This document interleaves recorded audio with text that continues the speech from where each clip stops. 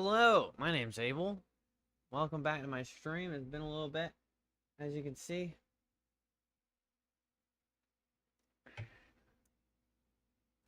Got a little sun, got a little burnt, ready to freaking go.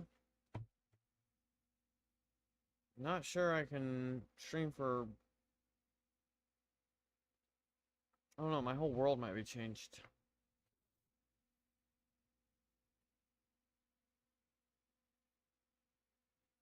Because listen here, ya boy.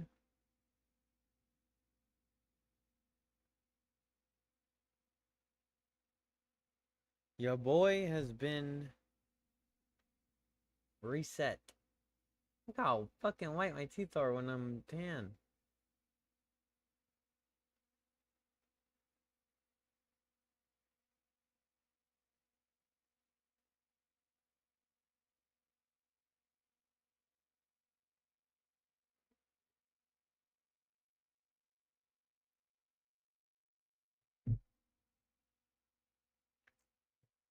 Well, well, well.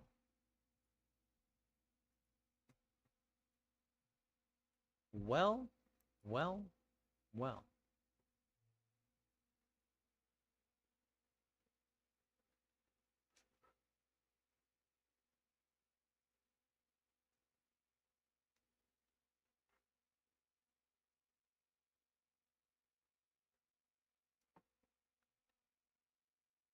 Hi.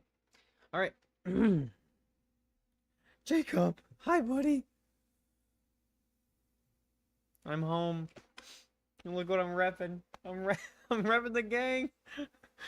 Bro, I might just move to you. I'm just gonna be your neighbor. Who's this person? You're not able? I am able. It's me. I just got a little sun. Look, you can see I got too much sun because literally my freaking hairline is peeling. Oh, it's gonna freaking zoom in, but that's already zoomed in. It's like, oh yeah, look, there's a freaking flake of skin in my hair. Oh, okay. How you doing, JP? Sorry, I didn't. I know I talked about streaming during the trip, but it just didn't work out. It was kind of unrealistic to actually like make it happen, so just didn't do it. Um, I didn't really have, I already said this. I didn't have like the equipment for it. I feel like I look so different when I have sun. Why do I look different in the camera? Am I an imposter? It's like I'm different. Different. Oh yeah, you knock and then you wait for the come in, but this time cause yeah, you just walk in. Oh, I'm in a hurry. Oh good. I'm just messing with you. How much is the case of that Essentia stuff, Mom? The water? The water? What water? Dang, he got my lines pretty good, huh? The with the plus on it that I drank all of. I didn't drink all of it, but I drank some. It was like 7 for a 24 pack. Gosh darn. Yeah. You gonna keep the early sleep schedule going or back to normal? No, I'm gonna try my hardest not to go back to normal. Back to normal was just a hellhole that I was stuck in, and you've fixed it. I know. It's weird. I'm like, but no, seriously, like I mean, we slept at 12 o'clock every night, and then woke up at 8 o'clock every night, and it felt so good, and I was just so full of energy. Suntan does look good. You're not so pasty anymore. Damn, that's thanks. I should get darker if I go out in the sun. If I continue to, but I know you're just playing. Um yeah, representing High Street. So this is High Street. It was my favorite food of the entire trip. High Street Deli. It's this little guy, but bigger on the back. It's like a midnight blue with an orange. Jacob got it for me for free because he's a god. And Not to make you jealous, but I surfed again today and my face is gonna fall off. Okay, that makes me jealous. Jacob, I'm not gonna lie, Jacob, and I mean I'm gonna send you a nice little text, friendly little text, but chat, Jacob's a pretty awesome fucking person. And I really like him. And you know, sometimes you like meet somebody new or even like people online, right? And you go, I wonder what you're like in real life. Jacob's just a god. I don't know. He's just so cool. I mean, that's my opinion. Not everybody thinks everybody's cool, but holy shit. Jacob's just so cool. You're welcome, buddy. Yeah, we had an amazing time chat. It's like the plan is the recap. The plan is the recap. I guess, and then we'll see like honestly, we'll see what Kenny and Jacob are doing. Because I do want to not I mean I'm probably not gonna end up streaming past like 2 max for the foreseeable future. I'm gonna try and make it that 2 o'clock is like I'm done. Which would mean 62 is an 8-hour stream. So like it just means I'm having some kind of self-control. And that would also mean I get to like wake up at 10 o'clock on a regular basis instead of 4 p.m. But also I could even end earlier than that. And I don't know. I'm really positive about just something that happened on this trip, and it gave me energy, and it gave me maybe it made me an adult. But like I'm planning. I really am. I already told Jacob this. I'm planning on learning to surf. So we have this whitewater center. I could actually probably pull it up. I'll show it to you, Jacob. Second.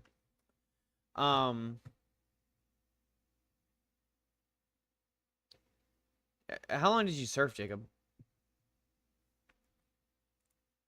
Because I am jealous and I want details.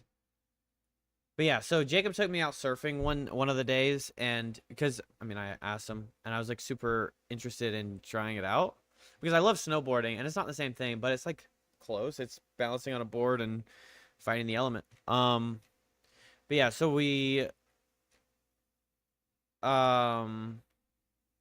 surfed and I freaking loved it. Like when honestly, Jacob's an amazing instructor, and I got up way faster than I thought I would. You know, because I'm just such a god, a true Adonis over here. It was a nice change. You sound different too, more energized, less miserable, and irritated. Yeah, I just feel better. The food's better. The air is better. And I got a break. And I went somewhere where I don't have to take Zyrtec every single day. Like, I have to take allergy medication every single day. Here. So I don't, like, fucking bleed out of every freaking nose that I have. My hair, I can't get it to not look like shit. But yeah, so I only slept like 2 hours last night, but I still have more energy than I ever would have. Like, I would not be doing this right now. But yeah, this is the Whitewater Center, Jacob. It's like rapids. It's like simulated rapids. And then they also have like kayaking. They have all of these things. They don't have snow, so I don't know what the fuck that is. Kayak and sup instruction. Swiftwater, first aid and yoga, climbing. So yeah, they have climbing too, which is sick. Which one's Pismo? It is honestly so fun because you get on a big raft with a bunch of people. And you can kayak the rapids as well.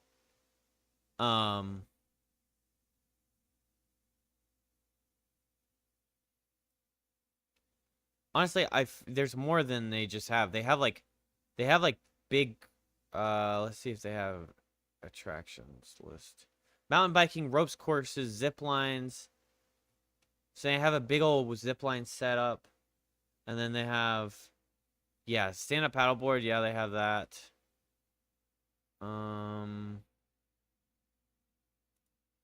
Deep water solo. Oh, jeez. Free solo over 45 feet. Yeah, hell no, bro.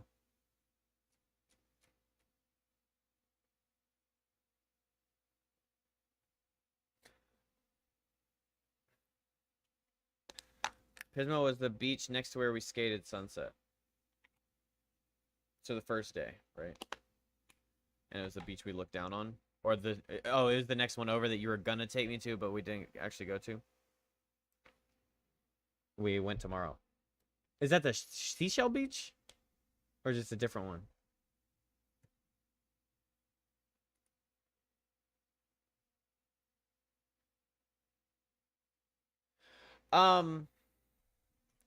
But yes. Well, it looks like they don't have surfing. I'll have to find a way to surf, man. So I really want it. I want to know it. I want to get better at it.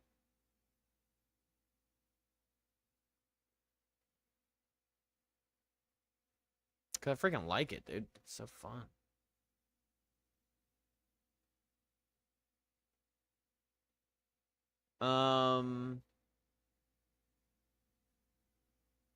We went to Montana de Oro. That's the beach we went to. Okay, so this is I'm freaking doxing him. This is Jacob's World. And so we went to a few of the beaches.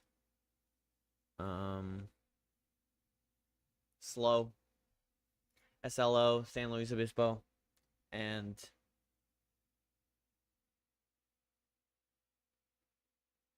Los Osos, Los Osos, Los Pollos.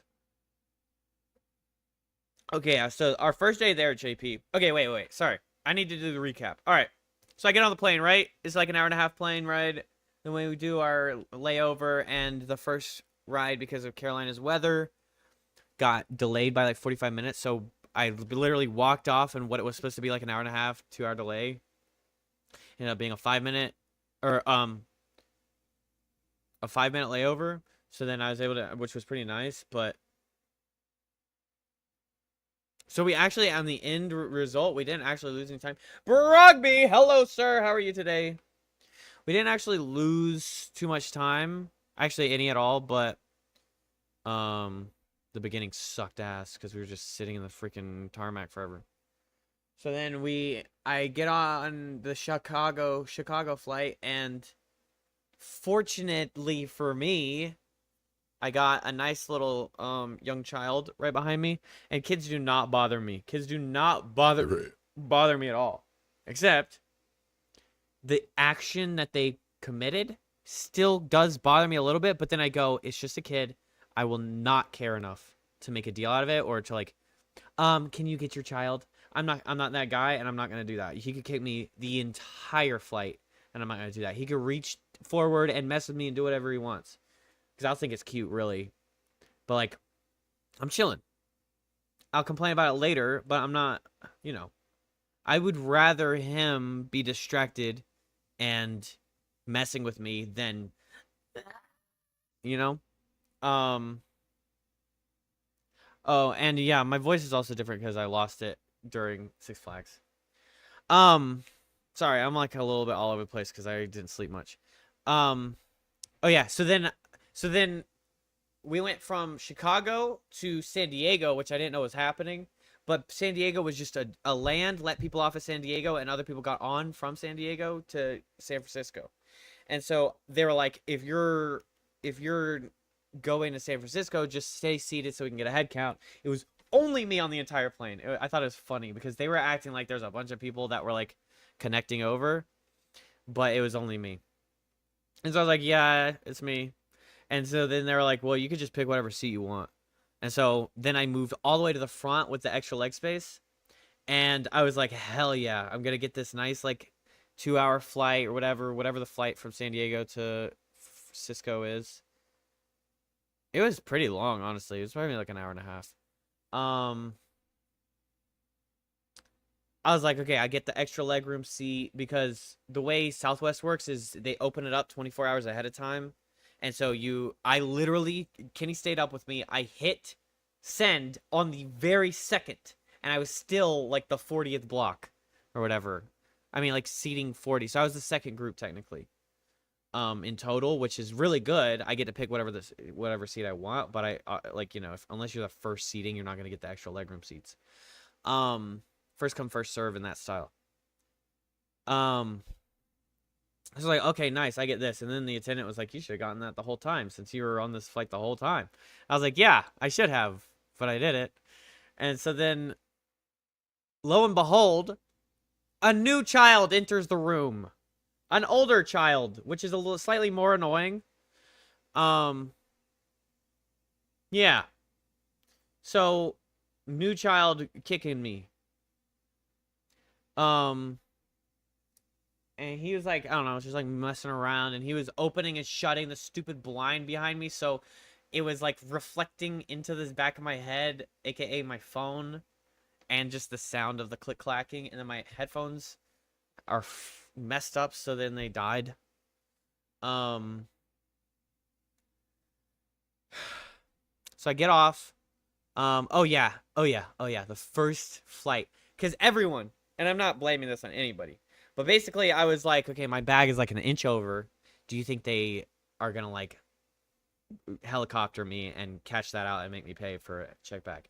Sure enough, everyone's like, you, my sisters, Stream, Jacob, and Kenny. Everyone's like, no, they won't mess with you. Like people, it's rare that people will mess with you like that. If it's close, it's close. It's fine.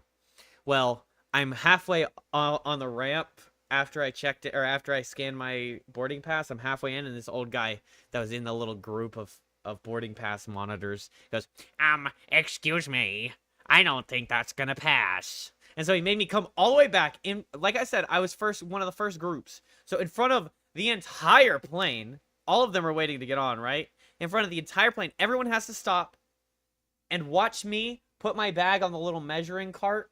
And I was like beat red, and I was irritated. I was mad because he did that. And like everybody, like I'm like,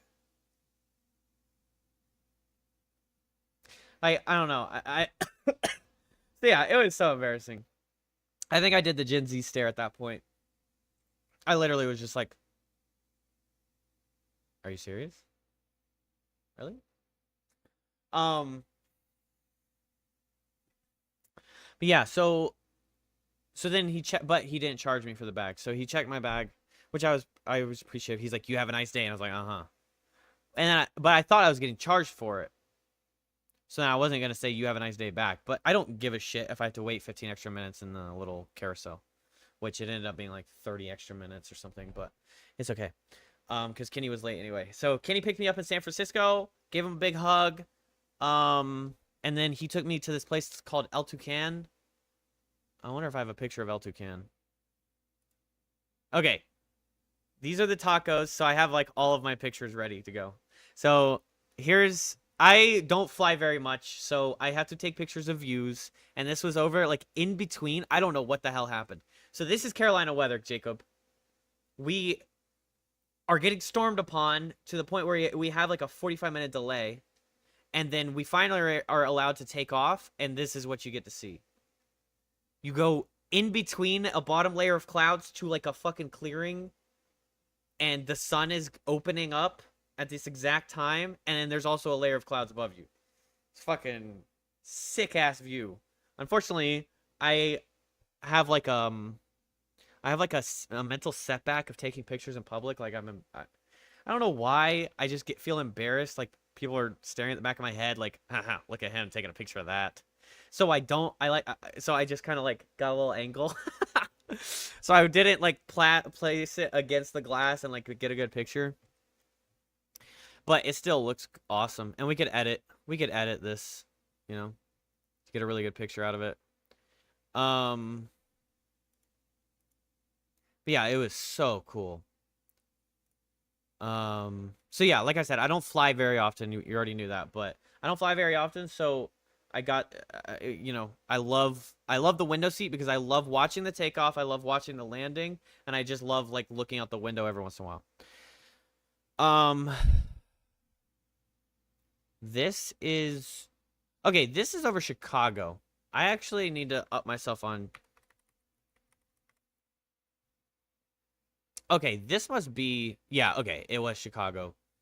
I was so confused because I was aware that Illinois was up here, but I did not have any clue that these lakes were that big to the point where I took a picture of this. I think this is the lake and not just my eyes fucking up. You see this like chunk right here? I'm pretty sure this is one of the Great Lakes. But I was like, aren't we going to Illinois? Like what the hell is that? I was so confused because it didn't make like, you know, it was like weird. I was surprised. Um so I took a picture of that. That's Chicago area. American geography at our finest. Well, yeah, like I mean, there's no good representation. Like you know how you can fit France inside of Texas like twice or something? It's like there's not a really good representation of how big these lakes are. So when you get close to Chicago and you see this massive body of water as if you're on the ocean and there's not actually like visible land on the other side. Like this angle that I had must have been like the long ways of the lake. Like I must have been going like this and it was like the long ways because we landed in Chicago right here. But I don't know. I was just like, what is going on? Am I just unaware of where Illinois was? Like, are they on the ocean? I had no clue that, you know, that the lakes were that big. Because people call them the Great Lakes, but like, how great, you know? Well, that great, where it looks like a freaking ocean. Um, oh, that's just my. Oh, the anime. There's like a new anime called The Water Magician, and I started it, and sure enough, the second character is Abel. Isn't that cool? Like his buddy that he finds. His name is Abel. So I was like, oh, finally. He seems like a cool character too, so I'm excited to watch that anime. Yeah, so here's San Francisco. Like I said, I'm pretty reserved on taking pictures in general. Um, oh yeah, so Kenny took me to El Tucan because he said this is what he wanted me to try. It was street tacos. So this is what he planned for our first trip. It was so freaking delicious. It was like some marinated pork. Do you know what it's called, Jacob? The marinated pork? I got two of the marinated pork ones, and then I got a shrimp one. And like I don't like corn tortillas typically, but I can kind of berria. Yeah, yeah. So that's what I got, and then I forgot to say no cilantro. Okay, you know what? Okay. Just another one. Here's another one, chat. Another thing that I don't like doing is taking a culture food and being like, I don't want the thing that is a part of your culture food. And so if I'm going to like, say I'm going to Chipotle, I'm not gonna get cilantro rice. I'm gonna be like, do you guys just have plain white rice? And I'm gonna walk away if they don't have plain rice with no cilantro in it. If I'm walking into a very authentic Mexican taco place, it's like I didn't even think twice about asking for cilantro off until I saw how much cilantro they freaking put on. It was devastating. HIPAA! Woo!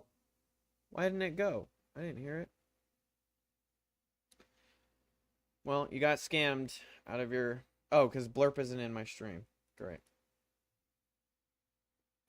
Blurp is offline for some reason.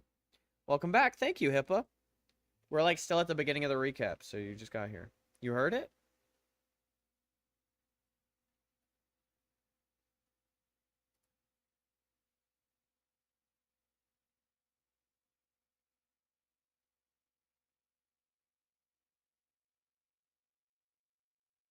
Let me do another one then.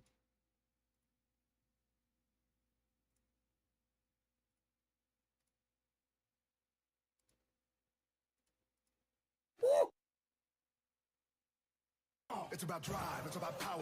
Oh, I hear that one. Put in the work, put in the hours, and take what's ours. I heard It's About Drive, but I didn't hear the first or second wool. 2 hours later. That's weird.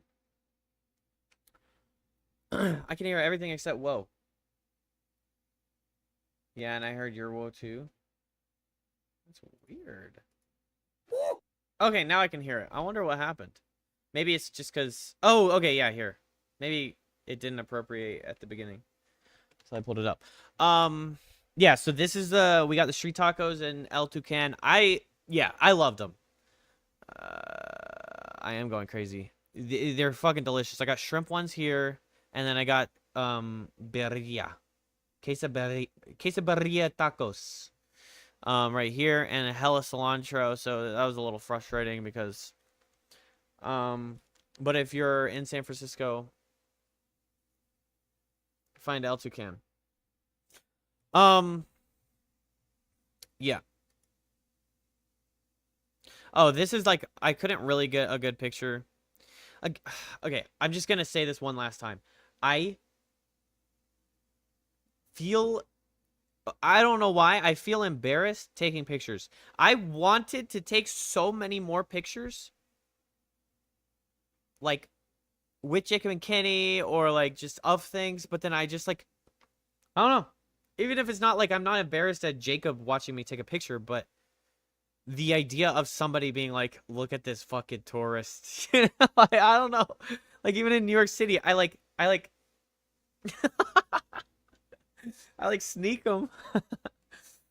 But yeah, so this is something that I had never really seen before. In North Carolina, you don't really see this. And even in New York, like, the design of the cities in New York is just tall buildings, apartments. But these, like, freaking houses are so stacked upon each other. Like, I do it so quick and feel so awkward. Yeah, I just don't... Yeah. So this was, like, the angle I could get, basically, when I wanted to take a picture. Here's Kenny. He was hiding. Here's me, pale. And now here's me, beet red. With some tan. My teeth look yellow here. I don't know why. Oh, boom. Literally, okay, we get to Jacob. Oh my gosh. Gave him the biggest hug ever. And then, what is this, Jacob? Was this just like the fog? This was the fog, right? Like, look at that shot, chat. Look at that shot. I'm about to say you definitely got some sun. Yeah, I did. Let me see if I can show you my farmer's tan. Me and Jacob got a farmer's tan. Did you guys get a sunset hug on your first night? No, me and Jacob got a very foggy hug. Because we got out of the car at like 6 o'clock, and Jacob's town is just like perpetually covered in a layer of this fog. And it's so cool. So then, yeah. So we got a nice foggy hug. But then like 30 minutes later, we're here. And I took this picture, and then it turned out to be like a really awesome picture. Early morning fog on the beach. No, this is the sunset. This was like 6 or 7 p.m., right, Jacob? Something like that. But yeah, look at that freaking fog rolling in. It's such a cool area. If I were to move to California, I honestly would want to do that. Like, come to this area.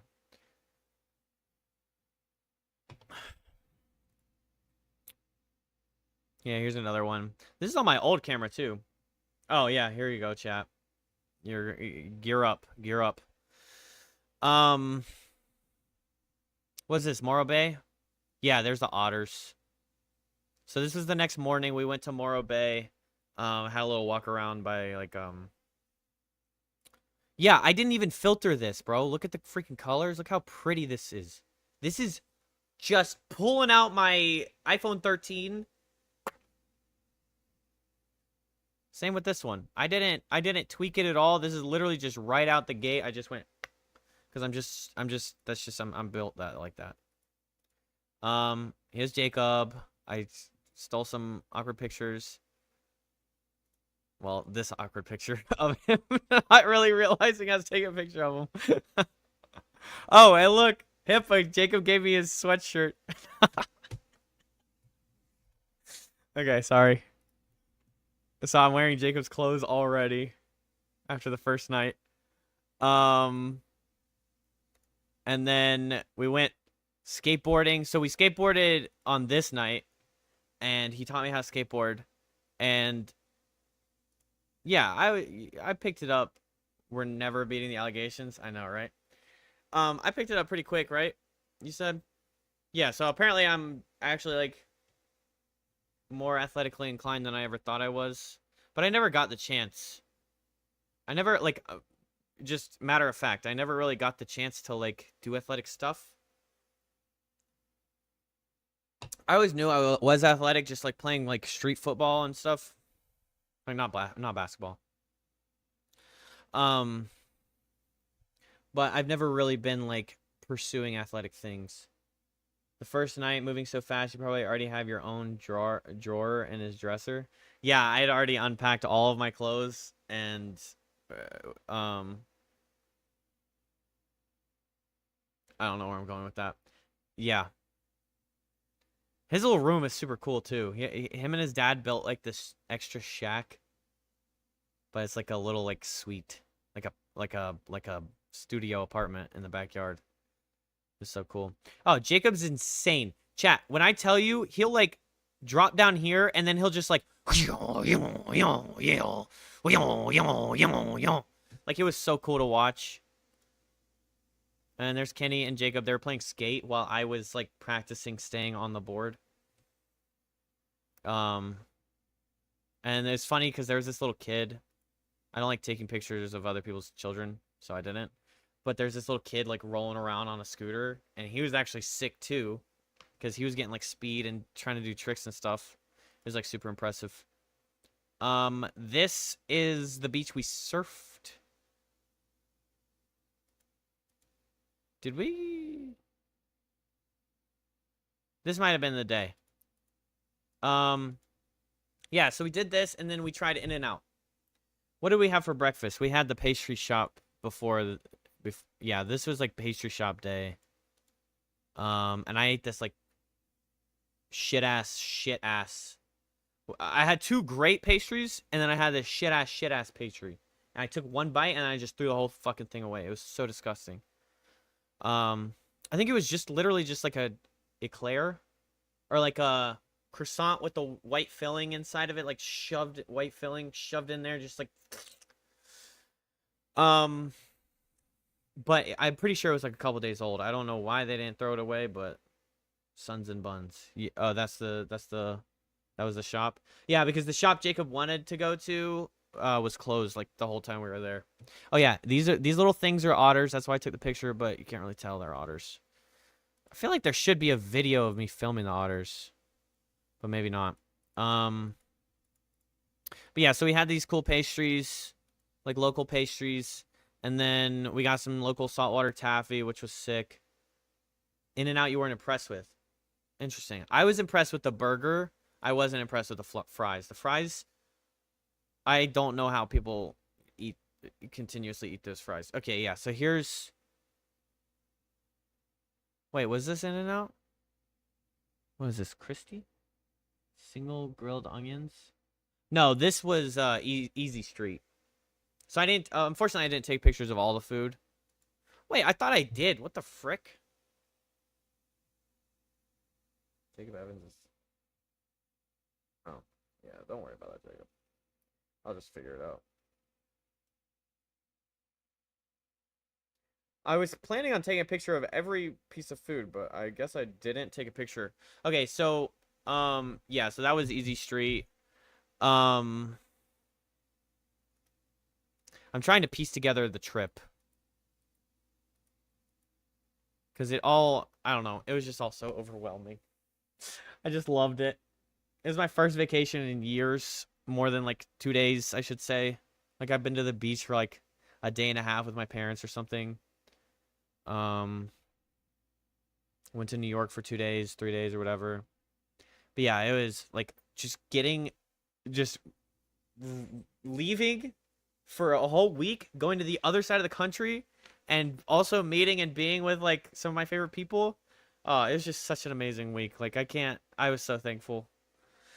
Oh, I had so much fun. Um, so that's Easy Street Burger. If you're ever in LA, go to Easy Street because these burgers are fire. That shit was good. They're smash burgers. Um, and then but also we went twice to High Street Deli, because this is my new favorite restaurant I've ever eaten anything at. It's just so amazing. It was so fucking good. So basically they just make these like deli sandwiches, and they have like some really unique ones, and like cool different like creations. All right, Jacob, enjoy dinner. So they just like create these awesome sandwiches, like made then. I'm assuming all fresh stuff. Well, Jacob's gone. I think all fresh ingredients like arrived that day or something. It's just so fucking good. Like turkey, ham, meats. You could get like burgers. You could get cutlets. So I got the second time I got the Mama Norma or whatever, and it was like a chicken parmesan, like a crusted chicken, but then it was like there was like a pesto and some bacon and some just juicy yummy sauce. Yeah, me too, bro. Sandwiches are my that is my like kryptonite. Like I would give up tacos. I would give up probably pizza for like just some good fucking sandwiches. Like the crispy lettuce, juicy tomatoes, cucumbers, like banana peppers, whatever you want to fucking put on them. I'll eat that shit. But unfortunately I don't have a picture of those sandwiches. Okay, yeah, so back to surfing day. This is surfing day. So this is where I surfed on, and then like the fog, you can see the fog here. It like slowly rolled in. A crispy chicken with a basil pesto or something sounds so good. Yeah, it was so amazing, man. Oh, I literally asked him because we went with Kenny the first time, but then I asked him when Kenny left and it was just me and Jacob for 2 days. I was like, could we go back? And he's like, yeah. So we went back to freaking easy High Street. I kept fucking up his restaurant. What did you do day to day when you got there? What was the planned fun times? Yeah, so this was the surfing time. Okay, yeah, let me back up to the fun times. Okay, so this is me and Kenny driving for 3 hours to Jacob, and then we get there, and this was the night that we got to Jacob's, and so we just skated around for a little bit and talked and like hung out, and then we went to In-N-Out that night, and it was pretty sick. In-N-Out was good. I honestly can't say that I can't say that I would choose In-N-Out over Shake Shack, my personal opinion. Not Steak and Shake, not to be confused with Steak and Shake. Shake Shack burgers, I don't know. It's the potato bun, it's the juiciness of their burger, the ingredients, and their sauce just fucking hits on another level for me. So I kind of still say Shake Shack is my favorite, but Easy Street actually made like a really good competition out of it. This burger is absolutely amazing because they also have the same bun, and those buns. So the importance of the potato bun is these buns like absorb the juices from the burger way easier than like your conventional burger bun, in my opinion. And so then it makes like it just like enriches the potato bun with like just more juices, like the grilled onion juices, the cheese juices, the freaking burger juices. So good. I know, I'm sorry. I keep going back and forth. Okay. So this is and then we went to his grandma's pool and got in a hot tub, and that was just amazing. It was like the perfect end to that day because it was like kind of cool, like chilly. By that time it was like pretty cold. Um, and so it was like a warmed pool, but then like obviously just warmed. So then we like got in there and then got in the hot tub. Super good. Um, and then uh we went home and um partook of the good lettuce. And I tell you this, chat, and Jacob is probably better at recollecting it than I am because I don't partake of the green.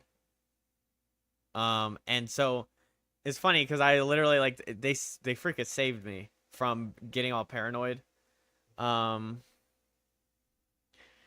I started like paranoid. And then I'm not even joking. This is just what my thought process went to.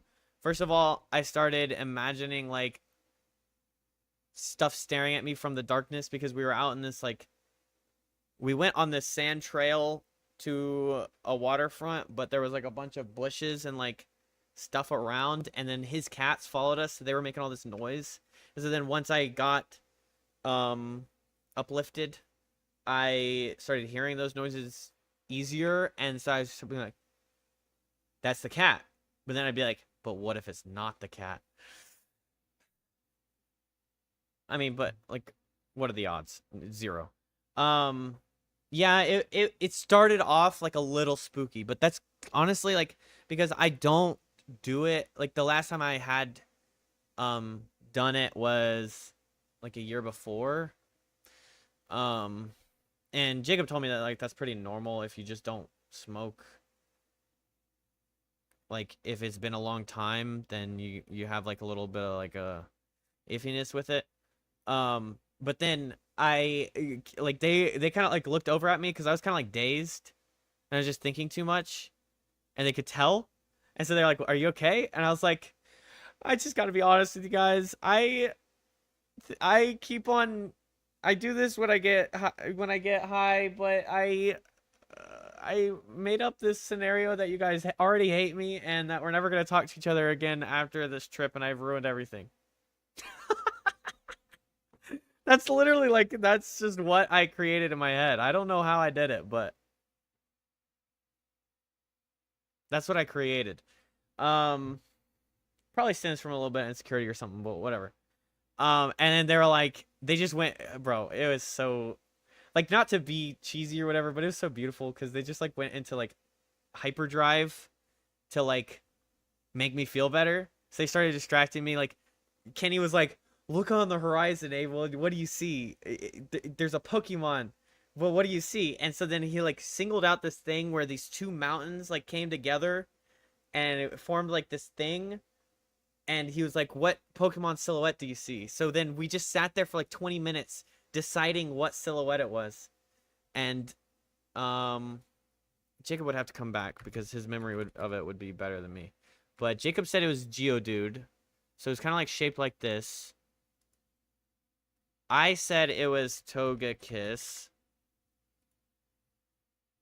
But they couldn't, I know, well, Kenny couldn't, like, picture what Togekiss was. So I was trying to be insistent on it, but there wasn't any, like, I couldn't, like, give you, like, I couldn't show him. Well, I probably have my phone, but, I don't know. I was just trying to like explain it to him, but I couldn't. So he's just like, what do you see? How do you see that?" But yeah, so then we just sat there. That's quite the shift in Pokemon form. Yeah, but like the overall shape, absolutely. But like if you just took out like and it's like, "Who's that Pokemon?" and it just gets the sprite, the OG sprite shape. It's kind of close. With the 2 wings, 2 arms. But also when you're high, it all makes sense, right? So when Jacob was like, "That's Geodude," I was like, "Yes, it's absolutely Geodude. You're right." And so then, yeah, so then they just fixed me. And that was the first time anybody's actually, like, fixed me. That's partially why I just don't smoke, is because a lot of times I won't voice it. I'm also too scared to voice it because I feel like, I don't know what I feel like. It's like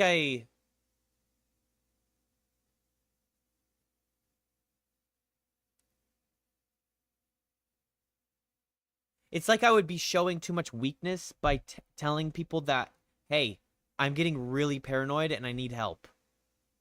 So I'd get too scared to actually put that out there. And so then I just fucking sit there in paranoia. It's bad. So finally, I don't know. I just felt comfortable enough with them and I said it out loud and they just helped me like crazy. And then just spiral. Yeah. And then like, I was constantly fighting it because I did like reduce, like I didn't smoke as much as they did, but I was like trying to be as conscious as possible about how much I was smoking, and then I just basically like was in war with myself as well, like being like, no, this is just the drug talking, like what you're thinking isn't real, so get out of that thought process. But I couldn't, and then that's when I voiced it. And then after that, we just, bro, it was just probably like an hour of just us laughing. Oh my gosh, it was so funny. When we were walking back, Jacob had to like carry me back basically because I I was like stable and I was able to all of that, but bro, we were walking across the sand and the highness made me think that every single step I took, the sand was like moving under my feet like this. And like, yeah, the sand shifts when you take the step, right? But it was so exacerbated that like my feet were like going like this, like as if like the moving platforms were like going like this, like lifting my legs up. That was what was happening in my head. And I was like, I kept on like starting to fall over, and like Jacob had to catch me, and I was like, Jacob, you just gotta, like, I just need your help. I cannot walk in this. It's impossible. I don't know what's going on, but it's all just freaking out under my feet, and I'm losing it. I'm losing it here. And so then me and him are just dying laughing because we can't move because I'm falling over, and it was just so fucking funny. And then we get back into the room, and then like there was one point where, oh yeah, okay, so I was standing, Kenny laid down on the pallet on the little pad that was made for us, and that Jacob made for us. And so I'm just standing here, and I'm just talking to them. And then Kitty's like laying down, and he like went into like this daze, just kind of like tuned out for a little bit. And then Jacob was like, he was like looking for something, and I was like, how can I help you look for it? And he's like, oh, it's over there in that corner. Hey, Kenny, could you grab that for me? And so both of us just stared at Kenny. Kenny, can you grab that? And he's like, huh? And we're both just staring at him. Kenny, can you, for like probably like 5 minutes straight, we were just begging Kenny to grab the thing. And then I would be like, I'll just grab it. And I just like slowly took my steps over because my balance wasn't so great. I slowly took a couple steps over. And then Kenny would like make the movement, and I'd be like, oh, okay, he's got it. And so then I would just freeze and like let Kenny grab the thing and give it to Jacob. And then he would like, but not move. He'd just move a little bit and then not move anymore. And so I'm like, so then I would move again, and then he would move again. Oh, it was just so goofy. It was like for 10 minutes, and then we're just laughing again. Me and Jacob are laughing, and then Kenny's like, what's going on? And then Kenny tuned back in, and then I don't know. Jacob would have to recollect like the things that were said, because there was just a few times where we were just like laughing our ass off, like just pure laughter, like just uncontrollable. You know what I'm saying? It was so funny and so fun. It probably would have made for a good stream, I'll be honest. Like, just I mean, probably me, like completely different character, just like high as shit, and then like them high as shit too, and like just all of us like feeding our energy. It was so great. And then Kenny like fell asleep, but then he woke up. Oh my gosh, this was probably the funniest thing of the night. So Kenny's just like asleep, right? And he just goes, We were like, oh, Kenny must be asleep. But then he like woke up out of nowhere, sits up really fast, and goes, "Would you rather have to fight a bear 1v1 or fall off of a mile-high building?" And then we were just like, like, what are you, how are you supposed to answer that?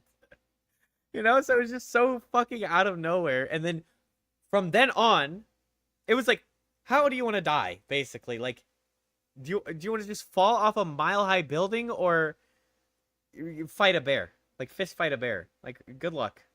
It was just so weird, and we were like, okay, well, okay, how do you? This was like, give us a better fucking option. Like, you know how it's supposed to be like, would you rather have $1 million but all of your fingers get chopped off, or I would say 1 billion, or keep all your fingers, but you step and poop every day or something. You know what I'm saying? Like the trade-offs, but there wasn't a trade-off. It was just like, die this way or die this way. You know, the beer gonna mess you up and it's gonna hurt while it happens. Yeah, building because you won't feel that. Yeah, I mean, but yeah, yeah. So, but then we were just like, but why? Like, you know, it's like the point is to give you like a good and bad, like a give and take, and you choose the which one do you prefer of the give and take. But there wasn't, and so that's why it was like silly.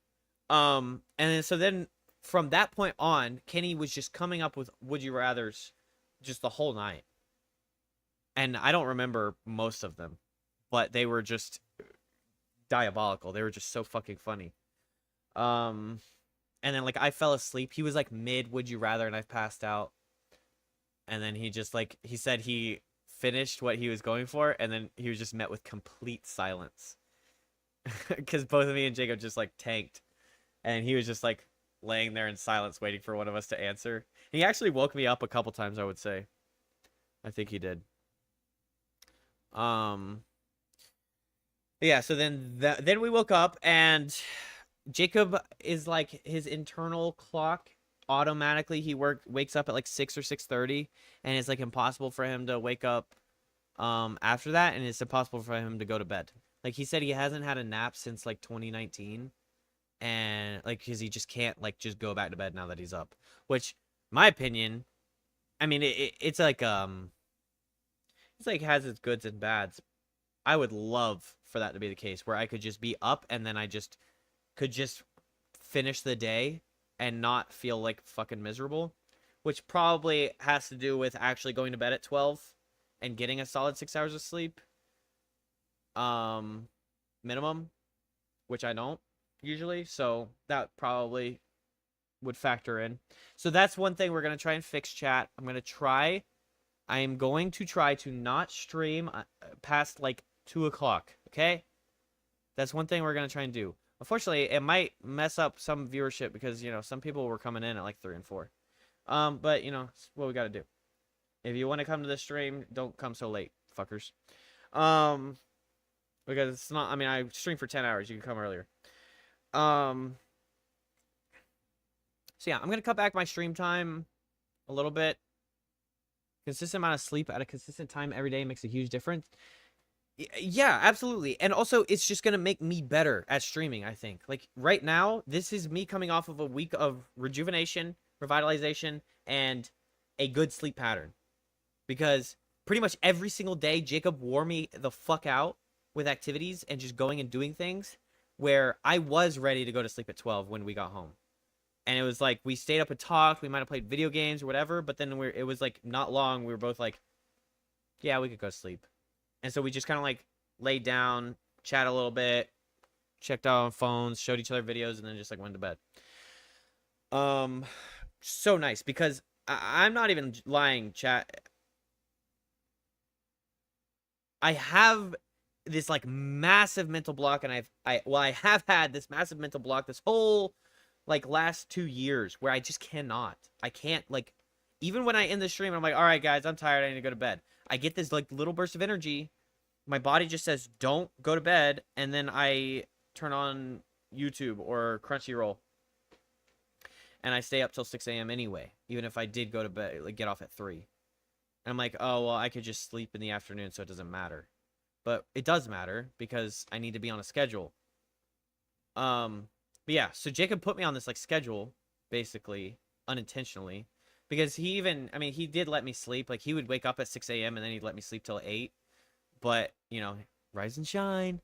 He'd like wake me up and then we'd like, I honestly never even felt bad. I don't know if it's the California air. It might be. It might be that the air is so clean or clear in comparison. Like pollen and trees. I think I know I'm allergic to pollen. I think, like right now, I think I'm allergic to cats.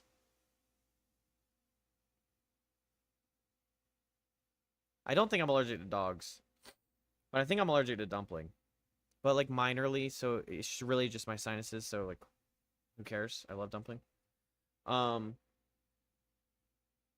Oh, I think in here is the videos of me my reunion with my babies. I know this is super long-winded. So then we got up from that night and this is these pictures. The otters. This is us going to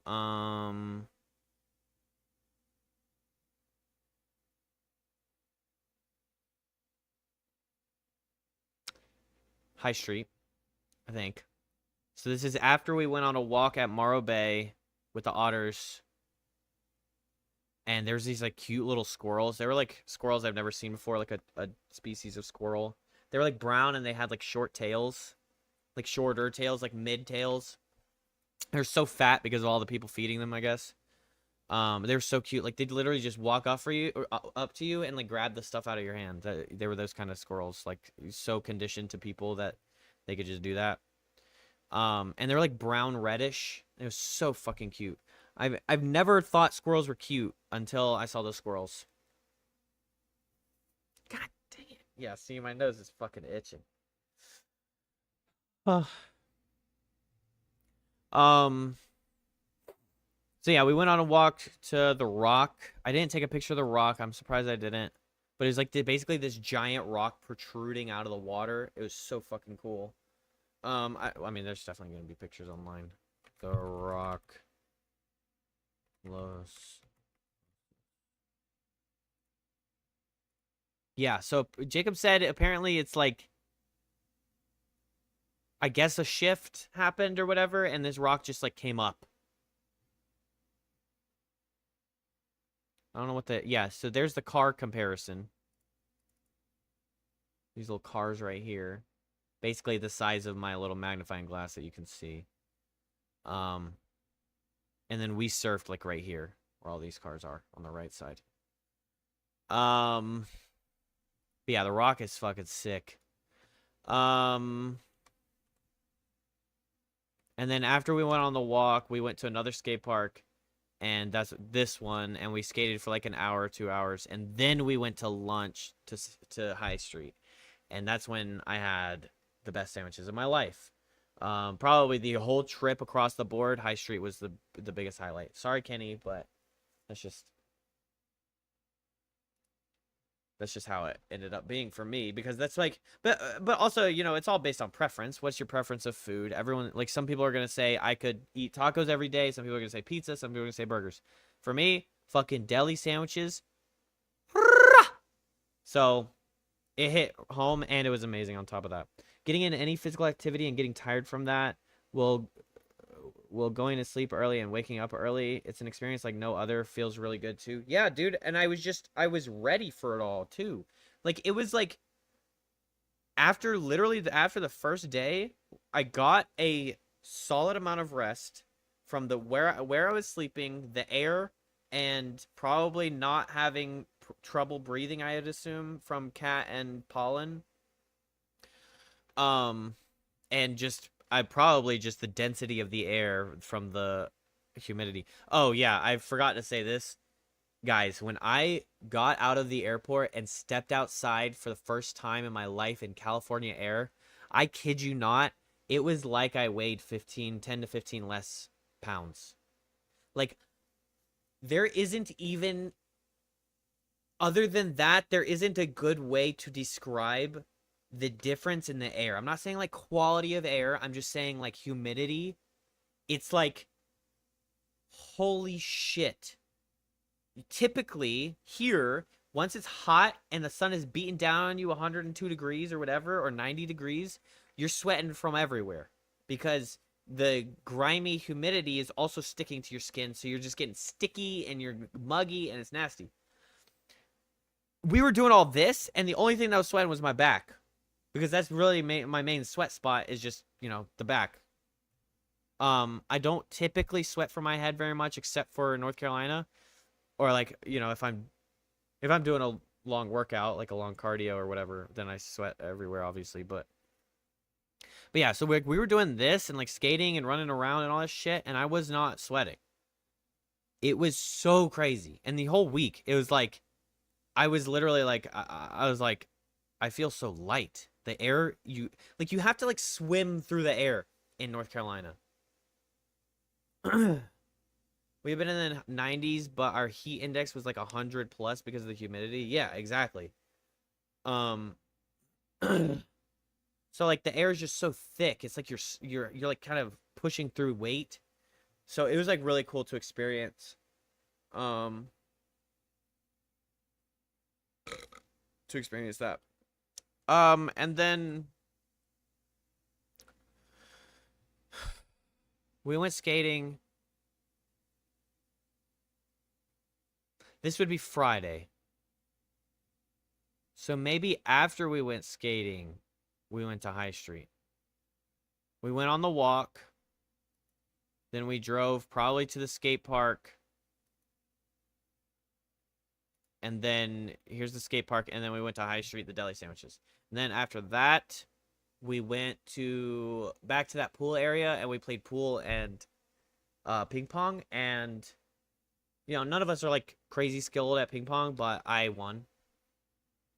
I haven't played ping pong in like 5 years, chat. I didn't know I was so good, but apparently I'm just amazing. I beat Kenny and Jacob. And Jacob's good at just about anything that he looks at. So it's like kind of a massive accomplishment to beat him.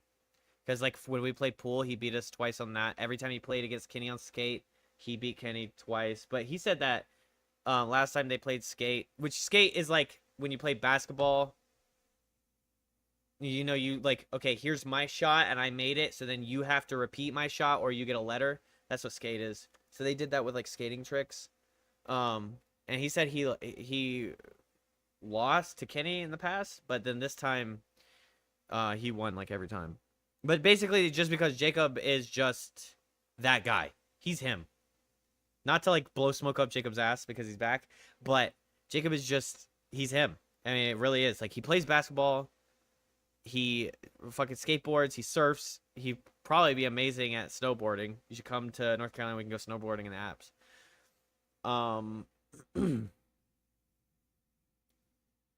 Jacob, we could literally, if you came to me, we could do one day where we went up and snowboarded, and then we could come back down, and then we could go over here and we could go surf. Like in a span of like 3 days, 2 days. It'd be cool. Yeah, so High Street.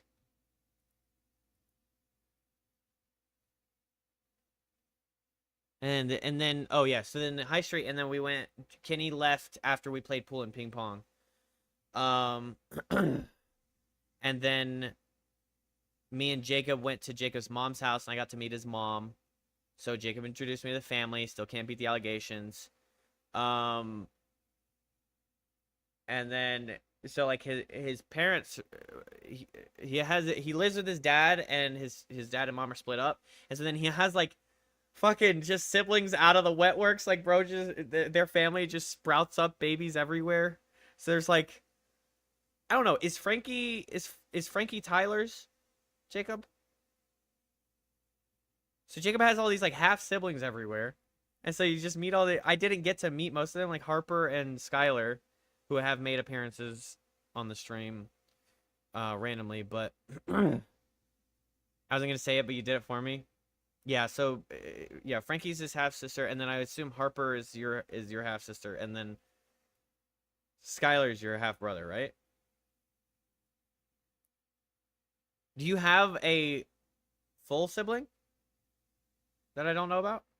I was about to ask if you met the little brother who's been in the Discord calls before briefly. Um, Harper is your stepsister. Sky is your half brother. Okay, so Harper is Courtney's after the Mary. Okay. Well, Harper was before they got married. What's your dad's name? I'm sorry. Is it Steven? I feel like I know it. I mean, obviously I know it once you say it.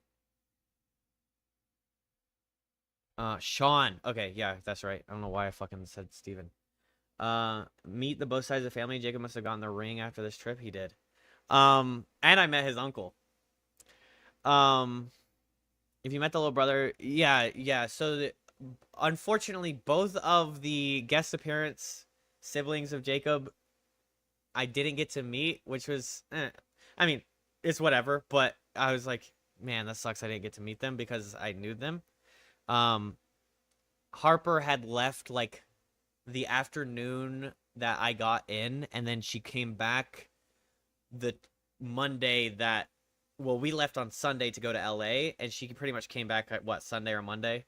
So she came back right after it, but then I stayed in LA when they came back to drop Jacob off because I was flying out of LA, so I stayed with my brother, and so then I still didn't get to meet Harper.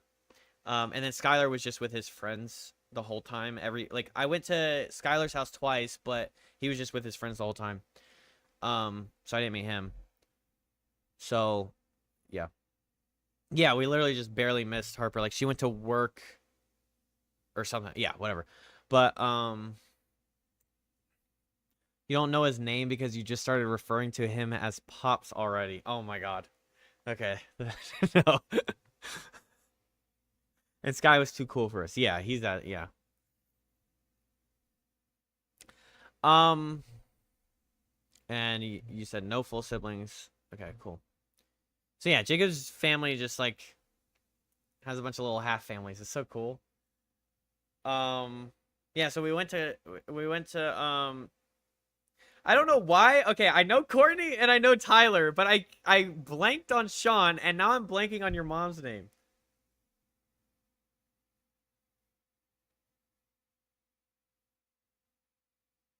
I'm sorry.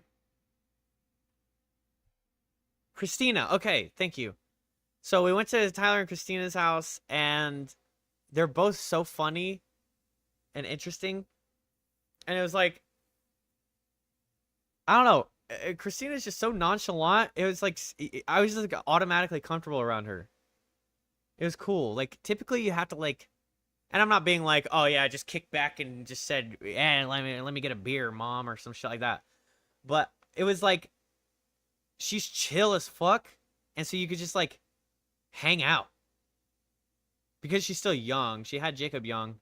Um, yeah, she was just so cool. And then Frankie is this super cute little girl, and she's just like a little ball of energy.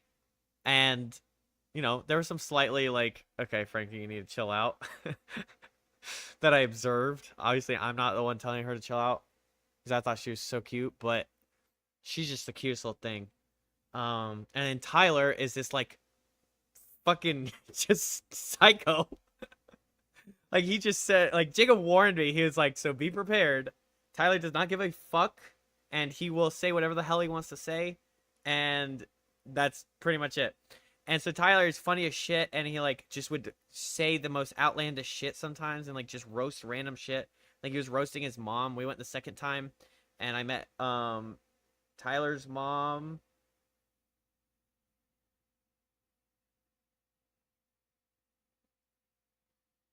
It's like Bunny. Is it Bunny? I don't think it's Bunny. It's something like that though. Yeah, so we met Tyler's mom. And was the other lady Christina's mom? Birdie. Was the other lady Christina's mom?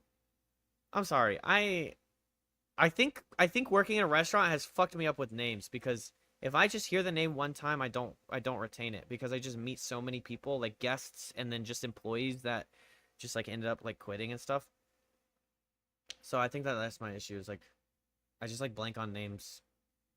Like I was telling my brother about this or whatever, but Mary Kay is your mom's mom. Okay, yes, there we go. She was so sweet. They were both so sweet. They're so cute. Um, your whole family's just so cool, Jacob. Um,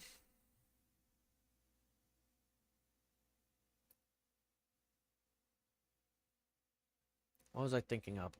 Oh yeah, I was talking to my brother a little bit about it, and I was like, yeah, I just blank names. Oh yeah, because he was telling me about his ex-girlfriend. He's like, yeah, she was super important to me. You met her, and I was like, that sucks that you say she was super important because I do not remember this chick. She was his ex, so it's like, it's not like I still need to remember her. But he was like, oh man, you don't remember. And I was like, well, sorry. There's just so many people in and out of my life now with this stupid fucking restaurant. I spend so much time focusing on the stream too that like if I meet somebody one time, it's hard for me to just like retain their name. I can recognize them usually. Like if he showed me a picture of her, I'd be like, oh yeah, I know her. But the name isn't typically gonna ring a bell for me. Um, but like in Sean's case, I had a mental image of Sean, but I forgot the name. Um, but yeah. So then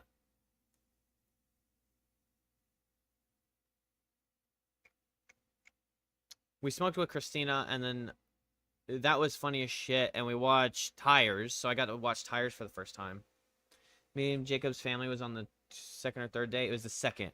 So I met I met Jacob's dad on the first day, and then I met Courtney in the morning after, and then I met Christina that night and Tyler that night.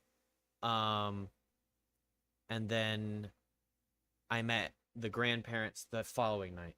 So we went to Tyler's for steak. They invited us over, so we went after Kenny left. We went over there, and then we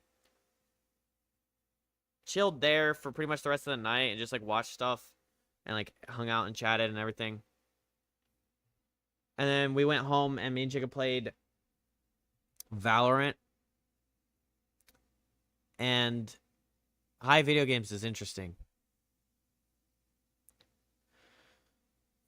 It's definitely interesting. Um, can't say I was great, but I was also just rusty at Valorant. It's been like a year and a half since I played it, but yeah, it was fun. And then I was like, I like basically begged Jacob to play. I like basically begged him to play Rocket League because he's so good at Rocket League, and I just like watching him play Rocket League. So I was just like, could you just play Rocket League and I'll just watch you? And he's like, okay. So I just like sat down on his bed and just like watched him play Rocket League. It was sick. Um, I was so tired when we were playing. Yeah, dude. That's what I was saying when you were at dinner. I was telling them like, you just have like these full ass days that it makes so much sense that you're able to like, you just like destroy the day, and then you're like, all right, I'm ready for bed. You know. But yeah, so love the family, and then we played some video games, and we went to bed. Rocket League High would be so interesting because there's so much motion and color and movement. Oh yeah, it was really cool to watch. Like watching each other, like even when like they would try and do the explosions, the kills and stuff. Fangirling with your husband. No. Sure. Um, no, he's my best friend.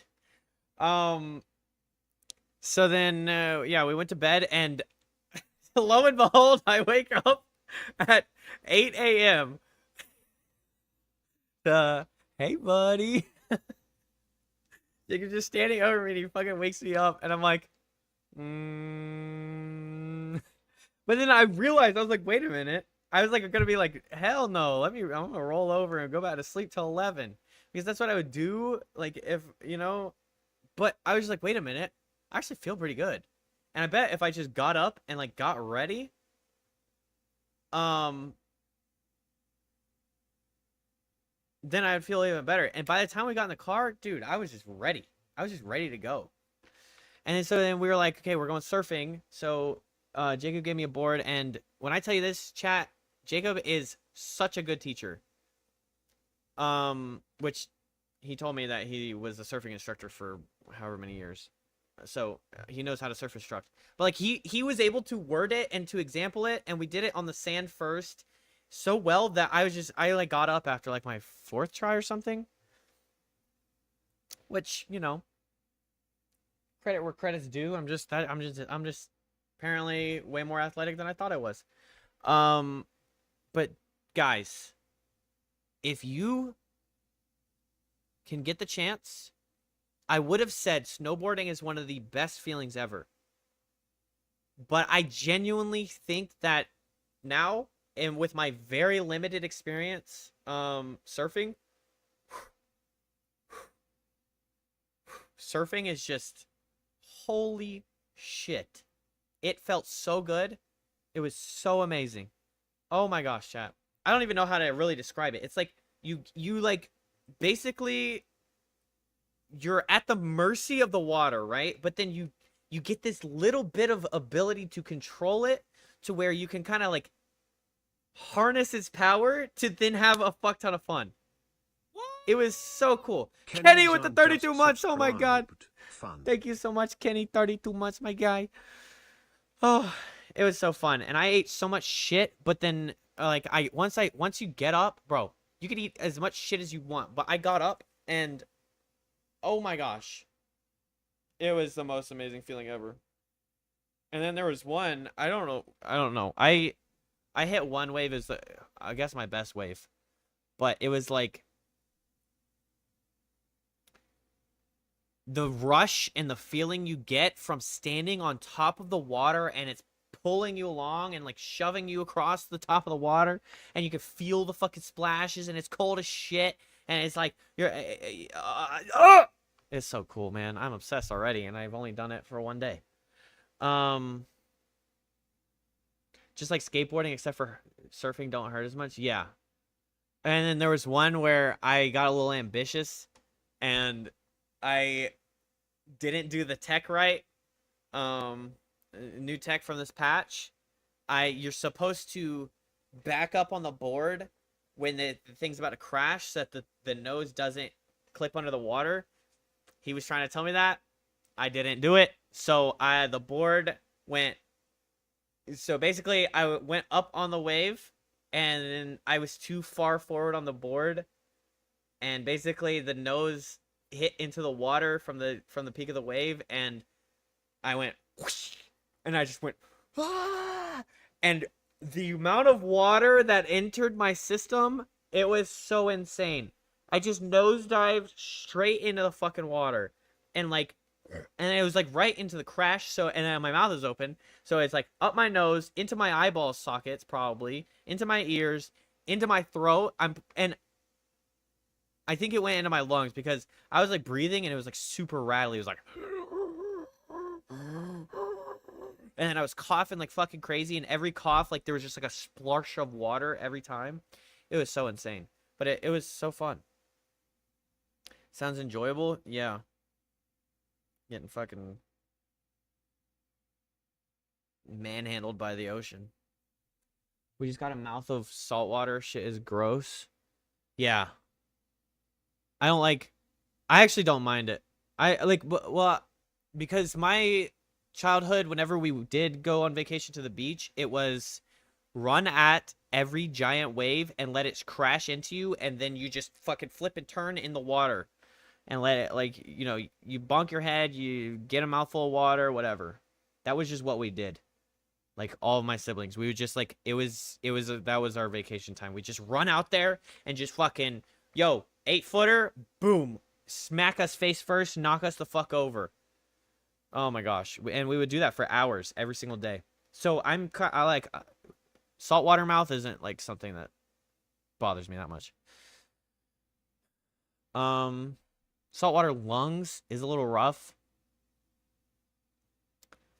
I actually like opening my eyes in saltwater though. It feels good. I like it. I mean, that's another thing we did. We just like learned to open our eyes in the saltwater, but it was nice. And then we finished Okay. Yeah, me and Jacob finished. Oh! It was so funny. Okay, me and Jacob were like chilling and we're like surfing and I'm worn the fuck out, right? But Jacob was like, "Are you ready to go?" And I was like, "No, I'm still going, man." And like there was one point where I was like trying to get up onto the board and my arms were literally just not. They were like, "No, you're not. You're not doing that, sir. No, sir. This isn't happening." So I was like, okay, we're not gonna do that. And so I was just like chilling in the water on the board like this because I couldn't get up onto the top to straddle it because I just didn't have the arm strength for it because I was just like I was doing so much of a movement that I've never done before that is like yeah, my arms were just like you're done. But I would like wait it out and then I would be able to get up. Yeah, it was super cool. And then so Jacob it happened twice, right? We're just chilling and then Jacob's like, "Oh, that's my dad.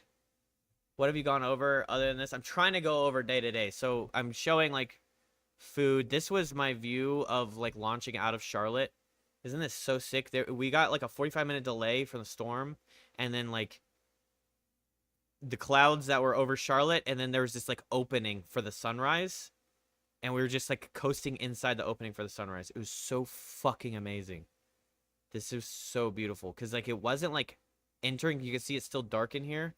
It wasn't like you could see the sun was just like glaring off of it at first, and then it like opened up and it was like hallelujah. It was so cool. And then this was Chicago. I explained that I had never known that the Great Lakes were this great. So I took a picture of this because I was like, what the actual fuck is that? Because I thought Illinois. I knew Illinois was in this area, but I was like, okay, so am I just completely wrong and I'm an idiot? Is Illinois like on the ocean? No, it was just this fucking giant lake that apparently is just so massive that it looks like the ocean.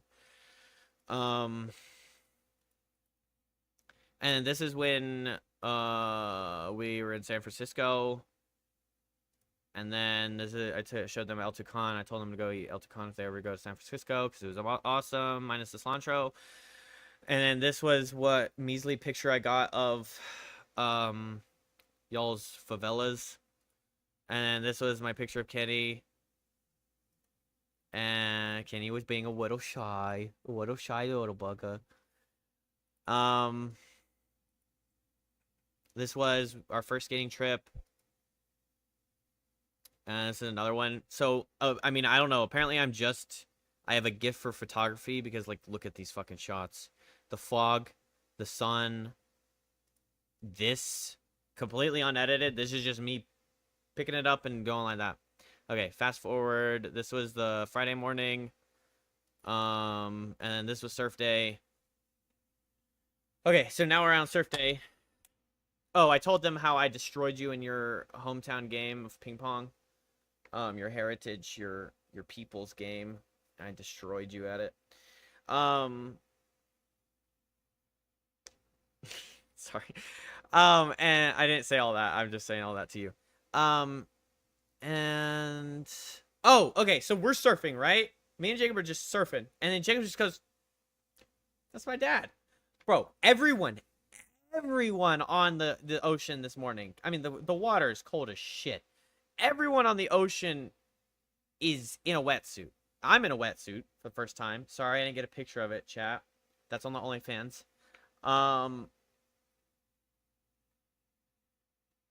Quite the experience to put on a wetsuit, I gotta say, is interesting. Feels really interesting. But it was so good, bro, because you get like warm right here, and then Jacob showed me like you can like open up the neck and let some water go in, and so then you get this like cold wave of water. You know when you're like it's a hot day and you haven't had water in a while, and then you drink like some cold ass water and you can just feel it like rushing inside. I just need to really like careful of my words. Oh yeah, it was like that feeling, but you could just have it every second because you would get warm from the wetsuit and the water inside the wetsuit would warm up from your body and the wetsuit, but then you could just refill, you know? And it was like so fucking good because that cold rush and like warming up and then like using all your muscles. Oh, full body workouts. I've not played ping pong but once or twice before that.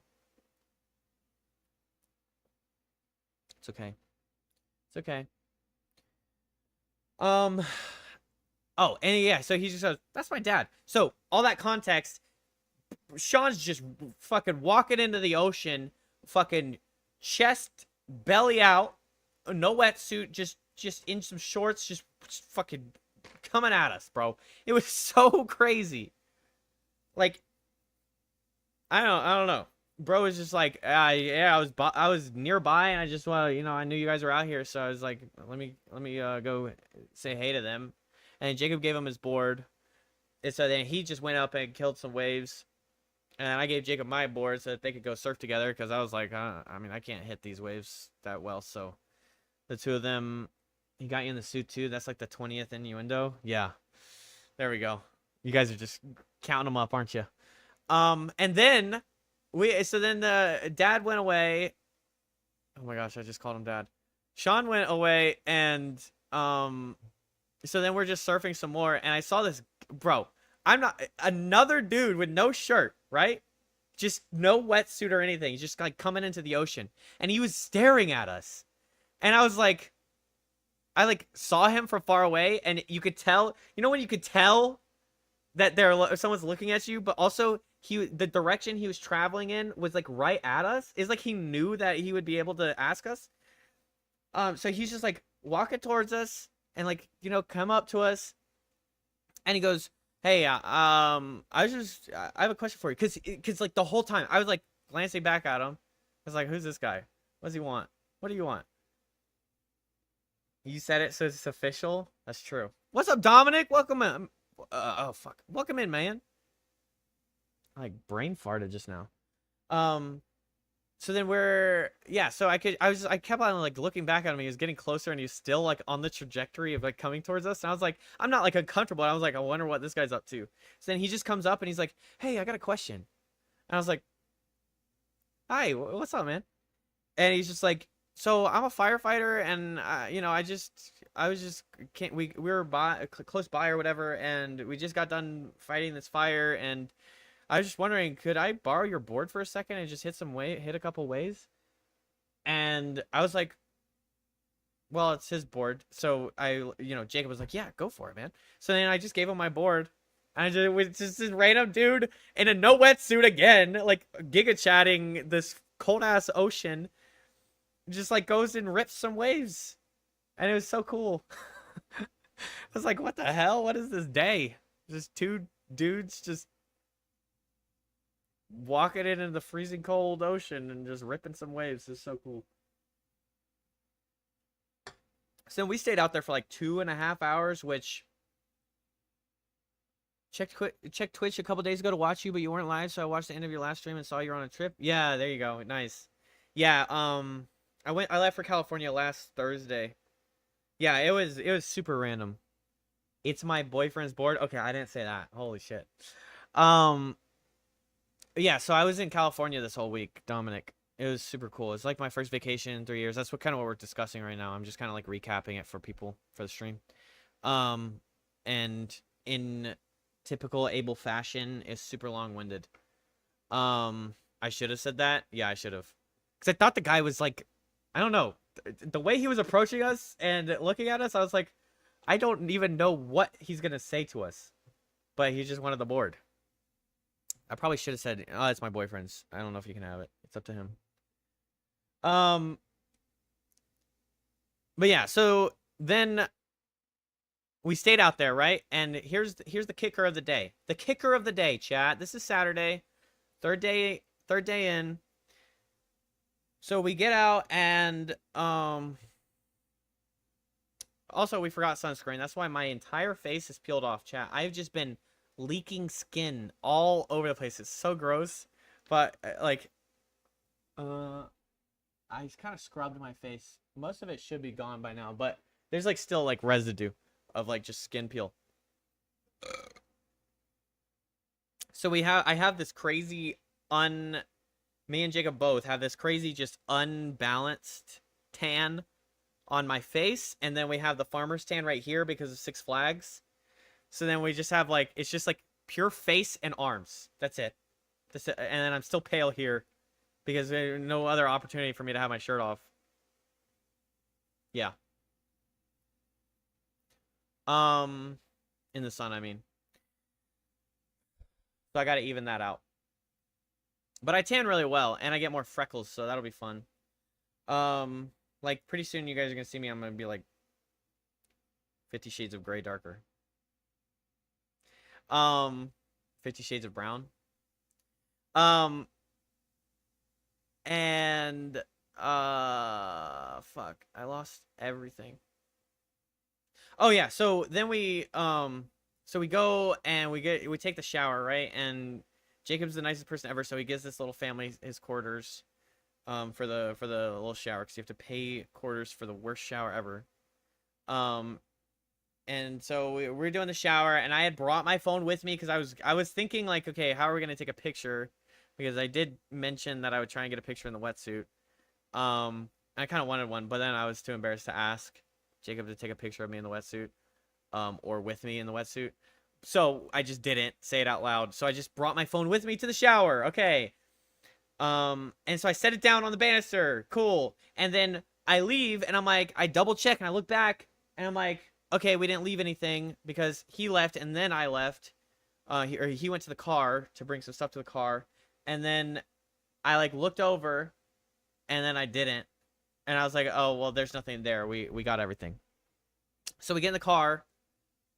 I should have asked you. I know. Well, you might have been at dinner, but I kind of explained this. I just have like this mental block with taking pictures in front of people. I just get so, even when I asked you guys for the picture in Six Flags, I was so nervous to ask.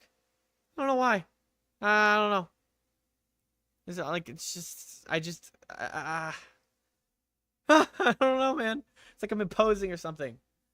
Oh, that's my own problem though. So yeah, I should have just asked, but I didn't. And then so we walk away, and we get in the car, because I think Jacob was like, I'm gonna grab some, we're just gonna put some of the stuff in the back or whatever. So Jacob was like loading some of the stuff in the back, and then so I get in the car, and then like, no chat, 3 minutes into us driving down the road, I was like, did you happen to grab my phone? Because I don't have it right here. He's like, I was like, did you put it in the back or something? He's like, well, I don't know, but I can call it. So he calls it straight to voicemail.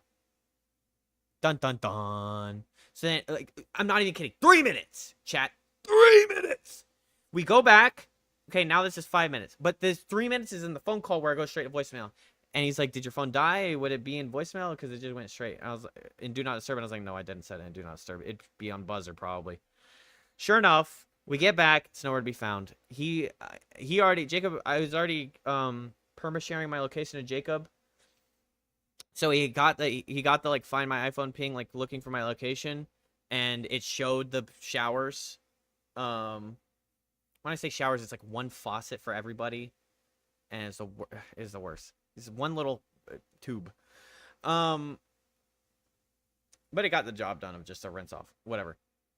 So then we go, and we're just searching everywhere, and then I'm like, oh, it's this homeless guy, because when I left the shower, this homeless guy was like kind of walked past me over here, and I, what's up, man? But then I was like, the timing would be perfect if he just grabbed my phone, and sure enough, it wasn't him. But I was like, fuck that guy, he has it. I know he has it. But I was also way too, I'm not confrontational, chat. Of course, it's my fucking phone, so I should be confrontational about it. But also, like, you just walk up to some random guy and be like, did you steal my phone? Hey, man, did you steal my phone? And so yeah, my phone got stolen in 3 minutes. And it was a pretty populated day. There's a bunch of people in and out. But just like, what are the odds? Like, okay, whatever ratio, 9 out of 10 people are gonna see a phone and they're gonna turn it into authority, in my opinion. So I just got the one guy or girl or whoever that just saw the phone and was like, that's mine now, and automatically put that shit in airplane mode and just pocketed that shit and left. Because that shit was in airplane mode for the next 6 hours until we were in bed, and I checked, and it was like a ping in Fresno, which was like 2 hours away, bro. It was so awful. So then I'm like freaking out because I know it's not an accurate ratio. It's a fucking made up ratio. But in most cases, people aren't gonna steal the phone. Um. So. Yeah. So then Jacob's like, what did you say, Jacob? It was like, how can I help this be better or something? And I was like, I need High Street. I was like, I don't know, man. Can we just go to High Street? Because like I'm like kind of freaking out because like, okay, we got a few days, but eventually I'm gonna need my boarding pass, right? I'm gonna need my information. I'm gonna need to be able to contact my brother. I don't know how can I make you feel better? Yeah. So I'm like, oh, I'm at a loss. I don't know. I'm on the other side of the fucking country and now everything's falling apart and I'm gonna lose my mind because I don't have anything. I mean, I still have my wallet and some emergency cash, which was the point of the emergency cash. Oh, I gotta get that cash out. Get this damn girl. What is she doing? Just sitting in bed watching me. I don't know. Can't explain it. Right. I mean, there's like all of my logins. It's my bank login. It's all of my info. All of the stuff that I need for this trip, right? Just like be able to pull shit up and like be able to have my boarding pass and just internet, contacting people, all of it. Like what if me and Jacob get separated, all that shit? That would never happen. So then we're gonna Jacob is like I'm not trying to blow smoke up Jacob's ass, but Jacob saved me from that chaos. Just basically literally being like, let's just go to Verizon. I didn't even think of that. I'm just like I'm dead. Everything's over. I'm gone. What's up, Saya? Everything's over because my phone got stolen. I don't know what to do. Now I'm at a loss because I'm not in Charlotte. So apparently not being in my hometown means I can't get anything done about my phone getting stolen. But then Jacob's like, let's just go to Verizon. We'll see what we can figure out there. And then I was like, oh, Verizon is a national company and you can just do all that shit anywhere. Okay, great. So then, so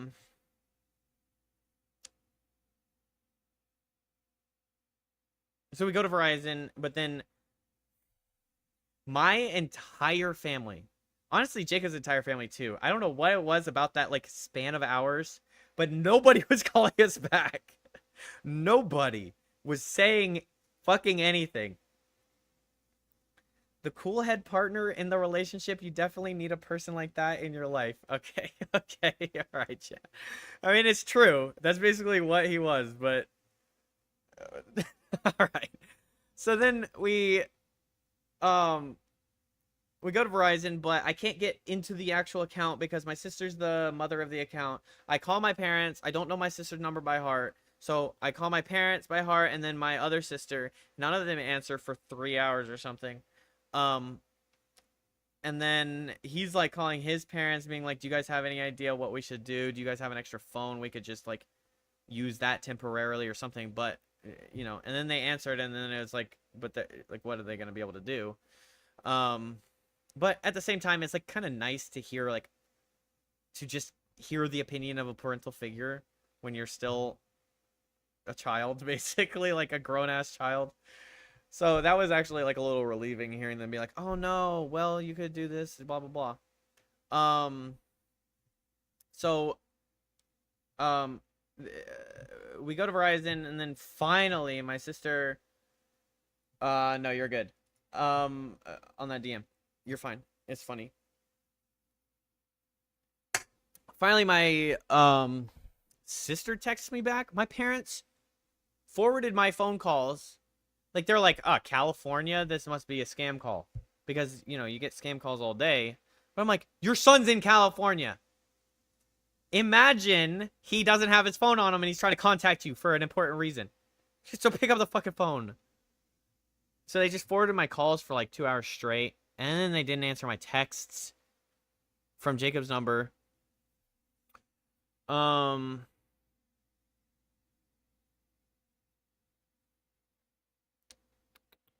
Yeah, so then, but I finally got a hold of my, so the reliable sister of responding, which is Abby, I didn't know her number by heart. And then Anna is also very reliable, but she's also a pretty busy person.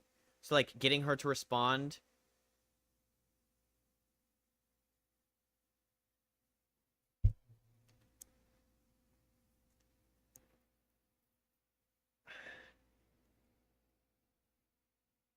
Did you tell them about us sleeping side by side and me realizing your thickness?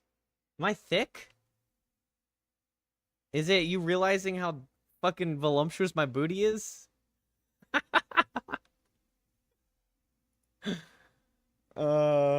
Okay, move on. No, that wasn't off topic. I didn't talk about that yet. Well, I did say that there was a bed made for the both of us. He told you how thick you were while you were sleeping? What?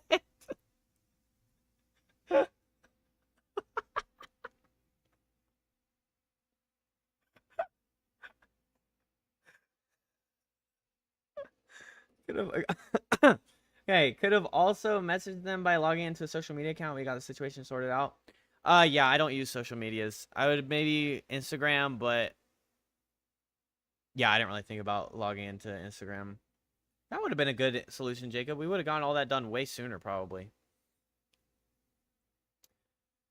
Oh, baby. I got home and immediately bathed her. Oh, you guys will get to see the video of the reunion pretty soon.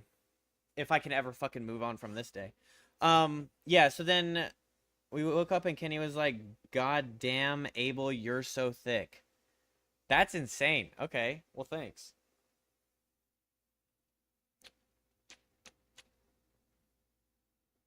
Am I thick, baby? Am I a thickums? Well, you heard it here first, chat. I'm thick. I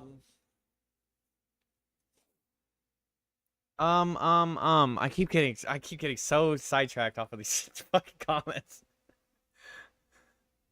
Oh, we already knew. Okay, thank you. All right, I'm trying to keep the ball rolling. It's taking me forever to get through this recap. Fucking hair, man. I just spent a week with no long-haired shedding dogs, and this is just now it's all in my mouth. Have you seen your lower half on stream when you get up? No. No.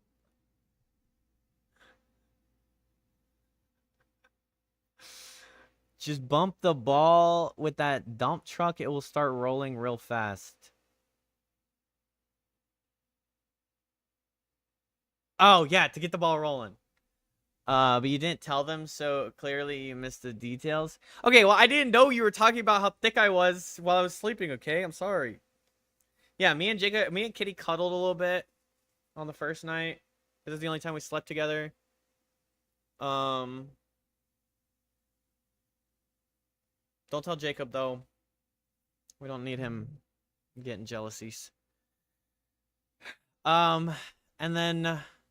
Oh, yeah, I did tell them about our adventure. I was like, Jacob could probably recap it a little better than me.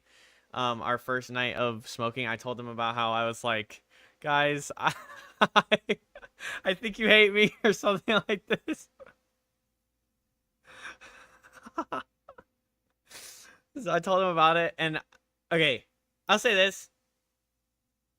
It actually, I thought back on it, and I thought back on this whole trip, and I was being serious, Kenny, when I said I cried. Oh yeah, that was the other one. That was the one Kenny came up with, was Woobat. Which, when I see this, I'm like, you're tweaking. This is what I was saying, Kenny. This silhouette was that, I don't know what we were actually referring to, but it was the two mountains going like this to each other, and the section, the section right there in between, that's what I was looking at. And so I was saying it looked like Togekiss. Like, if you took her silhouette.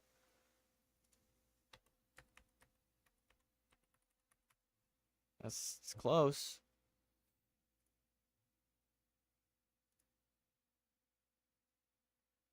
There we go.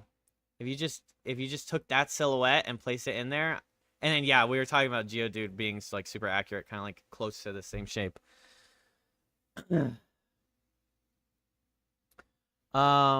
Was it hard landing back and facing humidity? Yeah, it was the same exact reverse pattern of just walk out and the air just was wet. It's just wet. Okay, yeah, here's Jacob's reaction. Dude, Kenny and Abel were both freaking out. We went to this like wildlife path and my cats were jump scaring them. Dude, these cats followed us. Okay, at first I wasn't worried about it. Yeah, we just like went out and found the like traveled far. We like drove pretty far to this like this pathway in the middle of the night. It was super cool. It was like this, yeah, but like this one. This might actually be where we sat. No, it wasn't, because we were sitting on this and touching the ground. Jacob, Jacob, shut up. Redact those statements. I'm trying to not dox you, you fucker.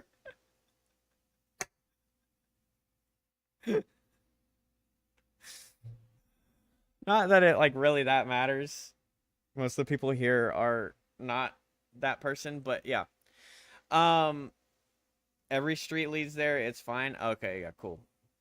Yeah, so it's this really big, cool pathway, and we did it in the middle of the night, and he has these two cats, and they're like long-legged cats, so they're like kind of tall and lanky a little bit. And they like followed us out, and Kenny, we hadn't even partaken in the green lettuce yet. Kenny is like, guys, stop. What's that noise? What's that noise? Yeah, skinny and lanky cats. They're super cool shaped. Like this little princess dumpling over here is just like fucking stubby and chubby. Don't make me freaking kiss you. Oh, she came up to shake my hand.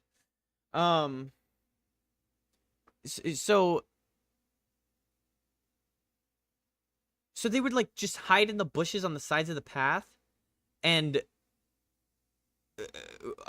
Kenny was like, "Oh, what's that noise? What's that noise? We gotta stop. We gotta stop. It could be a monster." And they were like, one of them was like out in the bushes in the sand, like hiding, and he was chirping. So if you've ever heard a cat chirp, they go like, and it's like, if you don't really know, then it's like, what the fuck? My cats come on walks with me all the time and follow me, so they were just guarding us on our adventure. Yeah. And so I will refute what Jacob said. I was not freaking out until I smoked. And then when I smoked and we were sitting there, I started to like kind of be like,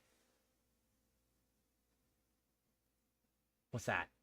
And then like freaking Obi would just come out of the fucking the bushes. I'm like, okay. And then like freaking I don't know, they would just like come out of freaking corners, and then they would fade away into the shadows and then come out back over here behind you. They were just, it was like they were intentionally just fucking with us.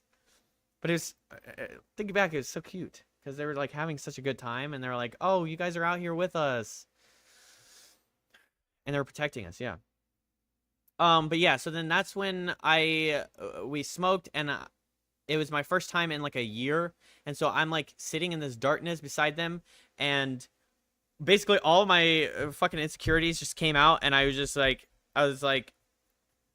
dozing or dazing off into my mental, and then I was just like, I think Kenny looked over at me, he's like, Abel, are you alright?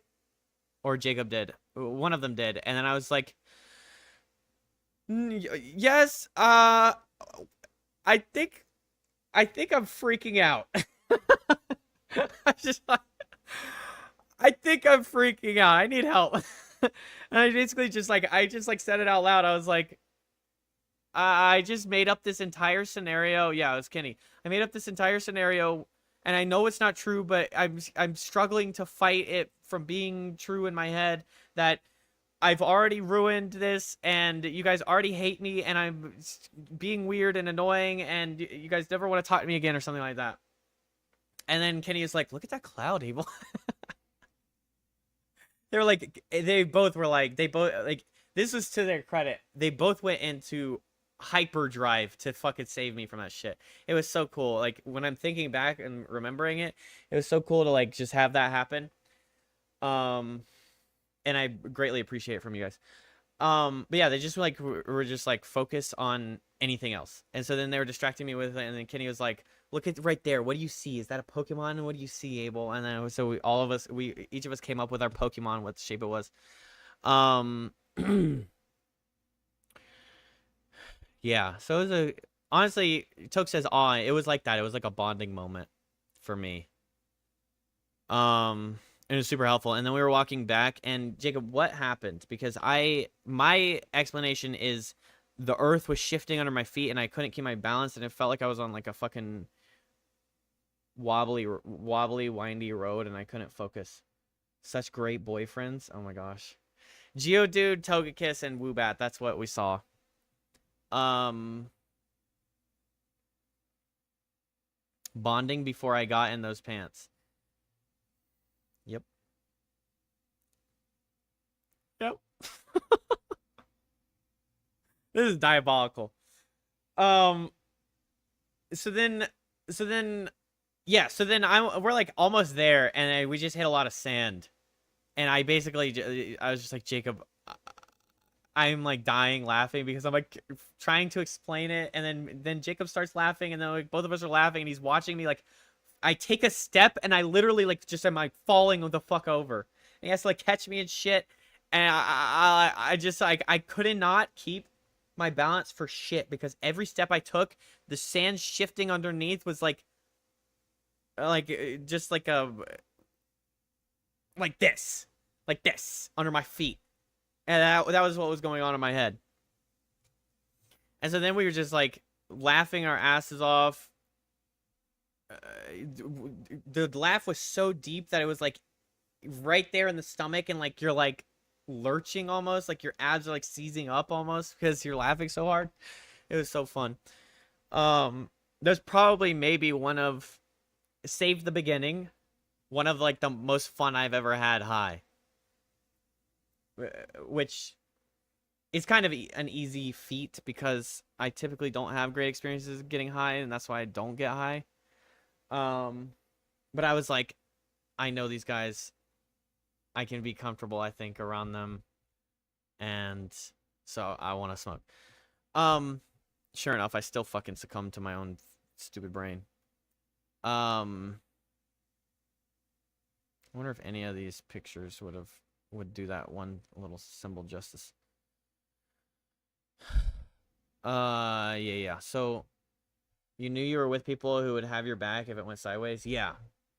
Like that's what I had come to that conclusion, and then being like, Jacob, are you wanting to smoke tonight? Because I wouldn't mind, something like that. Because I had come to that conclusion that it would work out that way, and sure enough, it did. Like my biggest fear, every time I don't voice that, I've already said this like HIPAA and JP, but basically, anytime I've gone into that like that recess part of my brain where I'm like fucking like coming up with all this paranoid shit, and I think that people are laughing at me or making fun of me or whatever, and then I'm like, oh, they're never gonna talk to me again or anything like that. I've never voiced it out loud because it's like some kind of like showing weakness or like pitifulness or whatever. So I don't want to voice it because it scares me to voice it in front of these people. But I was just like, you know what? I don't want this to fuck my night up. So I said it out loud, and it was the best decision. And then we got back to the room, and I need you guys to help me fill in when we were in the room because all I remember is just laughing and laughing and laughing, and it was so fucking ridiculous. But Kenny was doing the would you rathers, and then there was this one point where Kenny was laying down, and Jacob asked him to grab a bag, and then Kenny was just like ignoring us, not grabbing the bag for like 5 minutes straight, and it was just like but it was just amusing. And then we played Skater XL, and I hit like a, I don't know, triple shimmy shide or something. And that was fun. I heard Kenny kept randomly waking up. Yeah, so Kenny was like pretty much at snoring, like deep sleep. And we were like, oh, Kenny just passed out. And then like a couple minutes later, after we realized he passed out or whatever, he just like sits straight up, and he goes, "Would you rather have?" Okay, we all played Skater XL, ate In-N-Out burgers. Kenny stopped listening to us, fell asleep, and then would randomly wake up. Yeah. Would you rather fight a black bear hand-to-hand combat, or one-on-one, or fall off of a mile-high building? It's like, what? Like, what? And it was every single one he came up with. I don't even remember them, but I just remember that they were just these diabolical non-choices. It was like, what do we, like, what do you want us to say to this? It was so insanity.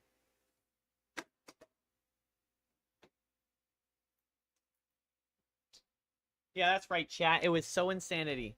Kenny's just taking micro sleeps? Yeah. Okay, but then you guys fell asleep during my Would You Rather. We did, and then we didn't wake up. Yeah, and I think you woke me up at one time. I was like gone, and then you're like, Abel, what would you rather do? And I was like, huh? You did get me up one time, but then it was like, yeah. I think I passed out like right in the middle. You were like, would you rather? And then it was like silence. I remember one of these. It was like silence, and I was like, what would I rather do, Kenny? And you're like, I'm thinking, or something like that. I might have made that up. I don't know. I don't. Yeah.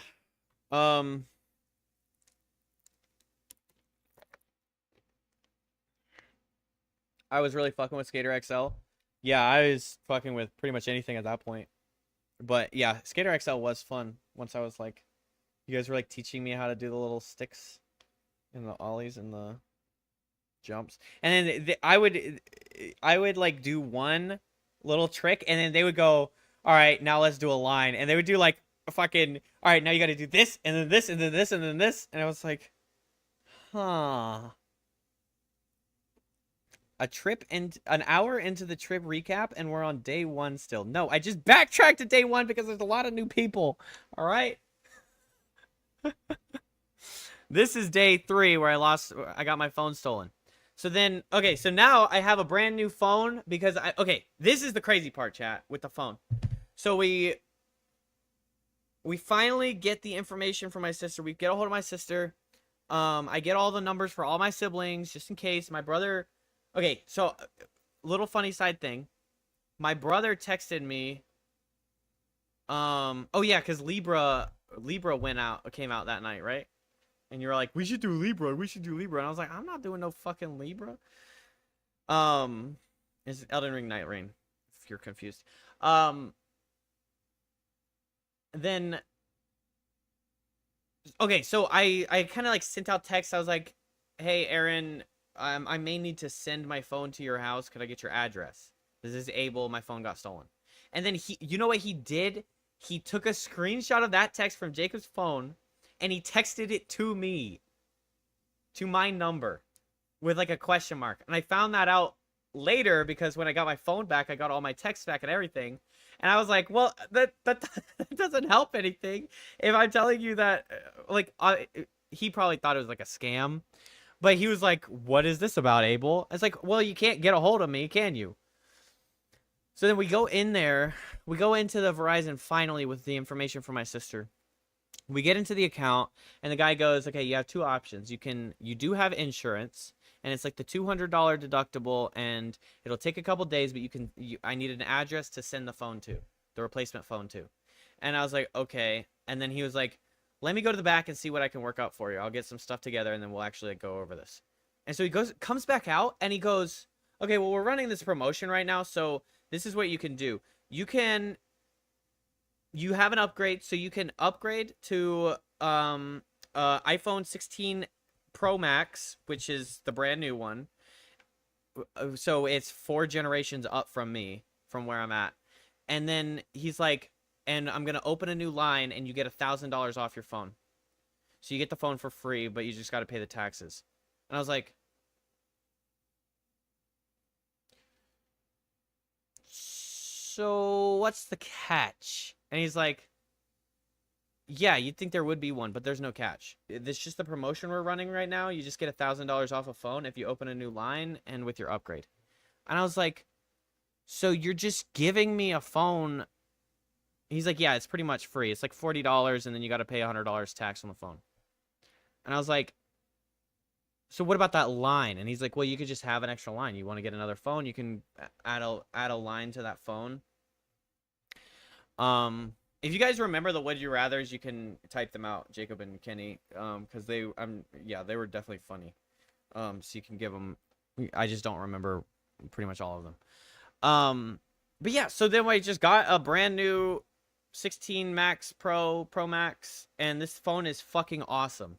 It's got like this little extra button where I could just go straight to camera.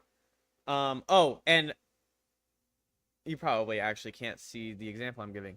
Okay, like, so for example, I open Spotify and I play a song, and then if I leave, it goes up to this little bar up here, and then you could just tap, well, you could just tap the bar, and it brings up the app that you were using.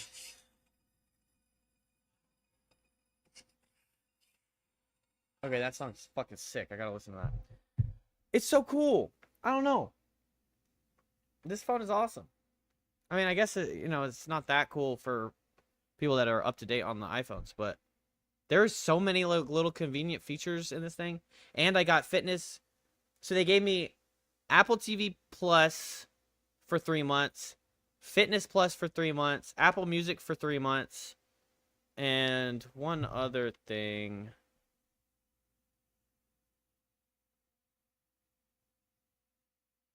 Apple News Plus. Fuck that. But there's like one button to go straight to an app. Yeah, there's like, so the buttons, I can code them. I can code the buttons as well. So I can, like, once I actually care to, I could just like make a Spotify button for myself. No, I didn't talk about that, Kenny. So yeah, thank you. But yeah, the phone's fucking sick, basically. I'm not trying to sell you guys a phone, but I'm trying, like, the phones are fucking sick. So yeah, it's like, hey, random guy in Fresno, thank you for stealing my phone, I guess. Is like, it was stressful, but it ended up being like a huge benefit because I was like pretty much ready to upgrade. My phone was like slowing down. My battery is fine, but like it was just like you could tell with these fucking iPhones that it's like meh, starting to be like meh, like apps crashing and like just like sometimes it'll freeze completely. My fucking nose is so itchy. Oh my god. It was just like freeze, and I'd have to like completely shut off the phone and restart it.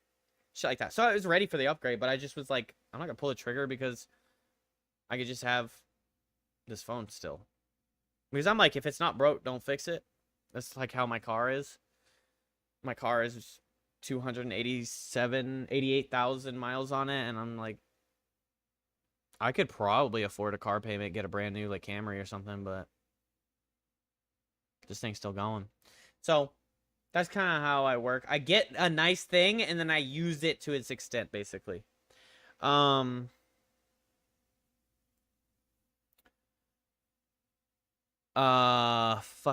fuck, man. Can't think. Oh yeah, so then we finally get the Verizon thing done. We go back to his freaking mom's birthday. No, Birdie's birthday. And delicious food, more Tyler, more just fucking Psycho Frankie. Just, she's so cute, guys. Frankie is the cutest little thing ever. I don't even, oh my gosh, she's so precious. And then, yeah, so then we had dinner, and we smoked a little bit, and we watched the UFC card, and I've never really watched UFC very much, but it was the coolest fucking set that I mean, from the limited times I've watched, it was like 2 fights in a row. It was like on knockout, the dude did this like spinning back elbow, clocked the dude in the fucking skull. Just, the first one was like a little off center, and it was a little, but it still knocked him out and just won the fight. And then the second one, bro, that dude took that shit right fucking here, and he was just out. He was just gone. 2 in a row.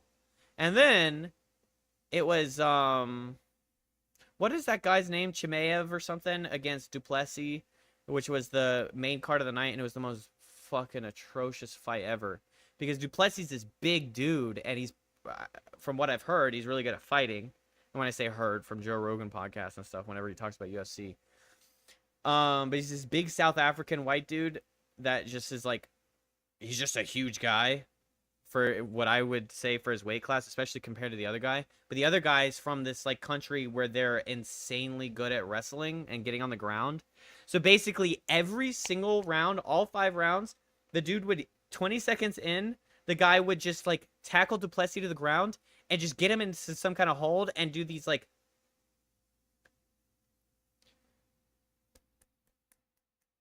and half the time during the fight, Duplessis is literally like in this armbar lock. What is it called? The crucifixion.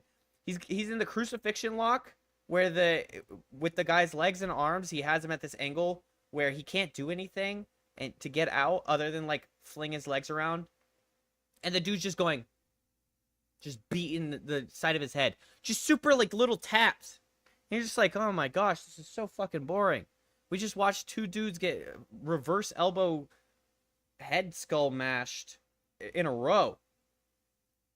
And then this. Just like 25 minutes of just bore. But it was cool. And then we watched last episode of The Tires. And then we went home.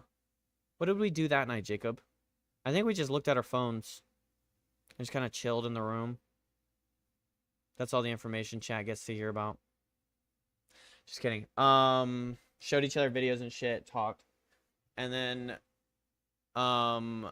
Kenny and Toke and Cassie showed up in the morning and picked us up.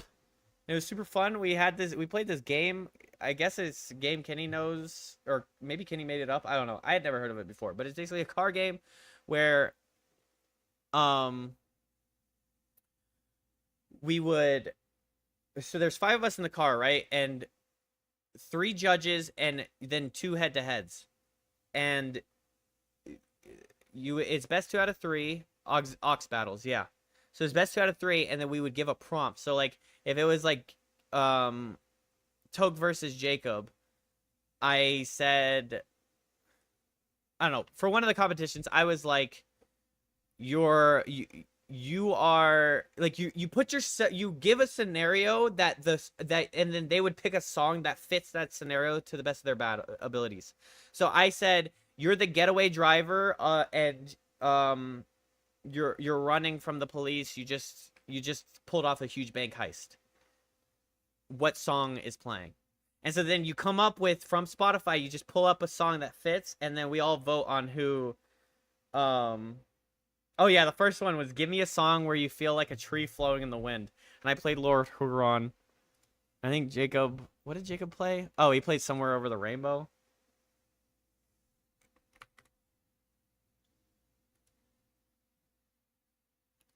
Tokyo Drift for that was so good. Yeah, the Tokyo Drift fit so well. That's the one what was the other one? I think it was either Cassie or Jacob, but it just didn't work nearly as well as the Tokyo Drift one. But yeah, it's super fun. And so then we just did eliminations. And I think Cassie and Jacob tied at the end. Because Toke helped me cheat on one round. And then I felt bad the whole time after it happened. I felt so guilty. I mean, I wasn't trying to call Toke out or anything. I was trying to put it all on me. But basically, there was this one of the prompts. And I couldn't really think of anything. And Toke just texted me and was like, look up this song, or put this song on. Bro, I was cooking. All of the prompts, I was like, I 2-0'd twice or something. I was doing really well. And then the prompt was something, the tornado was Cassie, me versus Cassie. She said, I don't fuck with you. And I played on, What was that? It was like a classic rock song that I put on. But yeah, so basically, and then it was like whatever the prompt was. I couldn't think of anything, and then Toke texted me. He's like, "Play this," and I was like, "Okay, I'll just play it." But I felt so fucking bad, bro. It weighed so hard on my conscience, and at the end, I think I won, but then I was like, "Okay, guys, I'm sorry. I have to." Yeah, it was Highway to Hell for the tornado. Um, I was like, guys, I have to admit something. We can approach this however you want. If you want to do a rematch or if you want to just give Jacob the win. Toke told me to play this song, and that's why I won the song. Because I won that round off of the song Toke had me play. But I wouldn't have, because I would have just put the song I was gonna put wouldn't have won. So yeah, I felt bad because I'm a good person and Toke isn't. See, she just called me a snitch. Then what else happened? Oh yeah, so then Cassie, who was pretty much cooking the entire time, and then Jacob made a massive comeback. Jacob beat Toke, and then he beat me off the technicality there. Then it was Jacob versus Cassie, and then we were just all collectively, except for Kenny, decided on a tie. And Kenny's like, "You can't do a tie," and we're like, "Well, we all said that you could do a tie, so what's up?" He got through the elimination bracket. Yeah, you're trying to help me win. I know, but it's my own conscience. I couldn't allow it. My conscience was like screaming at me ever since. I was literally like I was considering all of the factors. I was like, I actually don't want to win so that it could just breeze by. But then I was like, I did win. And then I was like, okay, I can't win like this. This is fucked up. Because Jacob came up with a really good one, and then I didn't. And then we arrived at Easy Street, had some really good burgers. Thank you. That's helping me keep the train going. So these are the Easy Street burgers. It's pretty much just two different burgers, kind of like a Chick-fil-A menu, where you have like a super limited menu. But it's like double smash burger with cheese and grilled onions. And then this one had jalapenos and this like wacky sauce. Well, this one had the wacky sauce too. And then you could get Cajun fries, or like this was like the beast fries or something. So they had all this crazy sauces and cheese, and then like a whole smash burger on top. It was kind of sick, but it was like $15 for that, so I didn't get it. Cass got it. Yeah, so then we did this. And it was super fun. And then I went into like a super depressive state. Honestly, I think I was fine, and this is absolutely not your fault, but I'm recollecting, and I was actually like excited to dye my hair, and then Toke was like, "We don't have time."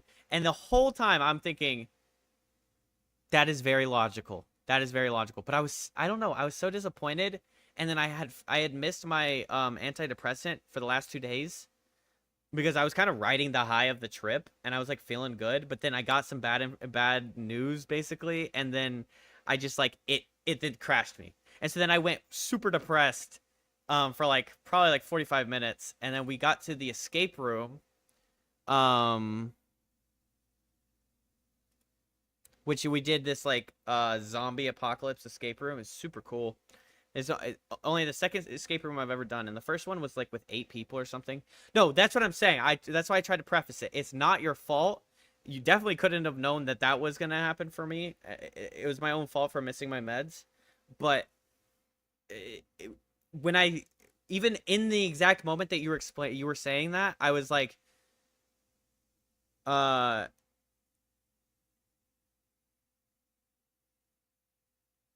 take me off the screen. What is this picture? Okay, well, see, here you go again. I was too embarrassed to actually like take a bunch of pictures, but this was kind of the general. We were all working on this thing. It was like 3 rooms. It was super cool. I wish I took more pictures, but I was too embarrassed to actually like pull up pictures and take pictures. So maybe somebody else has some pictures of the room and stuff. I don't know. Oh, someone was it Cass's phone that has like our group photo right here at the end. But yeah, so there's our burgers. Look, Kenny's still in it.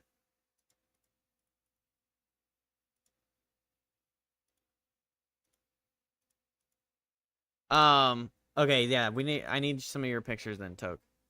Um, well, I guess I should have gathered up a bunch of pictures for this.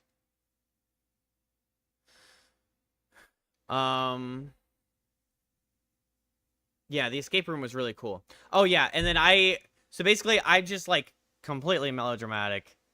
And oh yeah, to back up a little bit for Toke, no blame on you. I even when you were saying it, it was like kind of sucked for me, but I was like, you're right. There is no time. We don't have 3 hours to sit there and bleach my hair out and shit like that. So realistically, the way the time went, it just didn't work.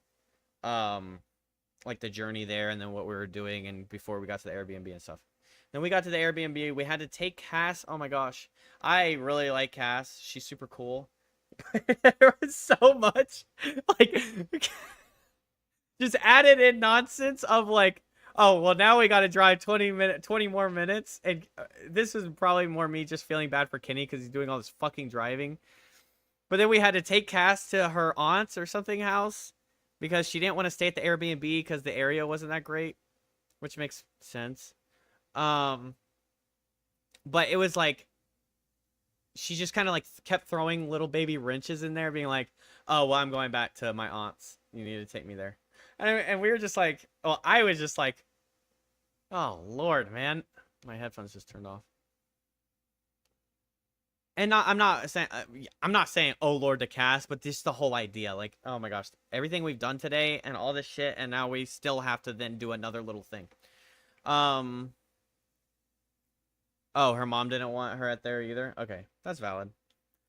I mean, it makes perfect sense. She didn't feel comfortable. I wasn't like dogging on her for. It was just the circumstance, not the person. But yeah, so yeah, we were just basically in the car for like that entire fucking day. We got Apollonia's that night. This is that pizza. I'm pretty sure I took a picture of the pizza. Apollonia's was super cool. This little neon sign was super cool. Santa Monica and ate churros. I think I took a picture of the churro. Okay, yeah, here's the pizza. So they're like these big square pizzas. This was the vodka sauce and I got the pepperoni. And like this is all just like kind of fried cheese or like baked cheese basically. So like you think this is just like crust, but it's all just like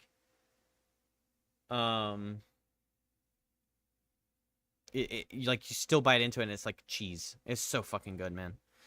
I was fine with it because I got my own bed. Jacob, we could have shared a bed. It would have been amazing for our bonding.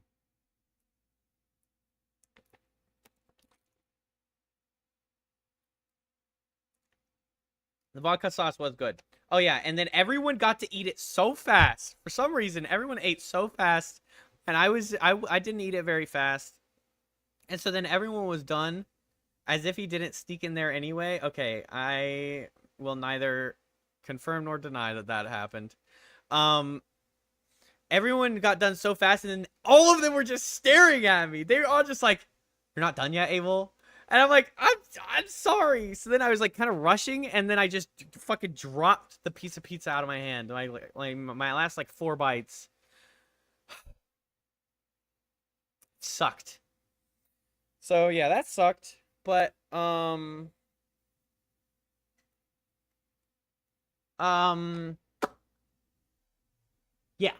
So then we went to the boardwalk. Oh, there's me picking up the pizza. Okay, so here's the Santa Monica. Is this Santa Monica? I think Santa Monica. Yeah.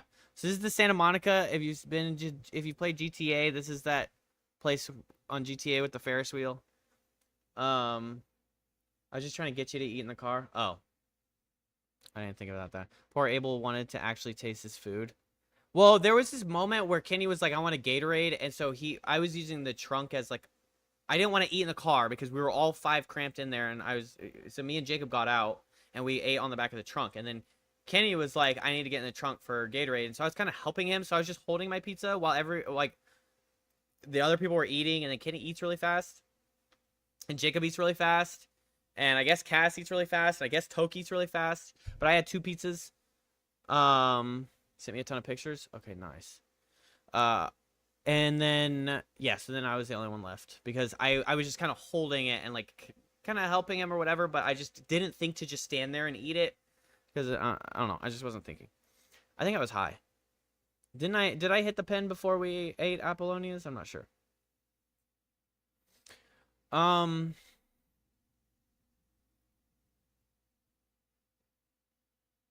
not. I wasn't high that much, chat. Don't think I'm just like suddenly becoming a big old pothead or something. Not that it's bad to smoke. I don't. That's my little. That's my little sheltered Abel growing up, thinking like. I was like almost kind of guilty. I'm legally smoking marijuana in California, and I still felt kind of guilty about it. That's how I was raised. The guilt is just fucking embedded in my whole soul. It's so crazy. Um, but yeah, so then we went to the boardwalk and it was super cool. Hella people, bro. As you can see, look at all these fucking cars. This is like 10, like 9-ish, 9 p.m. something. Hella people. It was cool to see. Super fun. What? Oh, and then we got churros. This churros like about as long as Jacob's arm, and um, it was too much. It was too much churro. Okay, and yeah, it was a little overwhelming. And they got like bubble. What was it? Bubble ice cream or something? It was like soda ice cream where you take a bite of the soda and it was. I mean, take a bite of the ice cream and it was like soda, something like that.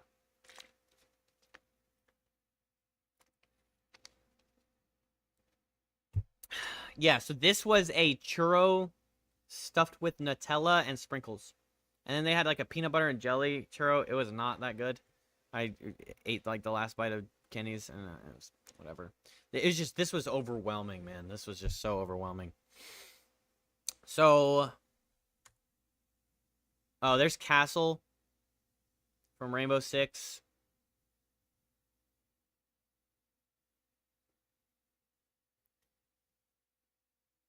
The thought came across my mind, you guys had passed the blunt joint, so you did indirectly kiss Jacob and Kenny, but I realized otherwise.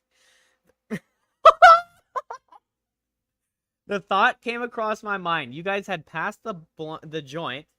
We don't smoke blunts. The joint, so you did indirectly kiss Jacob and Kenny, but I realized otherwise.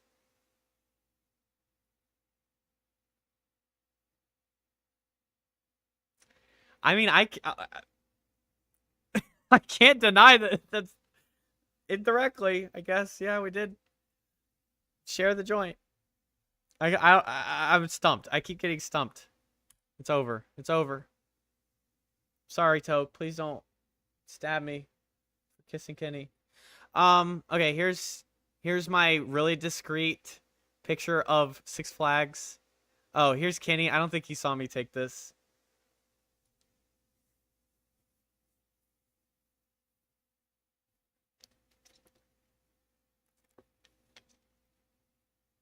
I wanted Kenny to get the Nutella. Yeah, the Nutella one was good. It was like, it was still like overwhelming, but it wasn't nearly as overwhelming as the peanut butter. And the peanut butter was just not that good. God damn, I need to lose some weight. I'm not gonna say no to that if I just being your friend. But you're not as big as you think you are, I don't think. But yeah, you could lose weight. Yeah, make your transformation, and then when I see you next year, well, that's that 210 is actually not that bad. Like I'm 170 or yeah, 180, and so I mean that's like a 40 pound gap, but like I don't think you look 210, and you'd easily like it's not that I can't say it's not that hard. I've never been that weight, but if you steal your mind, you could get there. You could make it. You could shift it back. Get back to skinny Kenny. 150, is that what you used to be? Nice. I was 150 when I almost died. Oh yeah, and here's Jacob, Profication. Here's Kenny, catching me, taking a picture. And then this was our group photo. Cassie didn't want to be in it, so she took it for us. Hi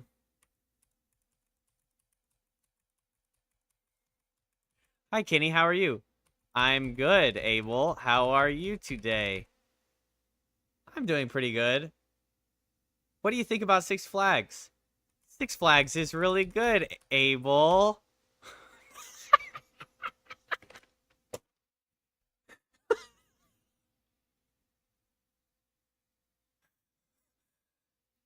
Aren't you so happy you could see my thickness? Yes, Abel. I'm really happy I could enjoy seeing the thickness. Okay, we're done. Oh, and this is this is the log ride. Oh, wait, where's the other ones? Okay, so we did this log ride, right? And it's just a log ride and it goes in the water and it's like kind of splashes you, it doesn't soak you, but was this here or was you just right behind me? Was this on the log ride? I think I have the other ones on Snapchat. I thought I saved them all in my memories. No, I didn't. I didn't save any of them. Did I put them on my story?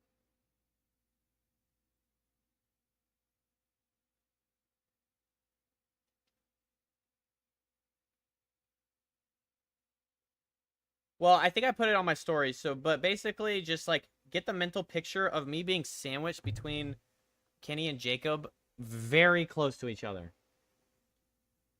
If we all got a tattoo, oh, that would be sick actually, like a little buddy tattoo. But yeah, so I had to, so Kenny got in the back and then I sat basically in between his legs. So like, okay, wait. So like, Kenny's like this, and then I sat right here, and then Jacob sat right here in front of me, and then Toke, and then Cassie. I think, or Cassie and then Toke, I don't know. But yeah, so instead of us just doing two logs, we were all like, oh, let's just get in the same log. And then we just fucking straight up straddled each other. And then Jacob used my legs as, what did you do, Jacob? Jacob used my legs as a seatbelt. Yeah, so he like, so I was trying to give him as much room as possible, right? But you know, the tube was not. So he's like, "All right, put your seatbelts on." He grabs my legs and does that. Oh, it was really fun. The little ride was because it's like you like do a couple little like waves and shit, and we're trying not to get wet because we don't want to get our fucking feet wet, but we got wet. I don't know what I'm doing here. Oh, I think I'm just taking it. Okay, so this is something that was really unique. So the landscape, super cool. It's basically my mountain landscape is the Appalachian Trail is like you get to the Appalachian Trail and you just start climbing. And these mountains are really high. And these mountains are really high too. But what was so crazy was from the ride from San Francisco to Jacob, and then even just like in LA, it was like you're always surrounded by this ring of fucking mountains, and it was super cool to see. Like, just like this, you're like always in a bowl of mountains, and it's just like awesome. Like you're in the plateau part where the mountainscapes are. Oh, it was really cool. So that's what I was taking a picture of. You can take a palm tree. This was Portofinos, fucking someone, Toke knows it. Why are you making it weird? For content. It's for the content.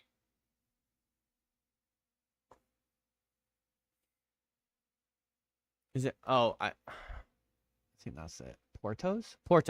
So we got some pastries from Portos. It's pretty cool. This is like a potato ball with meat inside. I didn't eat this. I bought it and then I didn't eat it. Is there, hey, any of you guys I still need to pay you back? I'm sorry if I haven't. There's so much like Venmoing each other that I don't know if there was. Just let me know. And then we went to arcade. Okay, so here's the fun parts. This will. I mean, it's all been fun parts, but this was our last day together. Okay, I guess I am kind of thick. What the hell? Okay, so we. Where is it? Why is none of the videos actually?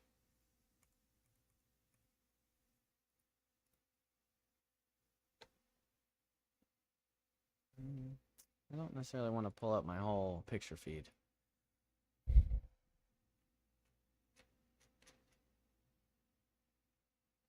Just because I take shirtless mirror pics every once in a while, and I don't want you guys to see that.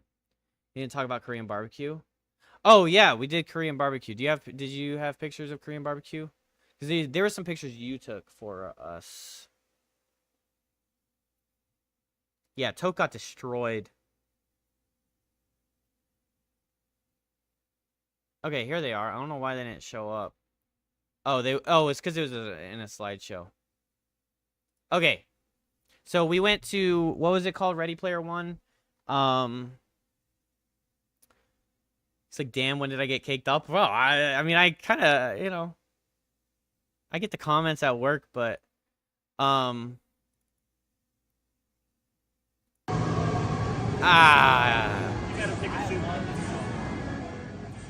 they raced. Jacob destroyed Toke. Toke destroyed all of us except for Kenny, because Kenny was too pussy to play her at air hockey. I can't hear the DDR music over your clapping.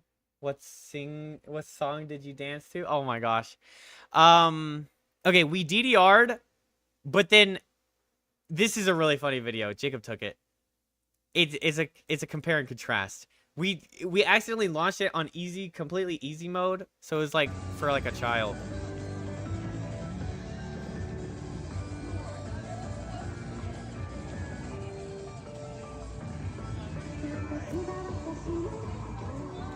And I was like, I'll be cool and put on sunglasses. But then my goal, my mental image of playing DDR was, we're going to take a video and I'm going to be just doing some outlandish shit and miss the points. But it's going to be funny because I'm going to be like doing all these dances and stuff. And then that is what the DDR we ended up with. Like, I was going to try and do like a 360 and then land and just do stupid shit like that. Look at that fucking tricep. Holy. God damn.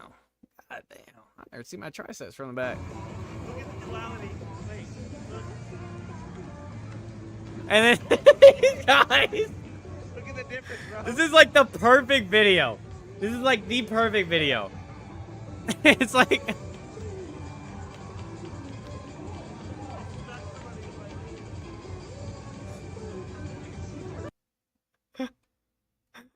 Oh, that's so great. Okay, and then we found this thing, which you had to do this.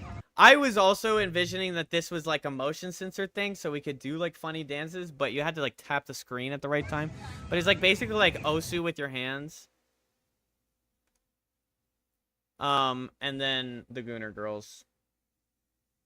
The skill level disparity is there. Oh, I know, bro. And it was like such an accident. Like, we would have put it on the harder ones, but some of those machines are like pretty much directly imported from Asia and poorly translated. You grabbed his pans and made him pan over? Hands and made him pan over? Okay, so this is with joint video perfection. Nice. The cameraman and the director. Good job. I think they're just short. Yeah, they're just...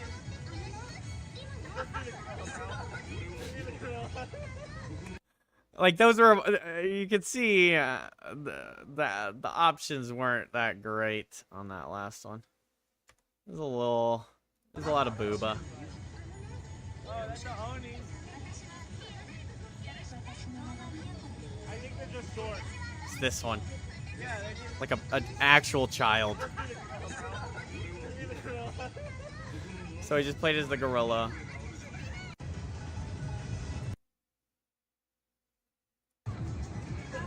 A lot less climactic, anticlimactic. But we still got the videos. And I was a little stiff because I was a little embarrassed and nervous. He is left. Oh, do I have to touch the screen? No, I don't think so. Yeah, see, both of us, me and Jacob, thought that you didn't have to press it. So I'm thinking we get to get up here and do these cool little, because the display was like, the little character was doing this little, and I was like, oh yeah, that'll be fun. So let's do it. And then you got like 3 songs, so all of us got to do it, but you had to like tap the screen. What the hell?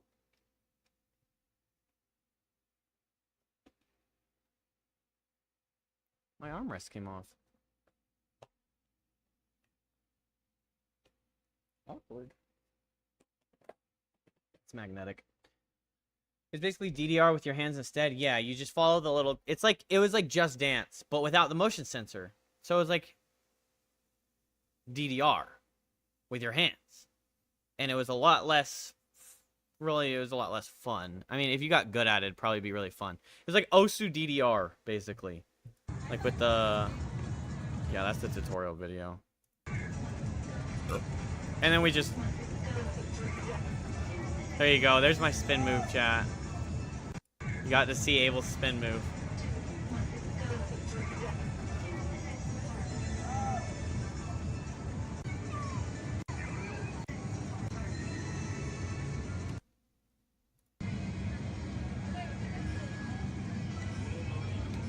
Damn, I got a broad back too. What the hell?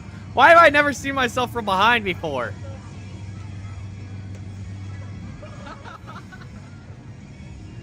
I could be a swimmer.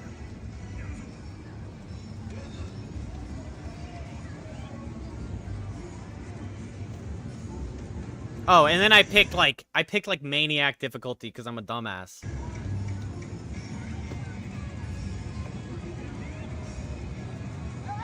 And then I just spend this whole video looking like a cat chasing like a cockroach on those YouTube videos.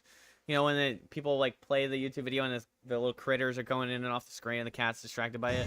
Or like chasing a laser, can never catch it. Now you know why no one is disappointed when you get out to go grab a drink during stream. Okay. I'm just gonna roll to get the drinks. Alright, I got my water. The hand you press with doesn't actually matter. The hand you press with doesn't matter. Like, see all those like motions and stuff, like you trace the thing? It would have been so cool if you were doing that with actual motion, but you're not.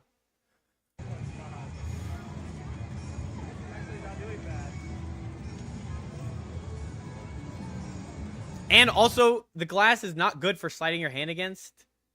It just wasn't as good as fun as it looks.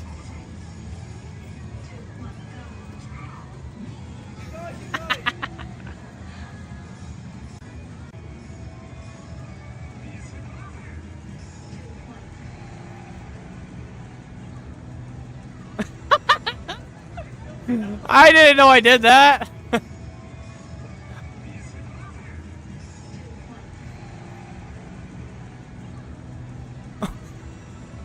The magic fingers. Oh, here's Jacob doing it.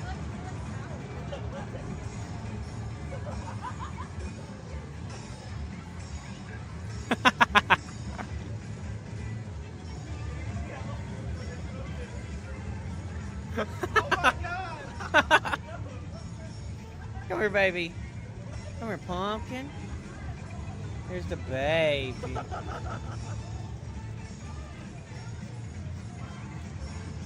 Bro, she smells like oatmeal and raspberries, chat. I got her oatmeal shampoo and raspberry shampoo. Oh. Oh, she's so happy to see me.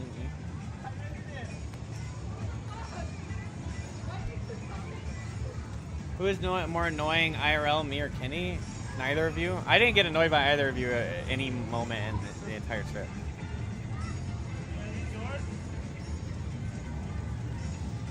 But Kenny did drive me around everywhere, so probably Toke. Isn't that right, baby? Isn't Toke annoying? Isn't Toke annoying?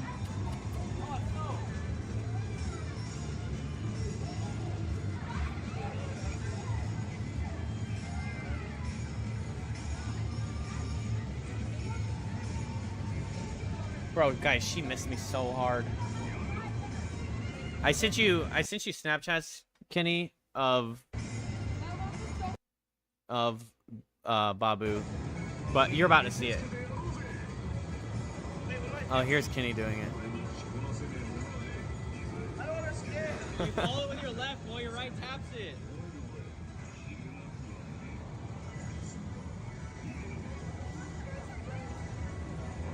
See what the model did? I wanted to copy, and it would have been a funny video, right?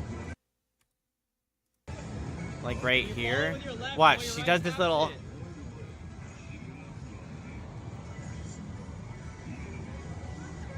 But I wasn't good enough at the improv to do it. That's why I was being a little stiffy. Also, all the songs, I was trying to see if there were any like anime songs or anything that I knew, but none of them. Damn. Oh. Oh yeah, I dressed up my gorilla guy. Lisa and I are in a faux Mexican restaurant, and they Minecraft on the big screen. They have Minecraft on the big screen in a pho Mexican restaurant. What the hell pho Mexican fusion is that? Oh yeah, I lowered the difficulty and got a little more emotive. Oh yeah, Jacob like set the fucking like blew the record away at the basketball thing.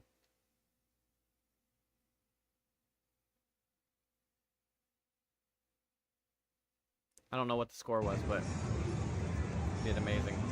We basically, guys, just all spent $20 and got a card, and we all just ran around the big arcade thing doing all these little games, like gotchas and shit. It was really fun.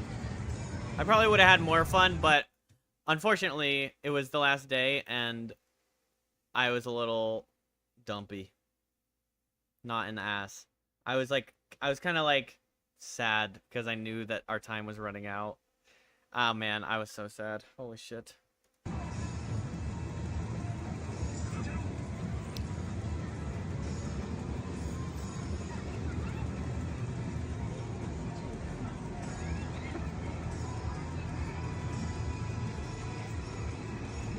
She's crying. I put it on Maniac. And you had some mid-ass Filipino food? It wasn't mid to me. It was delicious. But this fucker! I guess it wasn't his fault because he didn't know. But there was this, like, extremely hot pepper in the Cine Gang. And I was like, what is this? Is this spicy? And he's like, no. And then Cass is like, it's not spicy. And then so I'm like, so if I bite it, it'll be fine, right? And they both go, yeah, you'll be okay. I bite it, bro, for like, Jacob had to give me his drink. Like, I was suffering because it kind of like busted in my, what do I say? The pepper,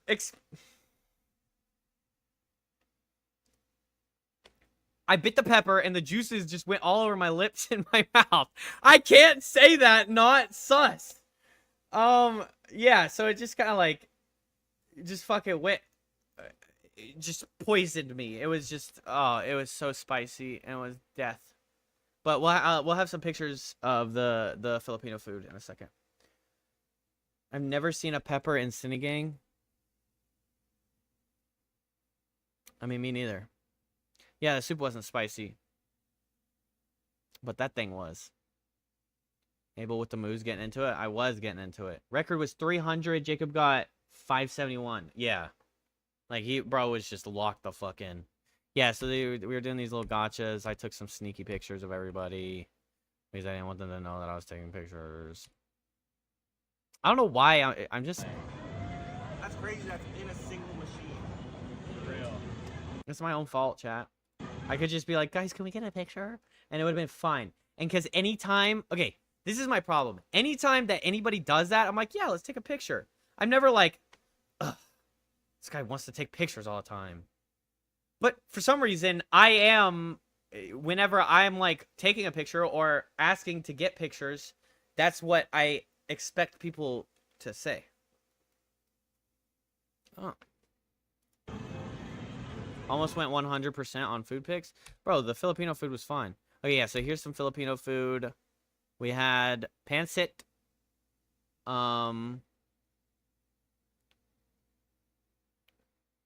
Sinigang. Rice. Sweet sausage. Red sweet sausage. They got skewers. These skewers were fucking fire.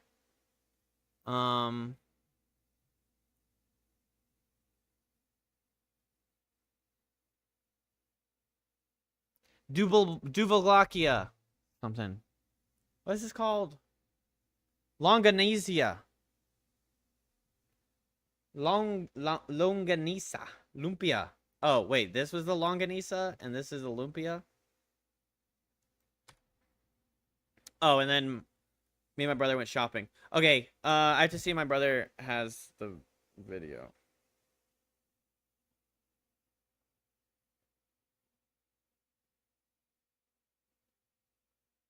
Here's my brother. Okay, so what I sent to the group message chat, Jacob and Kenny and Toke, was, okay, when you guys were waiting, and I went and put all my stuff on that porch, and then I was waiting for my brother, I didn't want to go in, and you guys were like, just go in.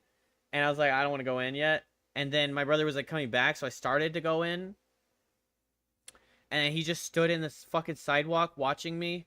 Is because that was his landlord's house.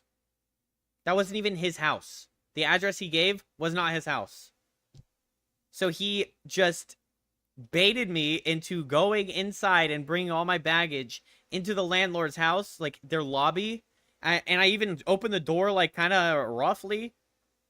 And I'm in a random human being's home now. Assumably they're here. Oh, it was the worst. I was actually so... He even was apologized because I was like trying not to get mad because I knew it would be funny later. But I was like, what the fuck? I was so embarrassed and like, oh my gosh, I felt so bad. I mean, they didn't know that I even was in there.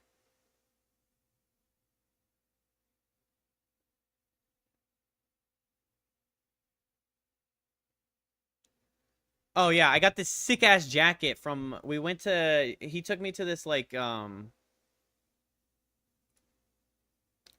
sister said I look like a California boy now. I had the jacket and the piercings and then a California hat. Jacob's hat. Jacob gave me this hat and he gave me this shirt. Shout out Tyler. And they gave me a cup holder.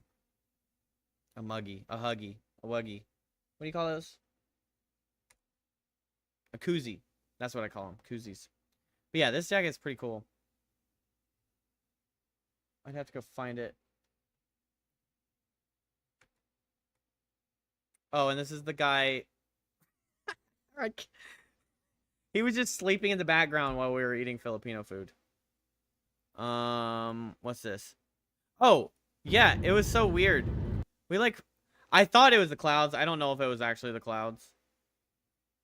But we were flying through clouds, and then suddenly all these vents just had this, like, fog rolling out of them.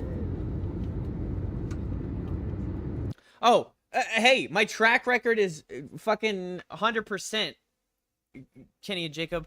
My flight back from Denver to Charlotte, the like 3.5 hour flight. Oh my gosh, but it was the reverse. There was this just adorable little girl in the bench, like with her parents in the front, and she was the cutest fucking thing. Oh my gosh, she was so cute. And she kept on like standing up and like looking over the seat and just like,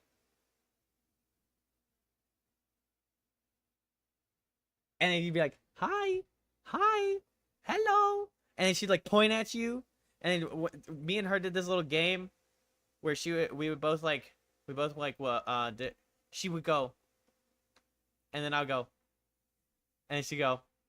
Yeah, so it was just cute, okay? It was just so cute. But I didn't want to take pictures of her because I don't like taking pictures of people's children. I don't think anybody should do that.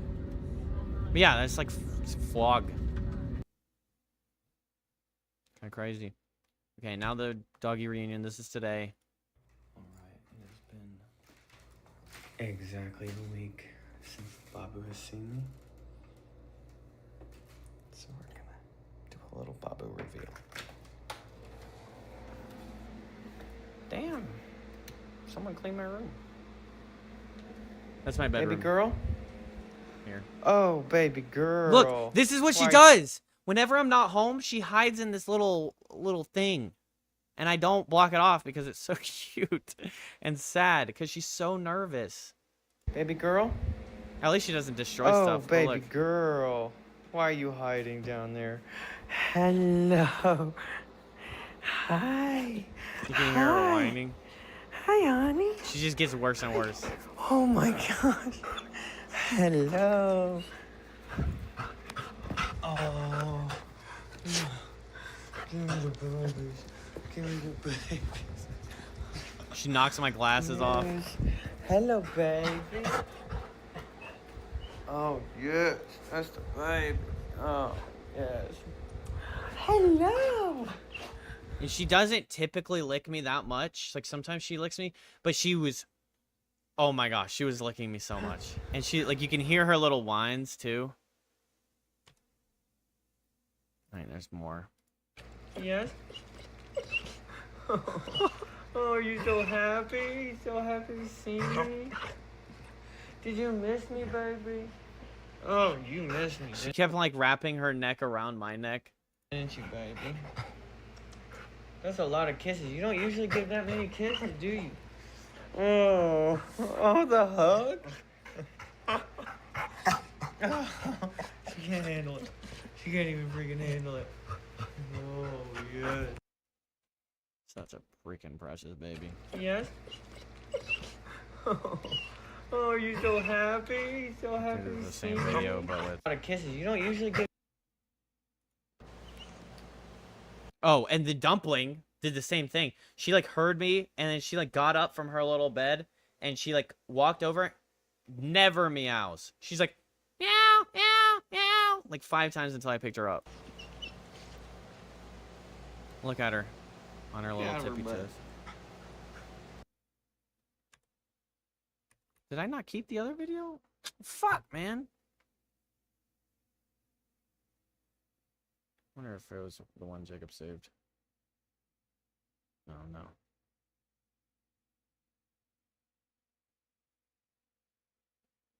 Oh, I have to pay to replay my own fucking snaps? Fuck you. Yeah, that's the baby. And here's more pictures. Oh, this is me sending them to her. Okay, I'm not gonna scroll that far up. Sorry, I'm doxing your chats to me. I didn't mean to do that. Okay, there we go. Scientology building. Toke went in there and she's a Scientology now. We haven't seen her since. Oh, there's me taking my picture. And I got caught. I got caught taking a picture. Oh, I'm never gonna sleep tonight.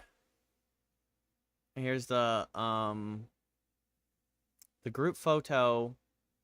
You know, don't we look like we're so happy to be with each other? Everyone's like, what is this gap? There's like a 2-foot gap right here. Well, there's the Kenny in the middle.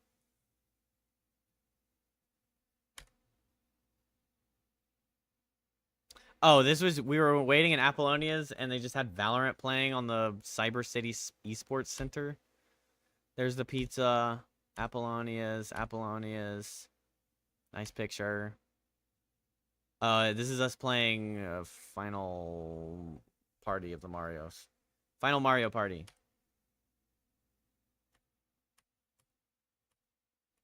Hell yeah. So there's Toke, there's Jacob, there's Kenny, there's Castle, and there's Abel. And there's the motorcycle. The whole goal was we had to get the motorcycle fixed, but there was like all these jump scares in the corners. Like they had these like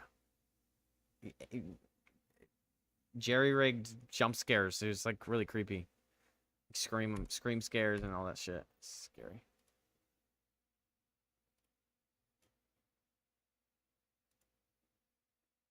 You 2-0'd him? Oh my god. Kenny, you're trash. There's Toke taking the first picture of Abel.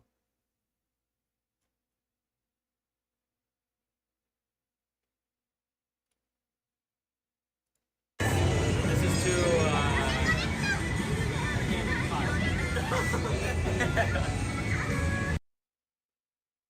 Can't escape the Gooner Game allegations. Oh yeah, and the other thing we missed was Korean barbecue. We went to Korean barbecue. It was my first time there. It was super cool. Jacob and Cass did all the cooking. It was a lot of fun. We had all these like different meats. It's the shrimp, bro. The shrimp was gonna live in my head. I think some of the meats I've never had before, like the cuts.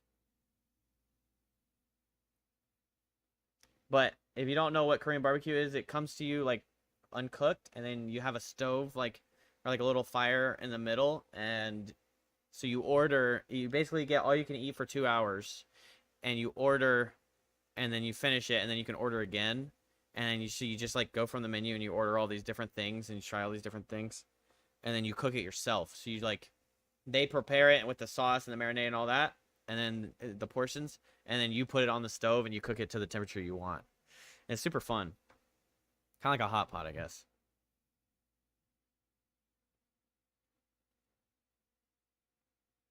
Let's see if this shows up.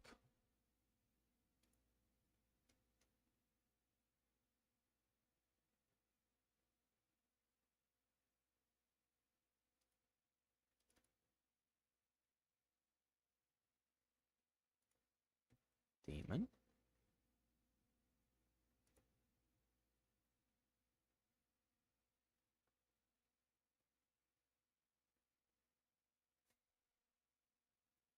Where's that video? I downloaded it.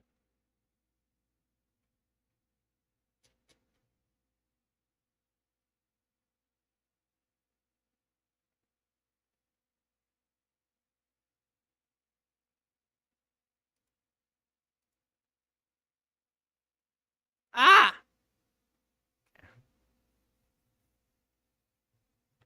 Oh, it was a fucking 12 out of 10.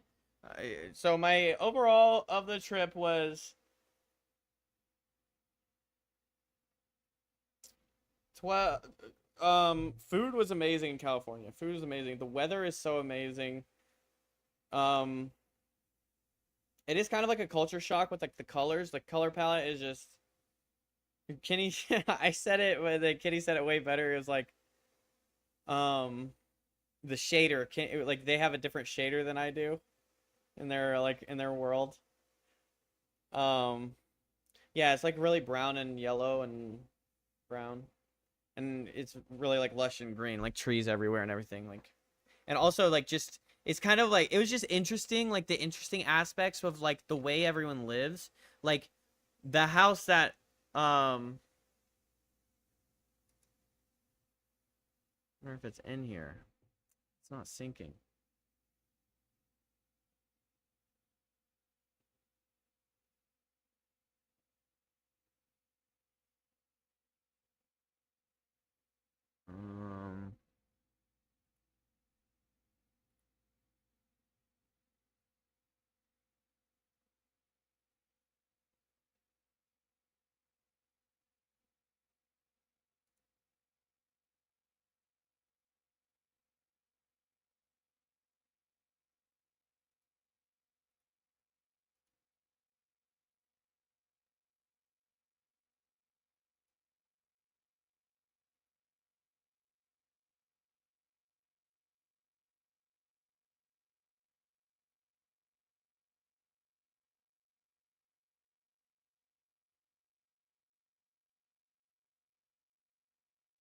It's not syncing up. But yeah, you can just imagine my brother pranking me by sending me into a complete stranger's household. Thanks. Thanks. Yeah. Weather is fantastic. And it's all like it's super variable too. But like in its own way, like okay, North Carolina weather, you could wake up and it's 100 degrees and then 20 minutes later it's pouring rain and thunderstorms and then 20 minutes after that the sun's back out. And it could like potentially snow in March and April. In California, from what I experienced, it's super sunny everywhere and then you go to like where Jacob is and there's like within fucking 5 miles of each other there's like completely different biomes. Like there's the fog biome, there's the cloudy biome, and there's the sunny biome. And it's like super cool. It's like always like chilly, but also you were kind of right, JP. I think you said it that the sun is different. It's like it was like chilly, but then the sun was like still warm. So you had like the perfect balance of like I could wear a long sleeve shirt and I'd be really comfortable, or I could wear a short sleeve shirt and I'd be really comfortable because you're always being like warmed and cooled at the same time. I think I'm just gonna go live in freaking San Luis Obispo. I kind of like the weather better in Los Osos though.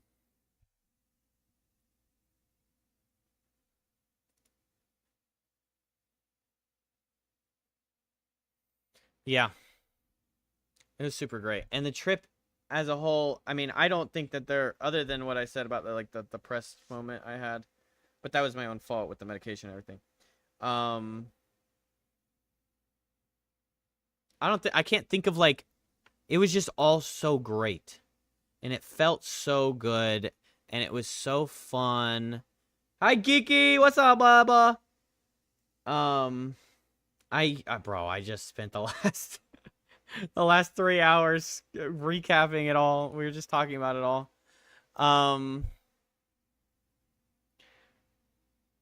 Yeah, LA was cool. It was a little like, I hung out with my brother, and then when they dropped me off with my brother, we pretty much just like chilled, and I was like completely fine with it because of how busy the whole trip itself was.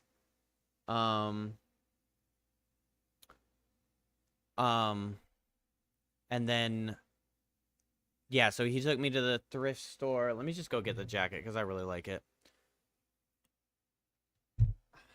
How would it have been? But I'll post pictures probably. I think Toke sent you a picture of the me eating Filipino. I'll be right back.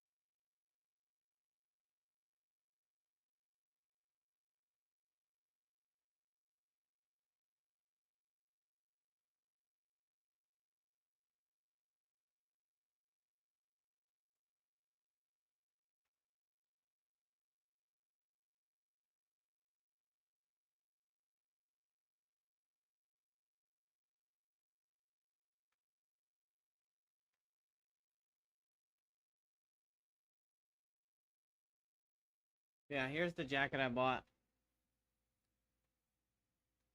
It's really comfortable. It'll be fun to wear it. It's like the different like panels.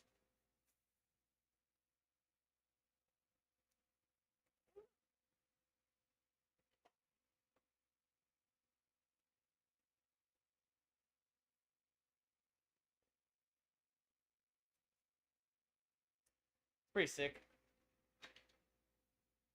I love this jacket.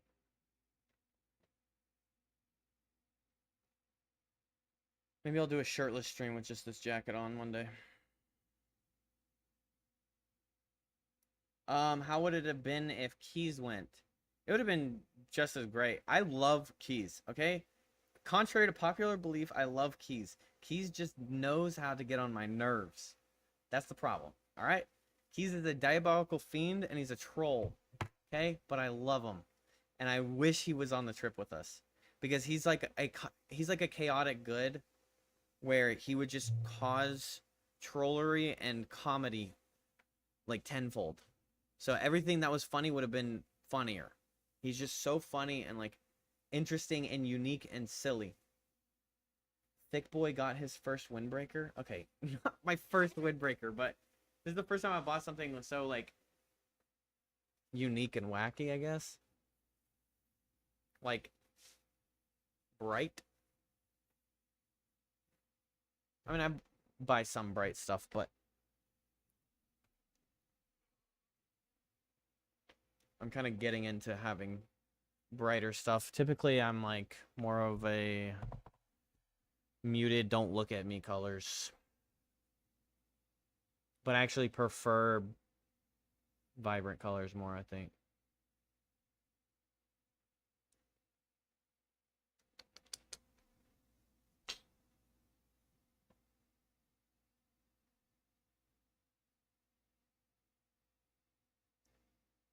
Yep. That's the trip, chat. That's the trip, chat. Chat. That's the trip, chat.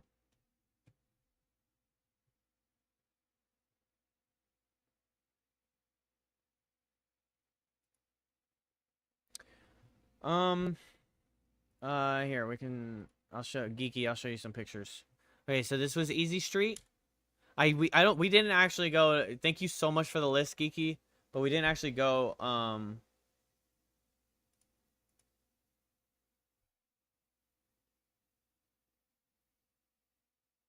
To any of those places. I think most of them were for San Francisco. Am I wrong? Maybe they were for LA. But we pretty much, Kenny had an idea for pretty much each food time slot that we had. So like we got pizza, we got the Easy Street burgers, we got this Apollonia's. Oh yeah, it was in here, the food channel. She even pinged you, Geeky.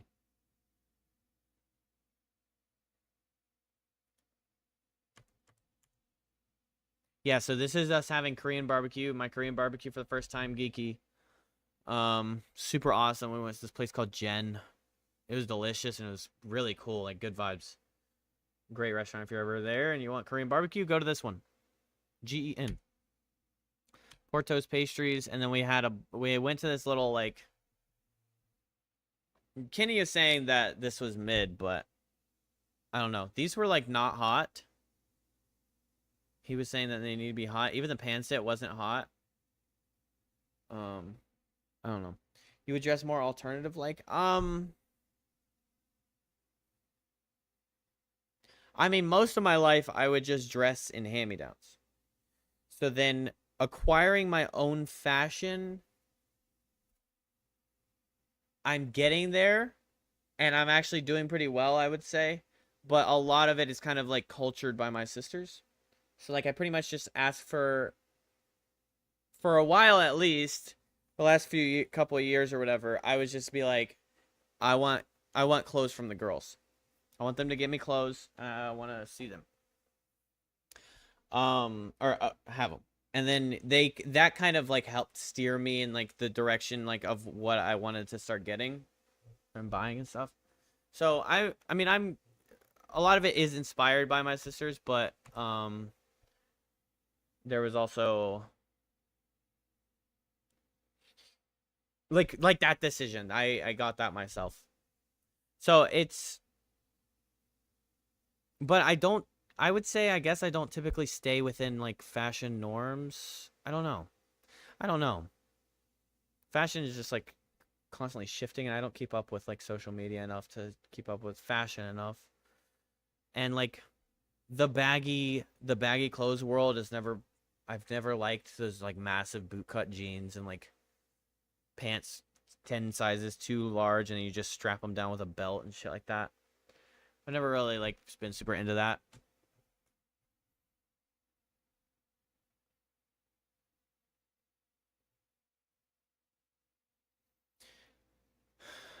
I kind of like kind of tighter fashion.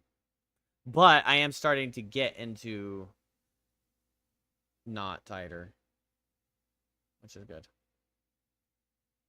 Like with shirts, I'm starting to enjoy like the bigger, looser shirts. Maybe like shirts that go past my sleeves, like my ankles, my hand ankles. I don't know the word. I'm blanking. I know the word, but that lumpia looks pretty low quality, but it is a finger food, so it's not that important, but they could have put more effort into it. Yeah, it was like this little old couple. These skewers were awesome. And I mean, all of it, I thought all of it tasted amazing.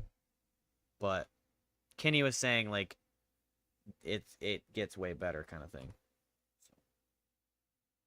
And yeah, that's the Easy Street Burgers. That's the Apollonios pizza. We had Einstein Bros bagels, and Jacob got sick a little bit before. Oh, it was so sad because Jacob got like, Jacob's stomach got super fucked up, and then he pretty much couldn't go on a lot of the rides. Like, oh, I freaking blacked out, chat, for like a half second. I didn't fully black out. I just like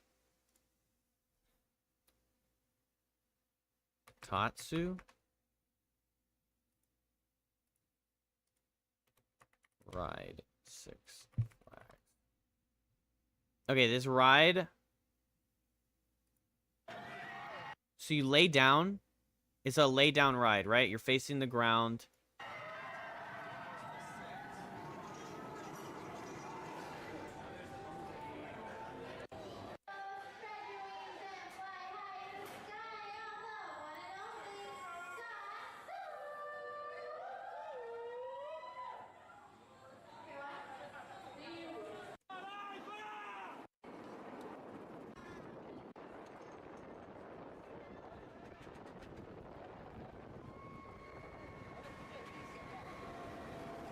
It's such a sick ride. This was probably my favorite ride for the whole trip. But there's a part, I don't really know how to describe it, but it's basically like a reverse loop-de-loop. But it pretty much like the gravity and the reverse loop-de-loop fucking pulled your body in this way that it was like, oh my god. I legitimately was like, oh god, what is going on? And then I lost control of my like arms, like, you know, you can keep your arms in or you hold your arms out or whatever. I lost control, and so my arms just went limp like this, and my vision started fading like completely. Like I could still see, but it was like that. Like I was about to pass out. That's what it felt like. It was so insane. Because like you're literally like laying face down doing all this shit, and it's like flinging you around. Bro, this ride was so insane. So like, okay, yeah, normally,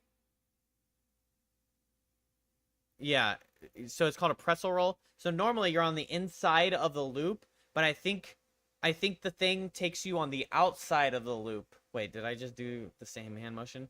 So if you have a loop like this, it goes like, woo. You're on the inside of it, and you do the thing, and it's cool, and you go upside down and everything. But this one, you're laying like this, and it does the outside ring instead of the inside ring. So your like body is like going like that, and like pushing out. I don't know, man. It was such a crazy feeling. Like this would be the loop, right? You're on the inside of the loop. It feels fine. Or maybe this was the part. But does it not do like a reversal one? I think it's later, right?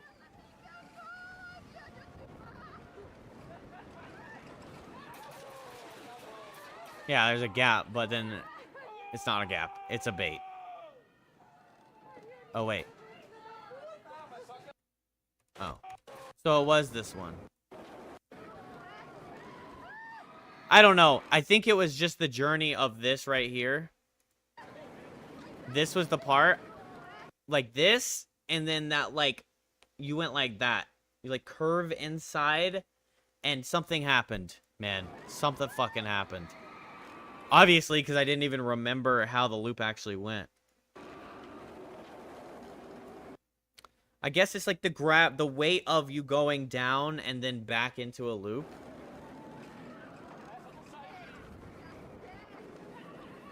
Yeah, but my arms started going like that, and then like I was like, and then oh my gosh, and then we were hanging right here, and they had us hanging right here, like face down. We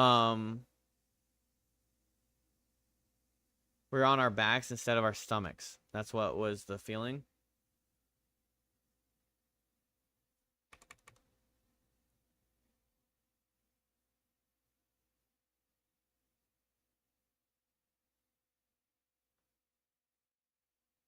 Yeah. Because this is your head, but your back is facing, the back of your head is facing this thing. This thing. So then you're like getting wrapped around the loop instead of facing it, or it being over you and it's just like kind of swinging you through it, or it's under you and you're just like that. Yeah, but then we were hanging there. Oh, it was so funny. We were hanging here, right here, and then Jacob was like sick for a while. He sat out of a couple rides and he was like, okay, I feel better now. He got some Tums and everything.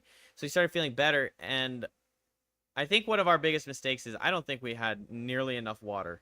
We needed to drink more water, and all of us needed to. And we should have had a meal sometime during the trip or during the Six Flags, but we didn't eat at all in Six Flags. Like we just didn't stop for food.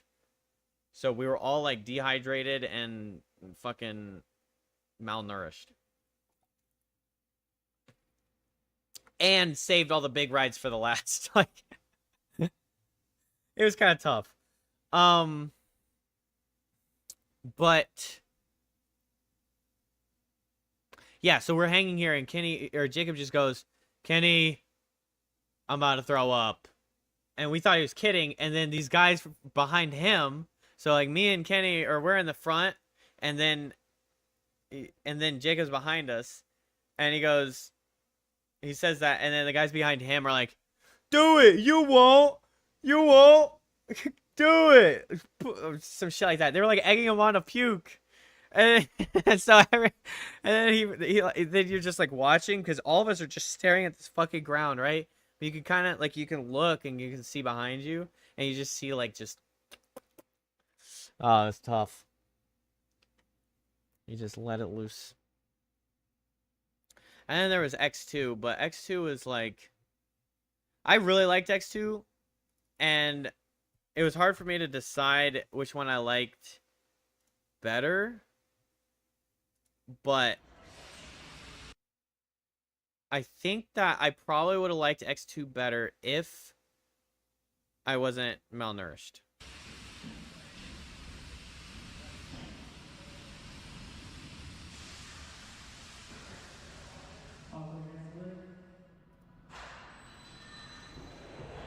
But basically, this one, you're on, like, loose carts that do this rotation shit while the fucking train is going. So, like, you're going backwards. You have no idea what the fuck's going on already. And then, also, your, like, body's, like, doing this rotation thing. And it was a little rough. That was my problem with it. It was a little rough, and I got a headache from it.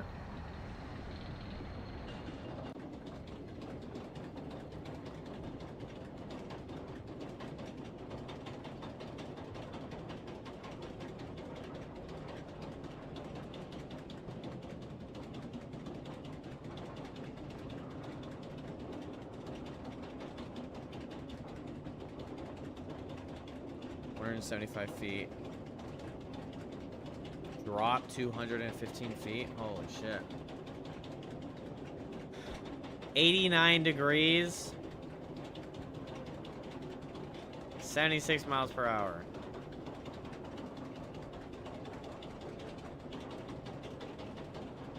Almost a mile long ride. That's kind of crazy. I mean, not really that almost, but kind of almost.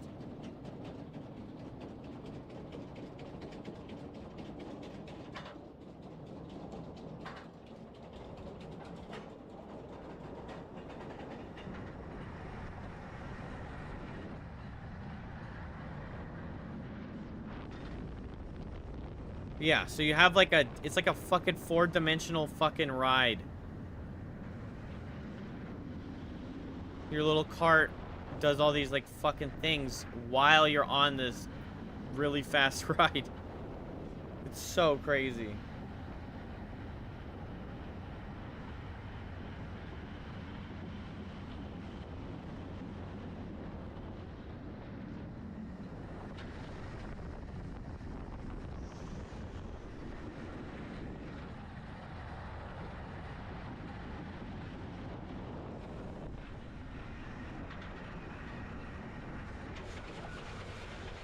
Where's my mouse? Okay, let me see.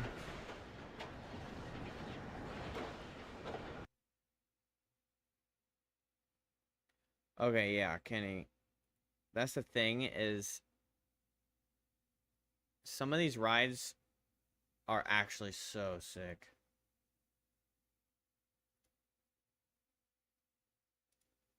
The Afterburn was the one that I said was just like, see how the car is just like that one we rode?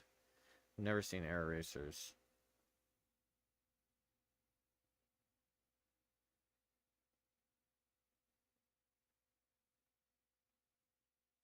Carolina Cyclone, I don't even think I've ridden this one. Thrill Level Max. Gold Rusher, I think I did that one as whatever. Copperhead Strike.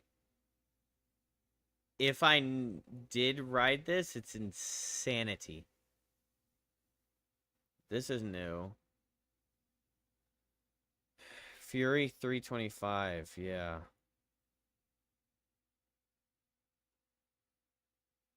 1.25 miles long, 95 miles per hour, 325 feet high.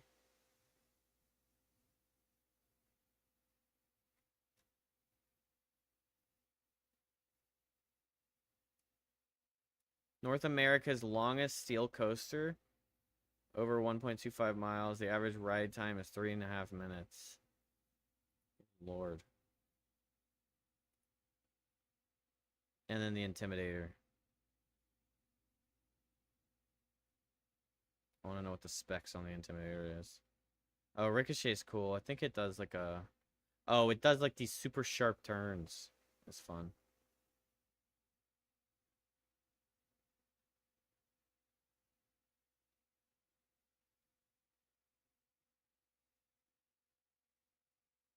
I think the Flying Cobras is like an in tandem thing.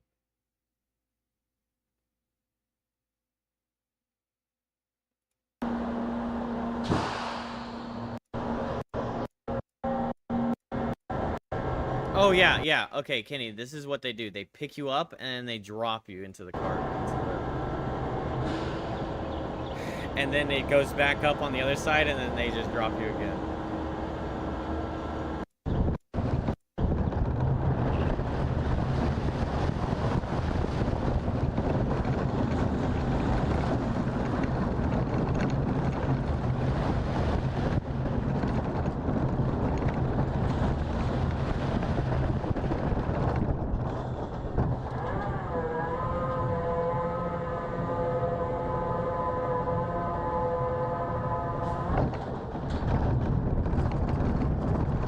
You do it all in reverse. Pretty sick. So it's not at the same time as something else, but... Thunder Striker? That's new. 80 miles per hour, 232 feet? What the fuck is this?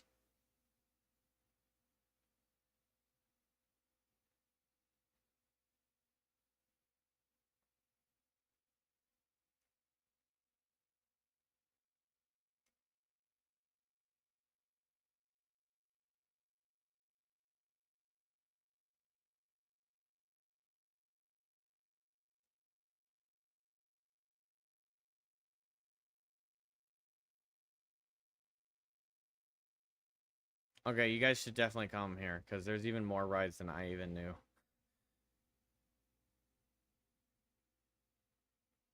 Where the hell's the Intimidator? No way they got rid of the Intimidator.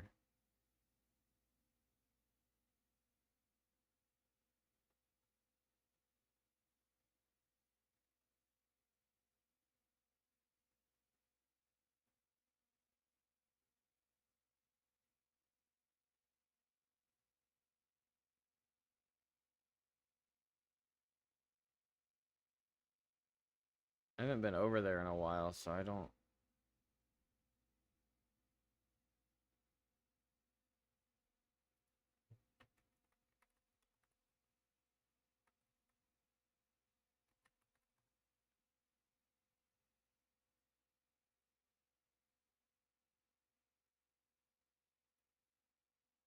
Oh. They changed the name to Thunderstriker. Okay.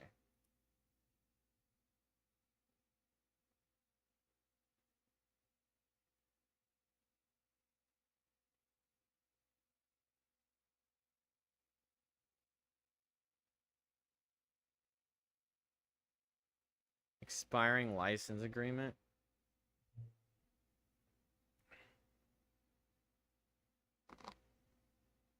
But even the picture of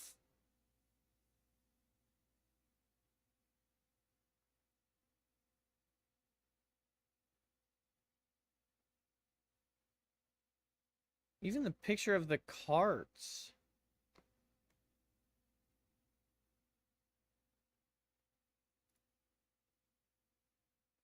Okay, so I guess, I mean, it's the same thing. Maybe I just saw the carts wrong. It goes 2 and then 2. 2, 2.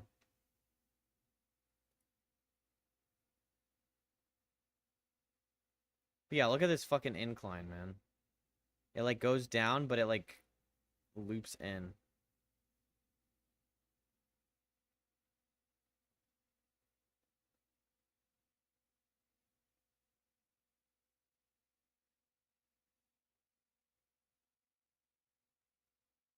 See how it looked like it was still Intimidator 305.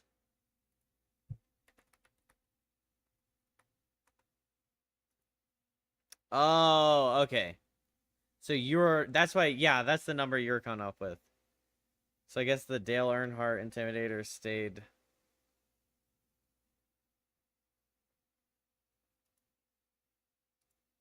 That's weird that all these theme parks are like, let's name it after Dale Earnhardt.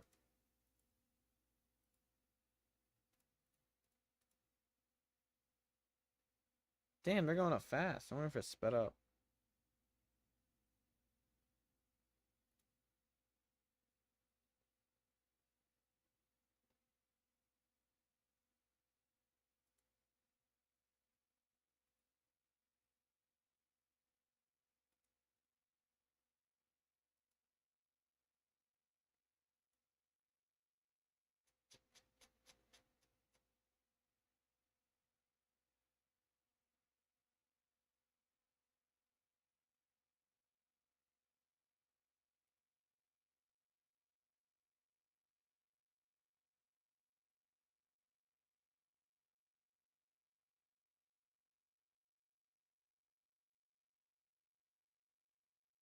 How's this compared to Fury?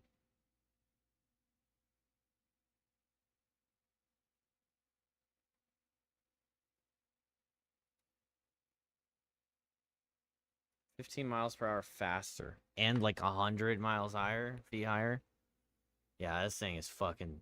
When they built this and you could see it on the fucking horizon once you went to that area, oh my god, dude. I think I've only ridden it one time, and it's just so insane. Pretty sure that one pulls 5Gs. This one?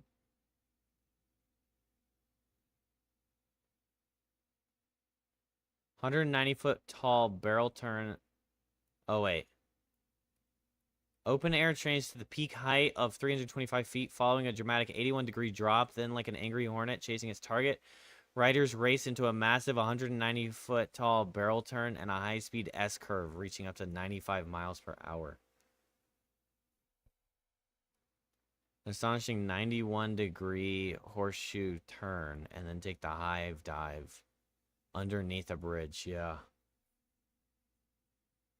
Oh, Pantherion was.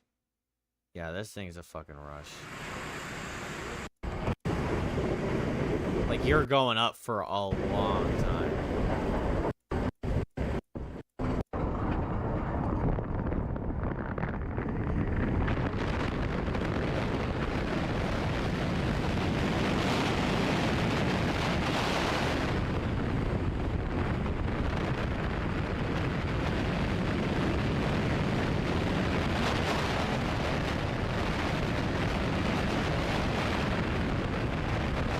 Look how big this fucker is.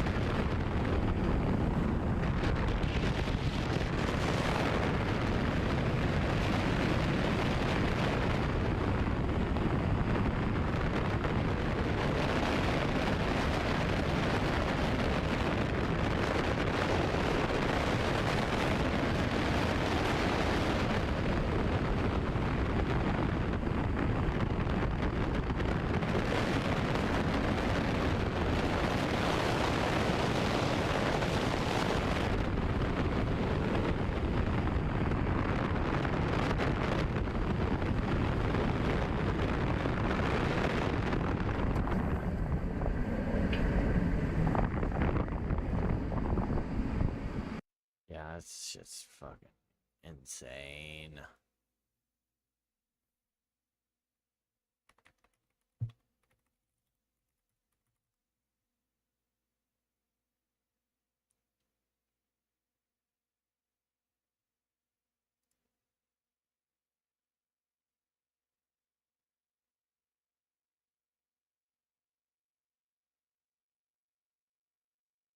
Extreme. Is being built.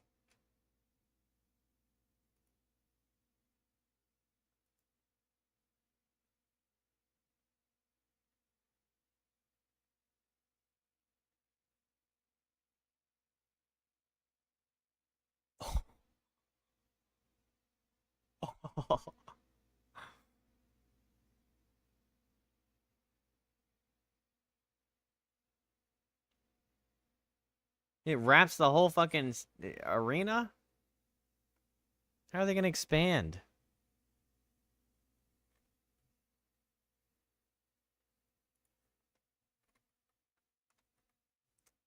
Problem is, if I go to YouTube, it's gonna start giving me fucking roller coaster. Look.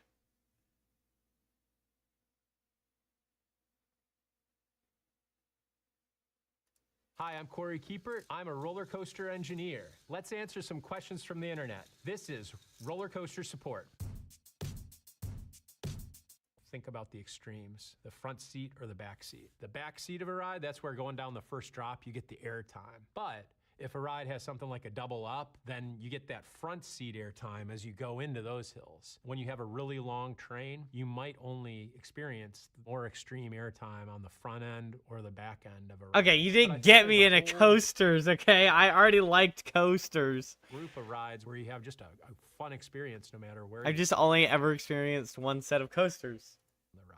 Like I know a ride that we recently did, I sat in all 12 different seats and I just had great airtime everywhere. Really, the best answer is like you need to try every seat on every roller coaster. At CO Swoji, how do roller coasters Yeah, I kind of agree with that. The very beginning is the best for backseat because you get kind of like the pull. I don't know if it's real, but it feels like there's a pull from the front that like whips you. The whipping.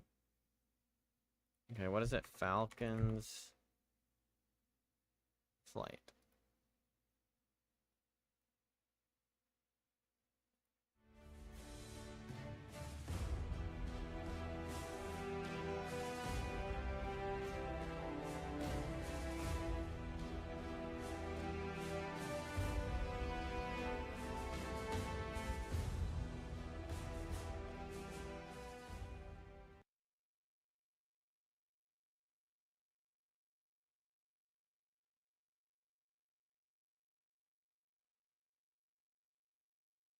Why does that have to be in Saudi Arabia?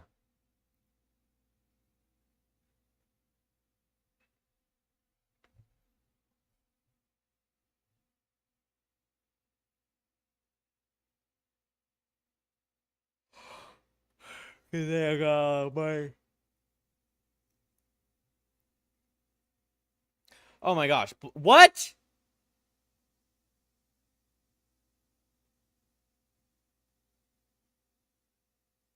Black Myth Jean Kui? Leaving, but before we say goodnight, Jeff, we do have one last surprise.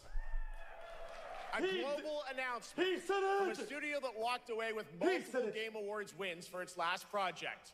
Hey, fuck you, Jeff. You took the best game of the year from them. Please, take a look. He said a thing, and that. This guy's like, from a studio that got a bunch of awards, and then he gave the best award to fucking Astrobot. Fucker. I got the shivers. What is that? No, fuck What a the Valve. lag? It's Black Myth Wukong, but Zhong Kui. Help me here. Wukong Yezi. You ain't even trying. It's all me.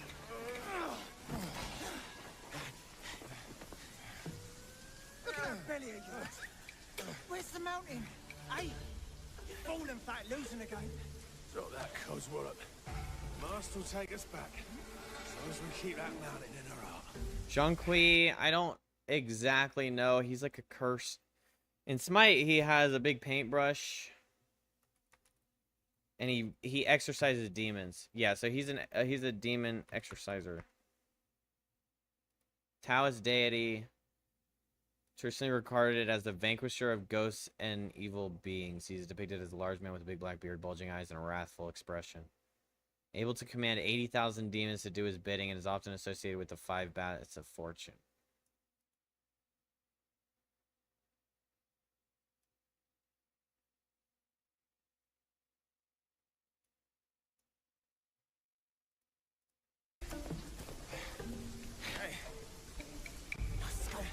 Flogging, life spared. Why are we going back? This place. We've got food on our table and...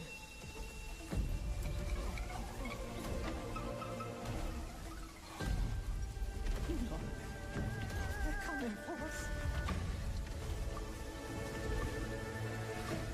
It's gotta be Wukong DLC, right?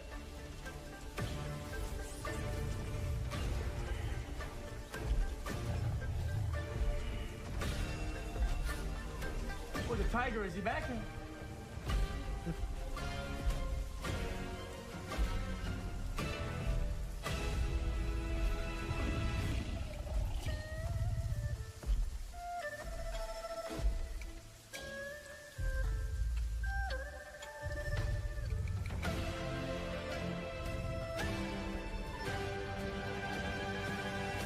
Wait, whom?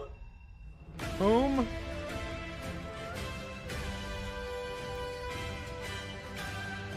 Zhong Kui!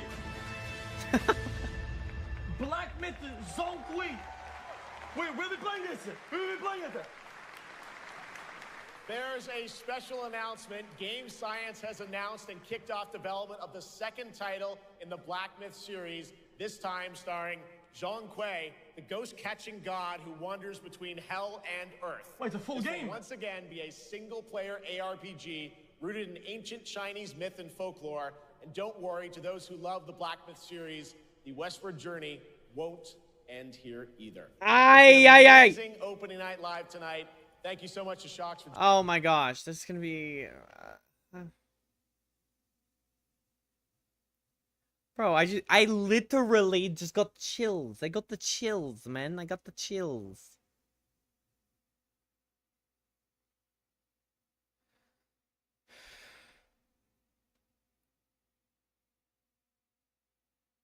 Resident Evil 9. So was there like a, what the hell? Was there a Gamescom 2025? Okay, so there was another game show?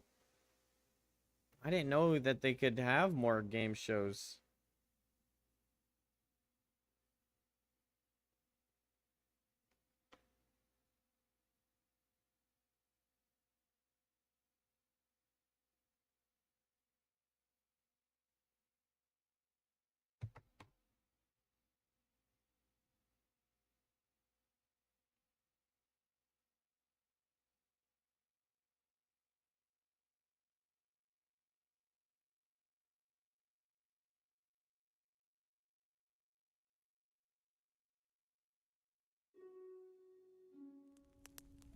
Already wishlisted? I just saw an announcement for a Star Trek Voyager strategy game today, so we both have something new to look forward to. Already wishlisted, even though there's no release date. Hell yeah, dude. Wait, is this Mortal Shell?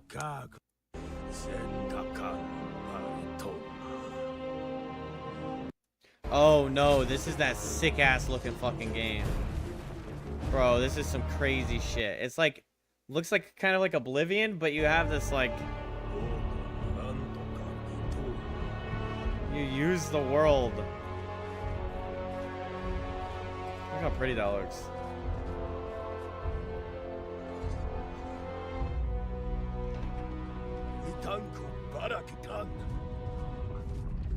It's more like Skyrim.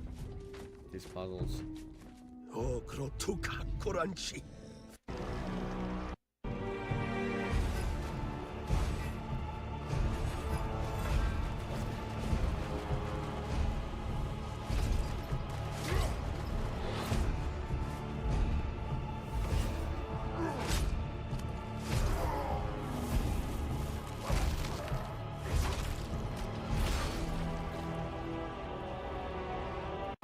It's just kind of crazy details like this. Like, look at this.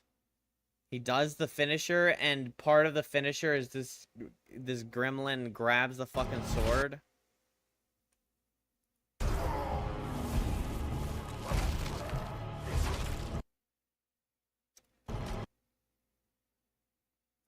Isn't that sick?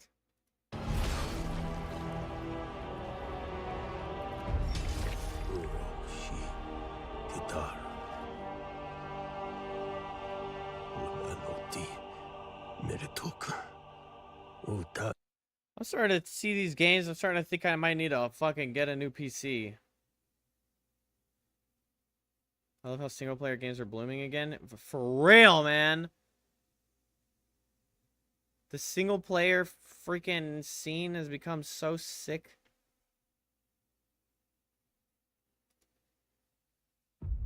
I mean, the way that looked, it just seems like I'm not going to be able to play on those settings. But these days, I'm pretty sure my PC is still fine. I think it's completely up to the company that releases their game shit ass in the beginning.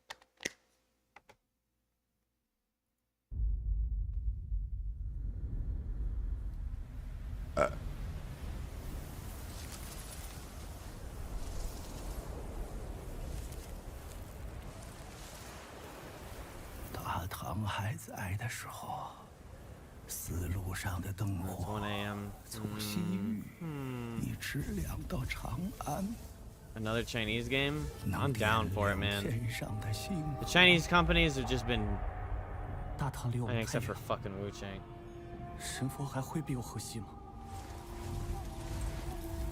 I don't know. Wu Chang has its merits, but...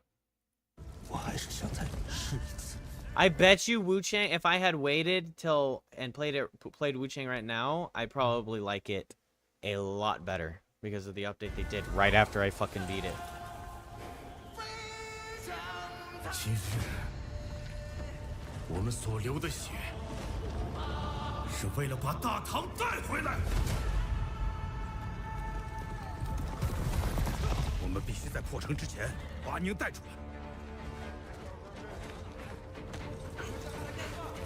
This is kind of like Assassin's Creed.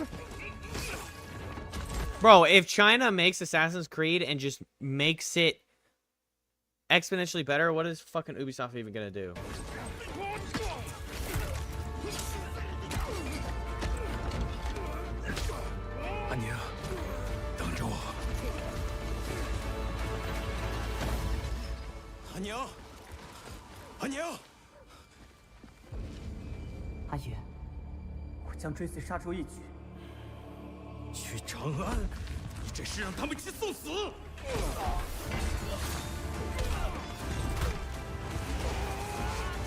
Is that gameplay?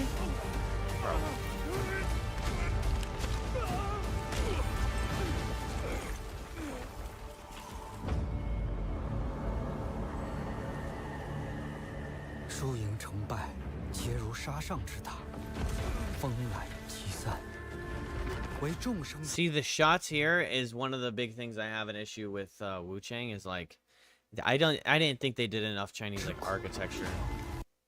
Like these games are doing so good right now too because so much of what we had before was so heavily European focused. So some people are getting introduced to new myths and characters and stories. Oh yeah. I mean, I don't know if people have been limited or what, but it seems like nobody's really dove into Chinese mythology past Sun Wukong. Because, like, Sun Wukong's in every game, but that's, like, the only guy that people actually know of. And then we're starting to see they're literally making Zhong Kui. I know who Zhong Kui is from Smite. But, like, most people don't know who that is. People know who Wukong is. But, like, now, these people are so smart because they did Wukong. They were like, hey, you all know what Wukong is? Come play our game. Okay, now everybody loves our fucking game. We can do whatever the hell we want, and we know that we have an audience. And so they'll probably make a Nija. I think Nija is Chinese.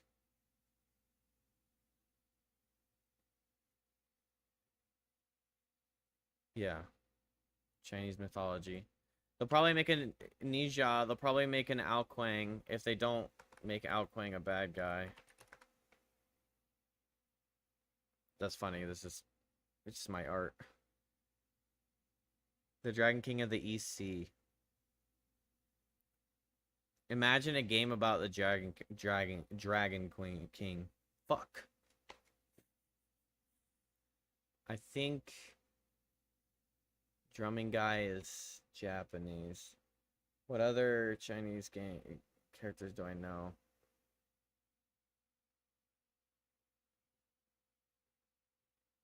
Kukulkan is Mayan. Amaterasu's Japanese. Fuck. Chinese is one of the biggest ones in Smite. Or at least was. I can't think of the fucking characters.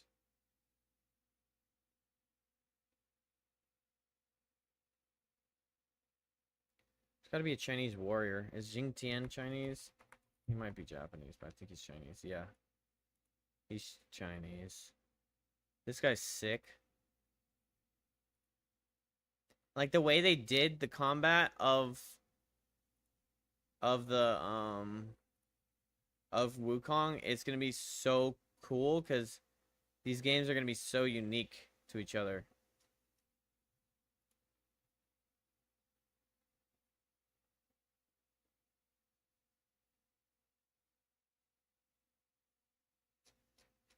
Guess I'll just type in Chinese gods.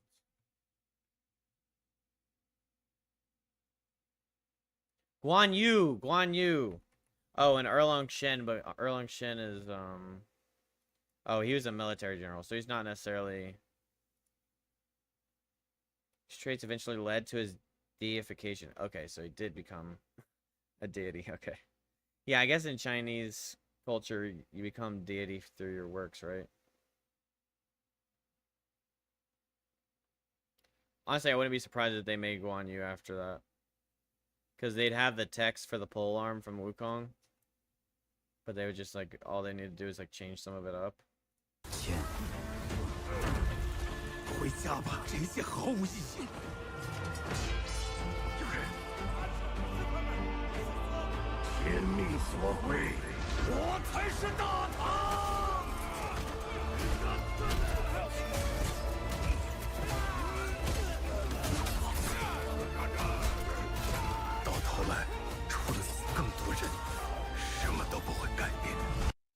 What's up, friends? Friends! Good night. Hey, good night, friends. Good night, sweet prince. Prince the sweet prince.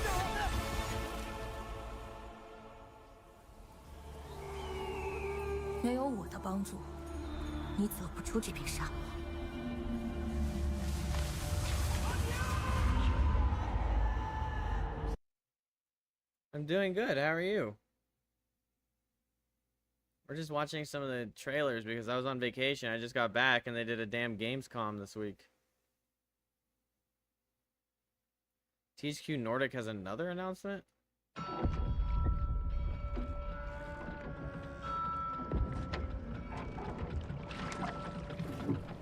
Oh, it's a Little Nightmares game. Damn.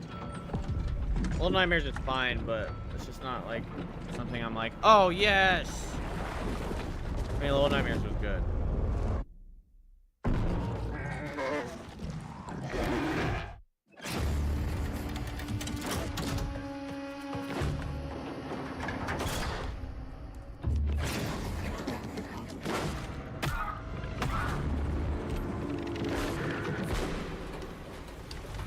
May I ask you a question? Go ahead, friends.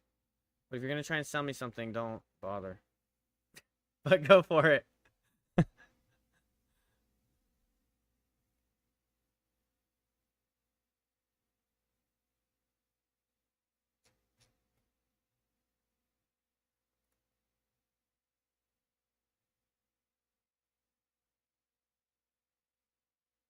Oh, they're making a damn Sekiro.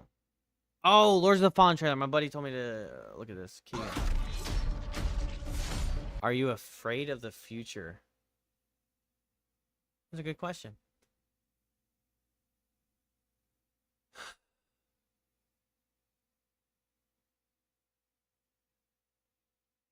Yeah. I think, well, kind of. I'm always going to be optimistic. I'm always an optimistic person. But I think everyone has a little bit of like reservation with something unknown, which is the future.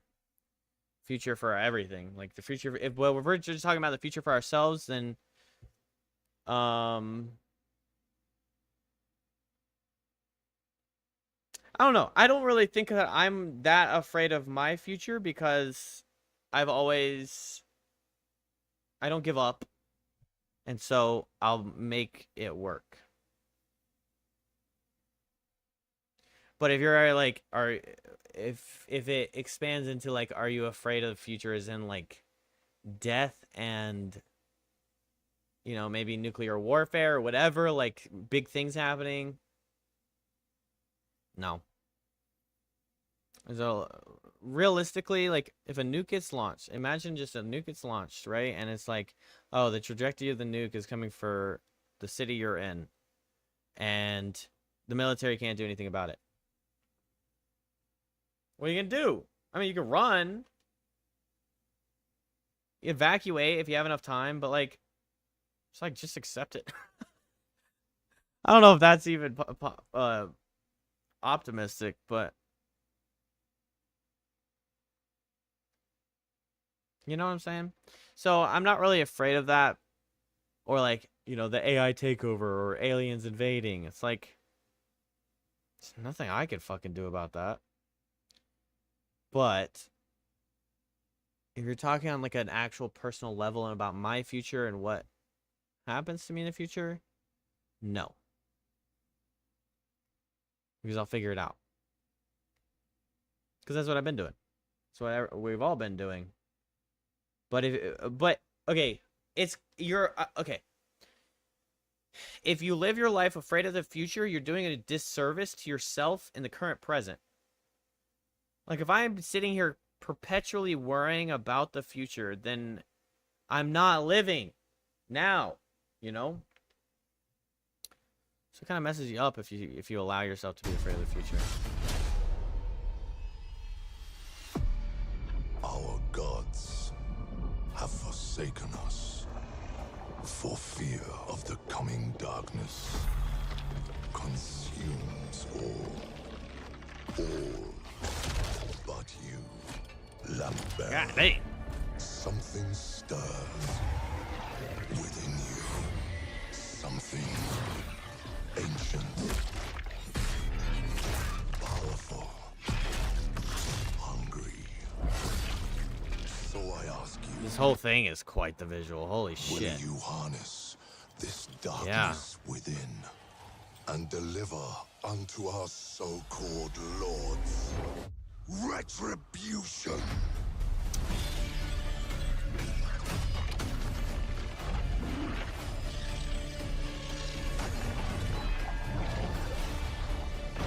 Oh, that's a sick design.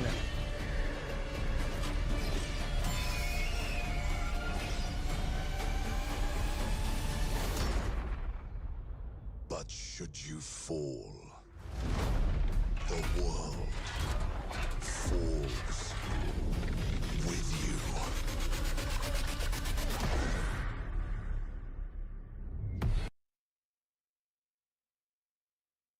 Well, that was an amazing talk. I needed to listen to some of it. You know, been a little down lately, but that answer enlightened me a bit. Thanks. Well, you're welcome.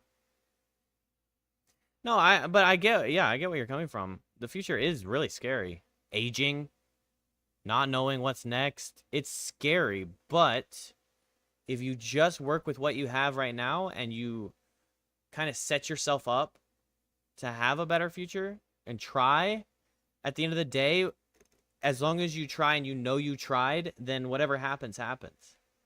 Because like what you do right now can affect the future. So you could have a really shitty future ahead of you in 10 years. But if you, in the next 3 years, try and fix that, then 10 years from now, you'll have a good future, right? Like, so that's the present is the most important thing. Which I guess would make the past just as important. I'd say the future is the least important.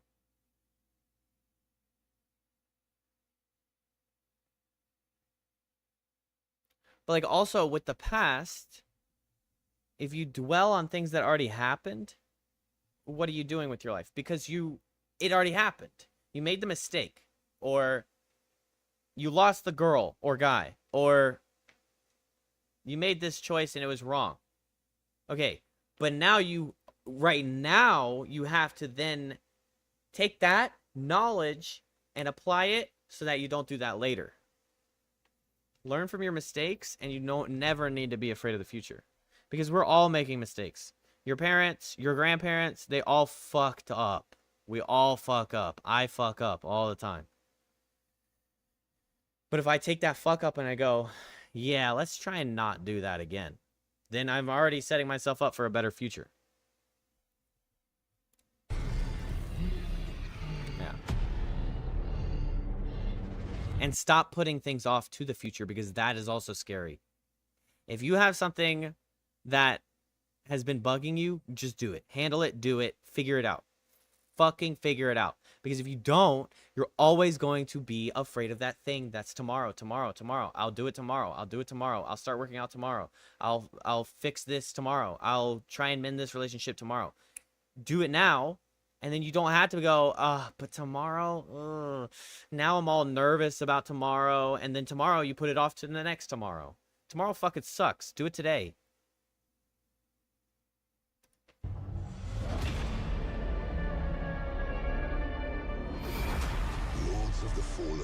This game looks sick. I didn't love the first one, but it was also their, like, I would say their first game. Let me check.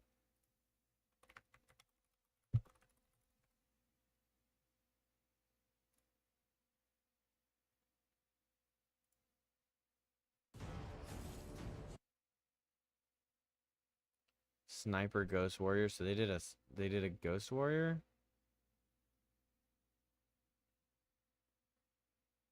And then a bunch of super indie games.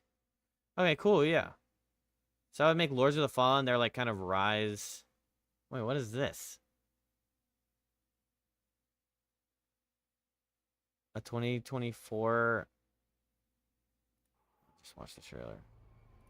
Destroyer of worlds. Hear my vow.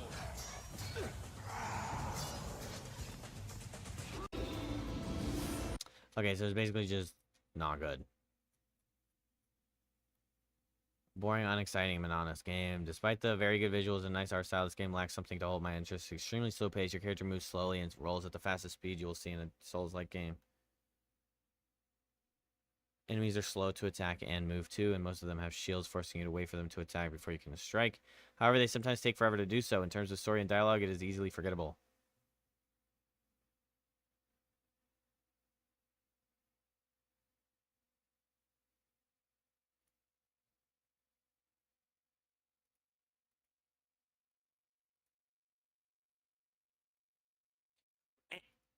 I know I'm just going back on this, and friends, you might not even be here anymore, but just to expand on that, I know how scary Do It Today is, but if you've ever experienced it, that feeling of relief of getting that off of your list of things to do is always better. I mean, obviously, because it's relief over stress. But like, just get it done, because the release and the feeling afterward is so rewarding.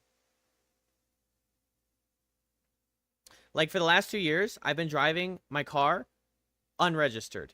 And every time I get in my car, or every time I see a police officer on the road, I get super nervous. Because I know that if he sees my tag, he could just pull me over and give me a ticket, and I have to deal with the shit. I have to pay the ticket fine, and I have to do this, and I have to do this. Well, I got a ticket. And that pushed me to get my car registered. And now I have everything that I need to get my car registered.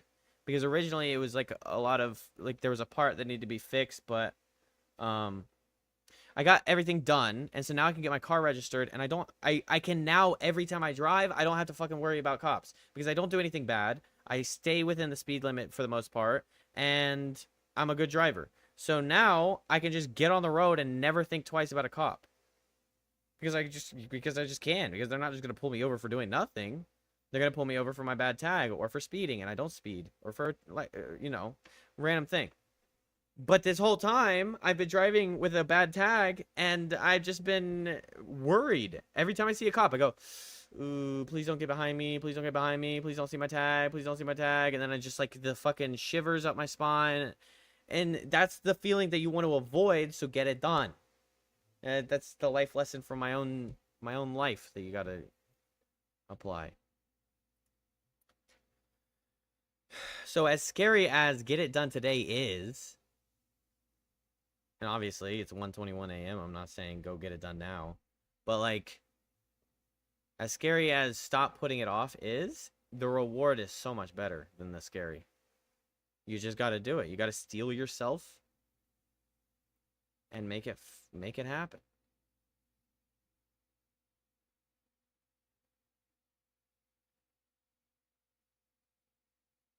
Valor Mortis. Check this out, and I'll probably go to bed, to be honest.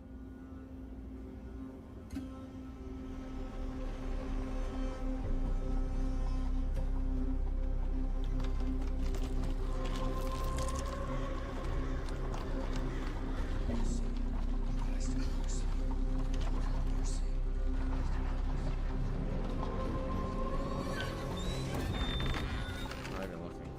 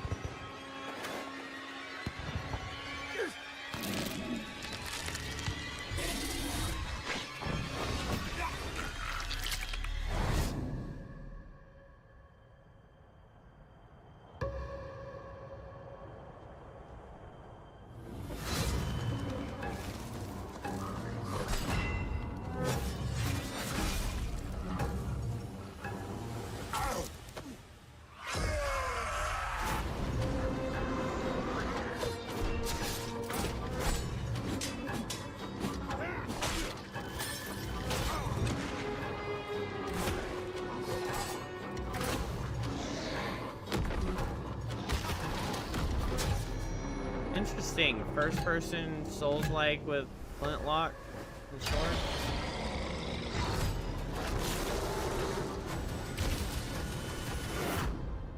They either released the trailer too early, or it's just a really indie company.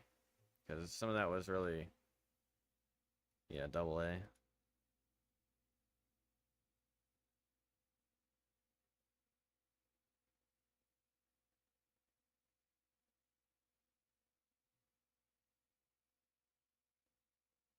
Oh, they did Ghost Runner. All right, you got me with swords. Millions of souls pour into it just the says swords underworld and I'm every clicking. day. You're no different. My lord, he's here. Don't quit. I bid you walk the mortal world once more. Aro God Shanghai. Fallen leaves return to their roots. You shall gather the souls that stray.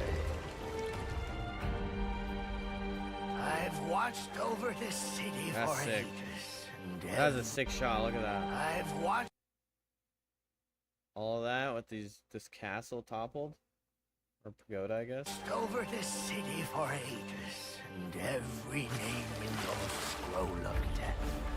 Not one of them dies quietly. Presumably it's another Souls-like, but that's okay. 'Cause Souls-like the Souls-like. You can judge my fate.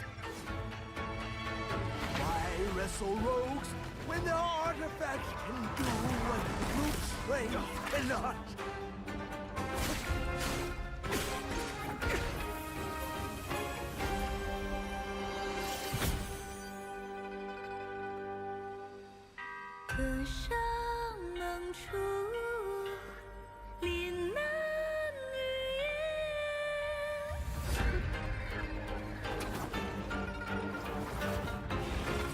What?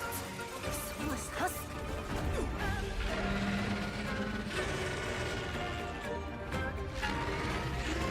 The living cast their dead to flame, and sacrifice ignites the war banners!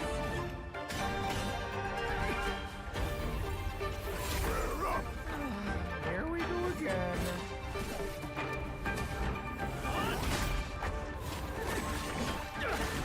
Did you see that? He jumped off his summons. Again.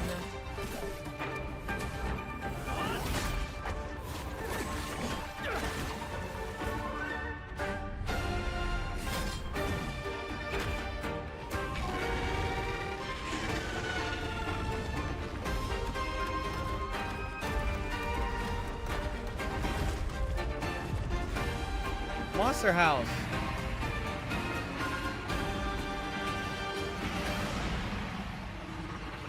If you know not life, how can you know death?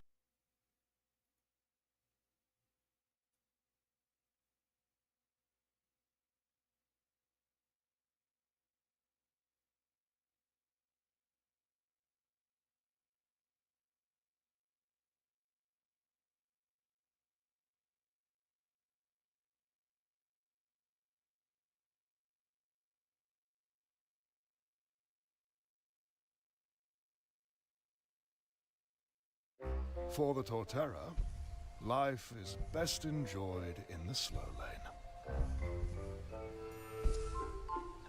They spend the bulk of their days napping, and not much else. Conserving precious energy is a time-tested strategy in an otherwise fast-paced world. But resting in one spot loses its charm after a while.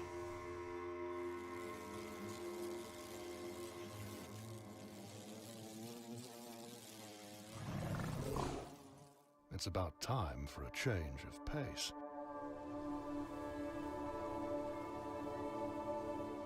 Rarely seen in motion, groups of Torterra are often mistaken for moving forests.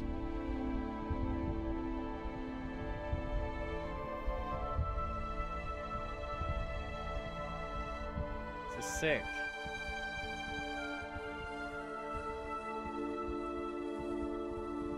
This male seems a bit too fond of his lounging spot to join the others.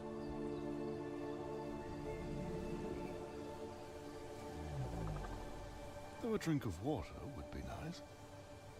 There should be a lake just beyond the trees. Gyarados. It's not too far, he'll get there.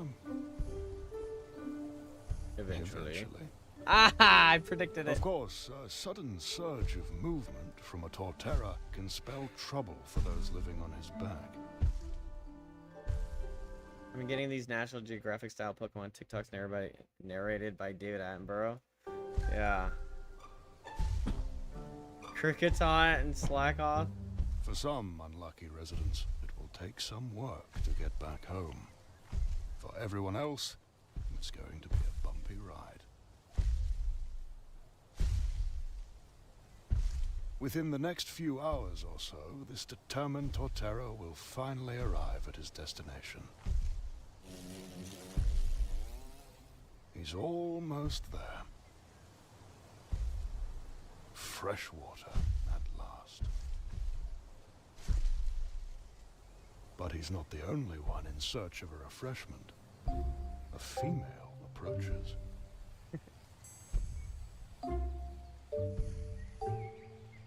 Sensing a potential mate, he springs to life with a burst of agility and sets off in hot pursuit.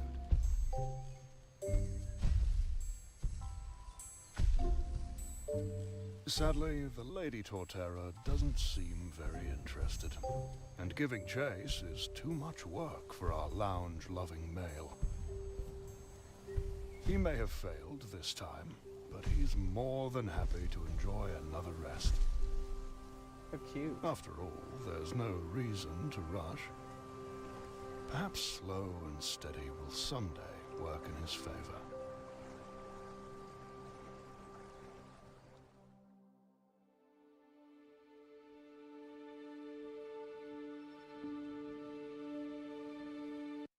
All right, it's 1:30.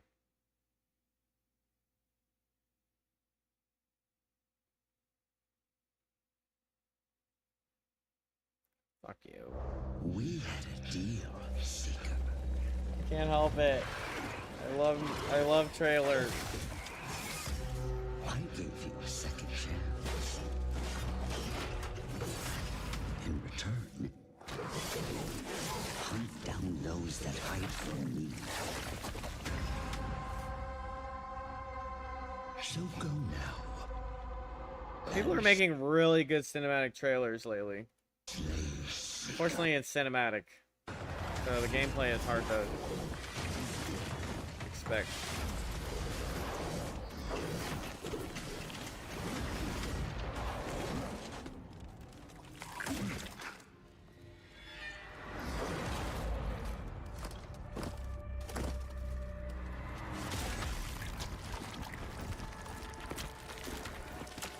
Lest you wash up again on my shores, your frail Is this a roguelike? shattered at Rogan.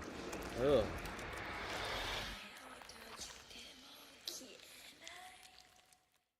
Yo, that looks pretty fucking insane. If that's a roguelike Souls-like, what was that called? Kaiden?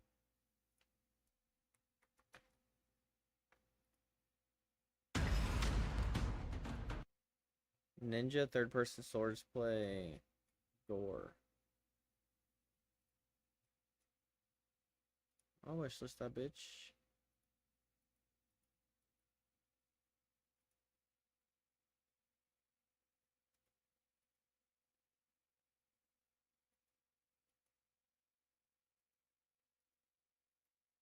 Alright, chat. Here we go back.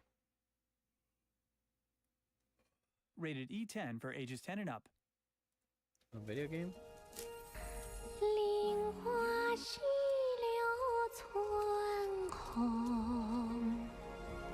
I found another trailer. Can't do it.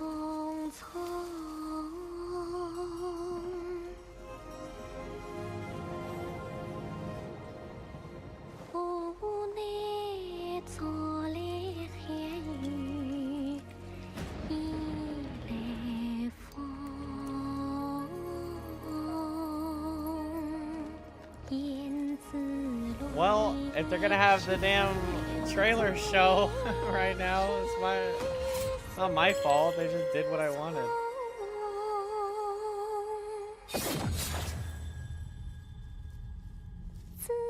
Assassin?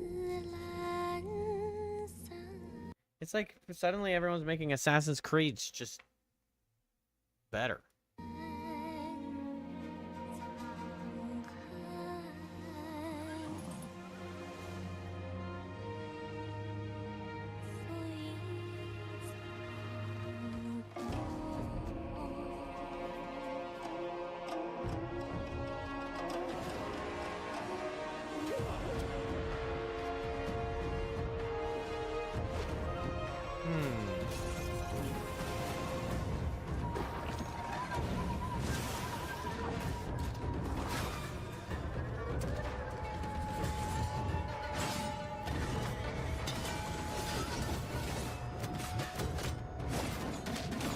It actually looks like more like Dynasty Warriors or something.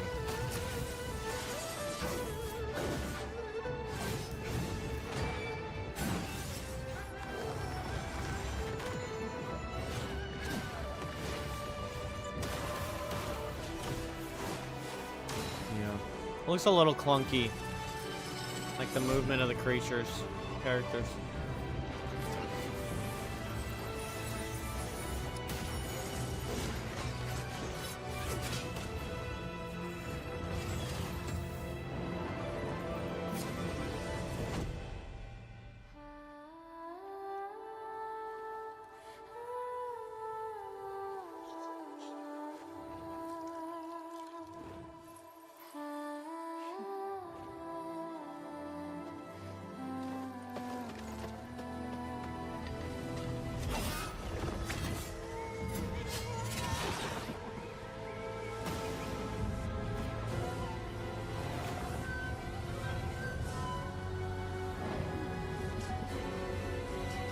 Coming up with chirpy shit.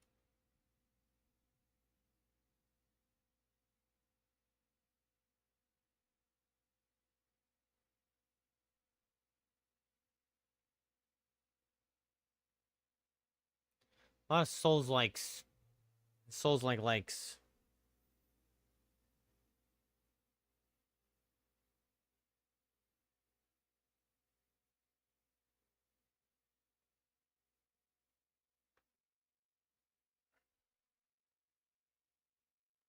Okay, now I'm actually done. All right, chat.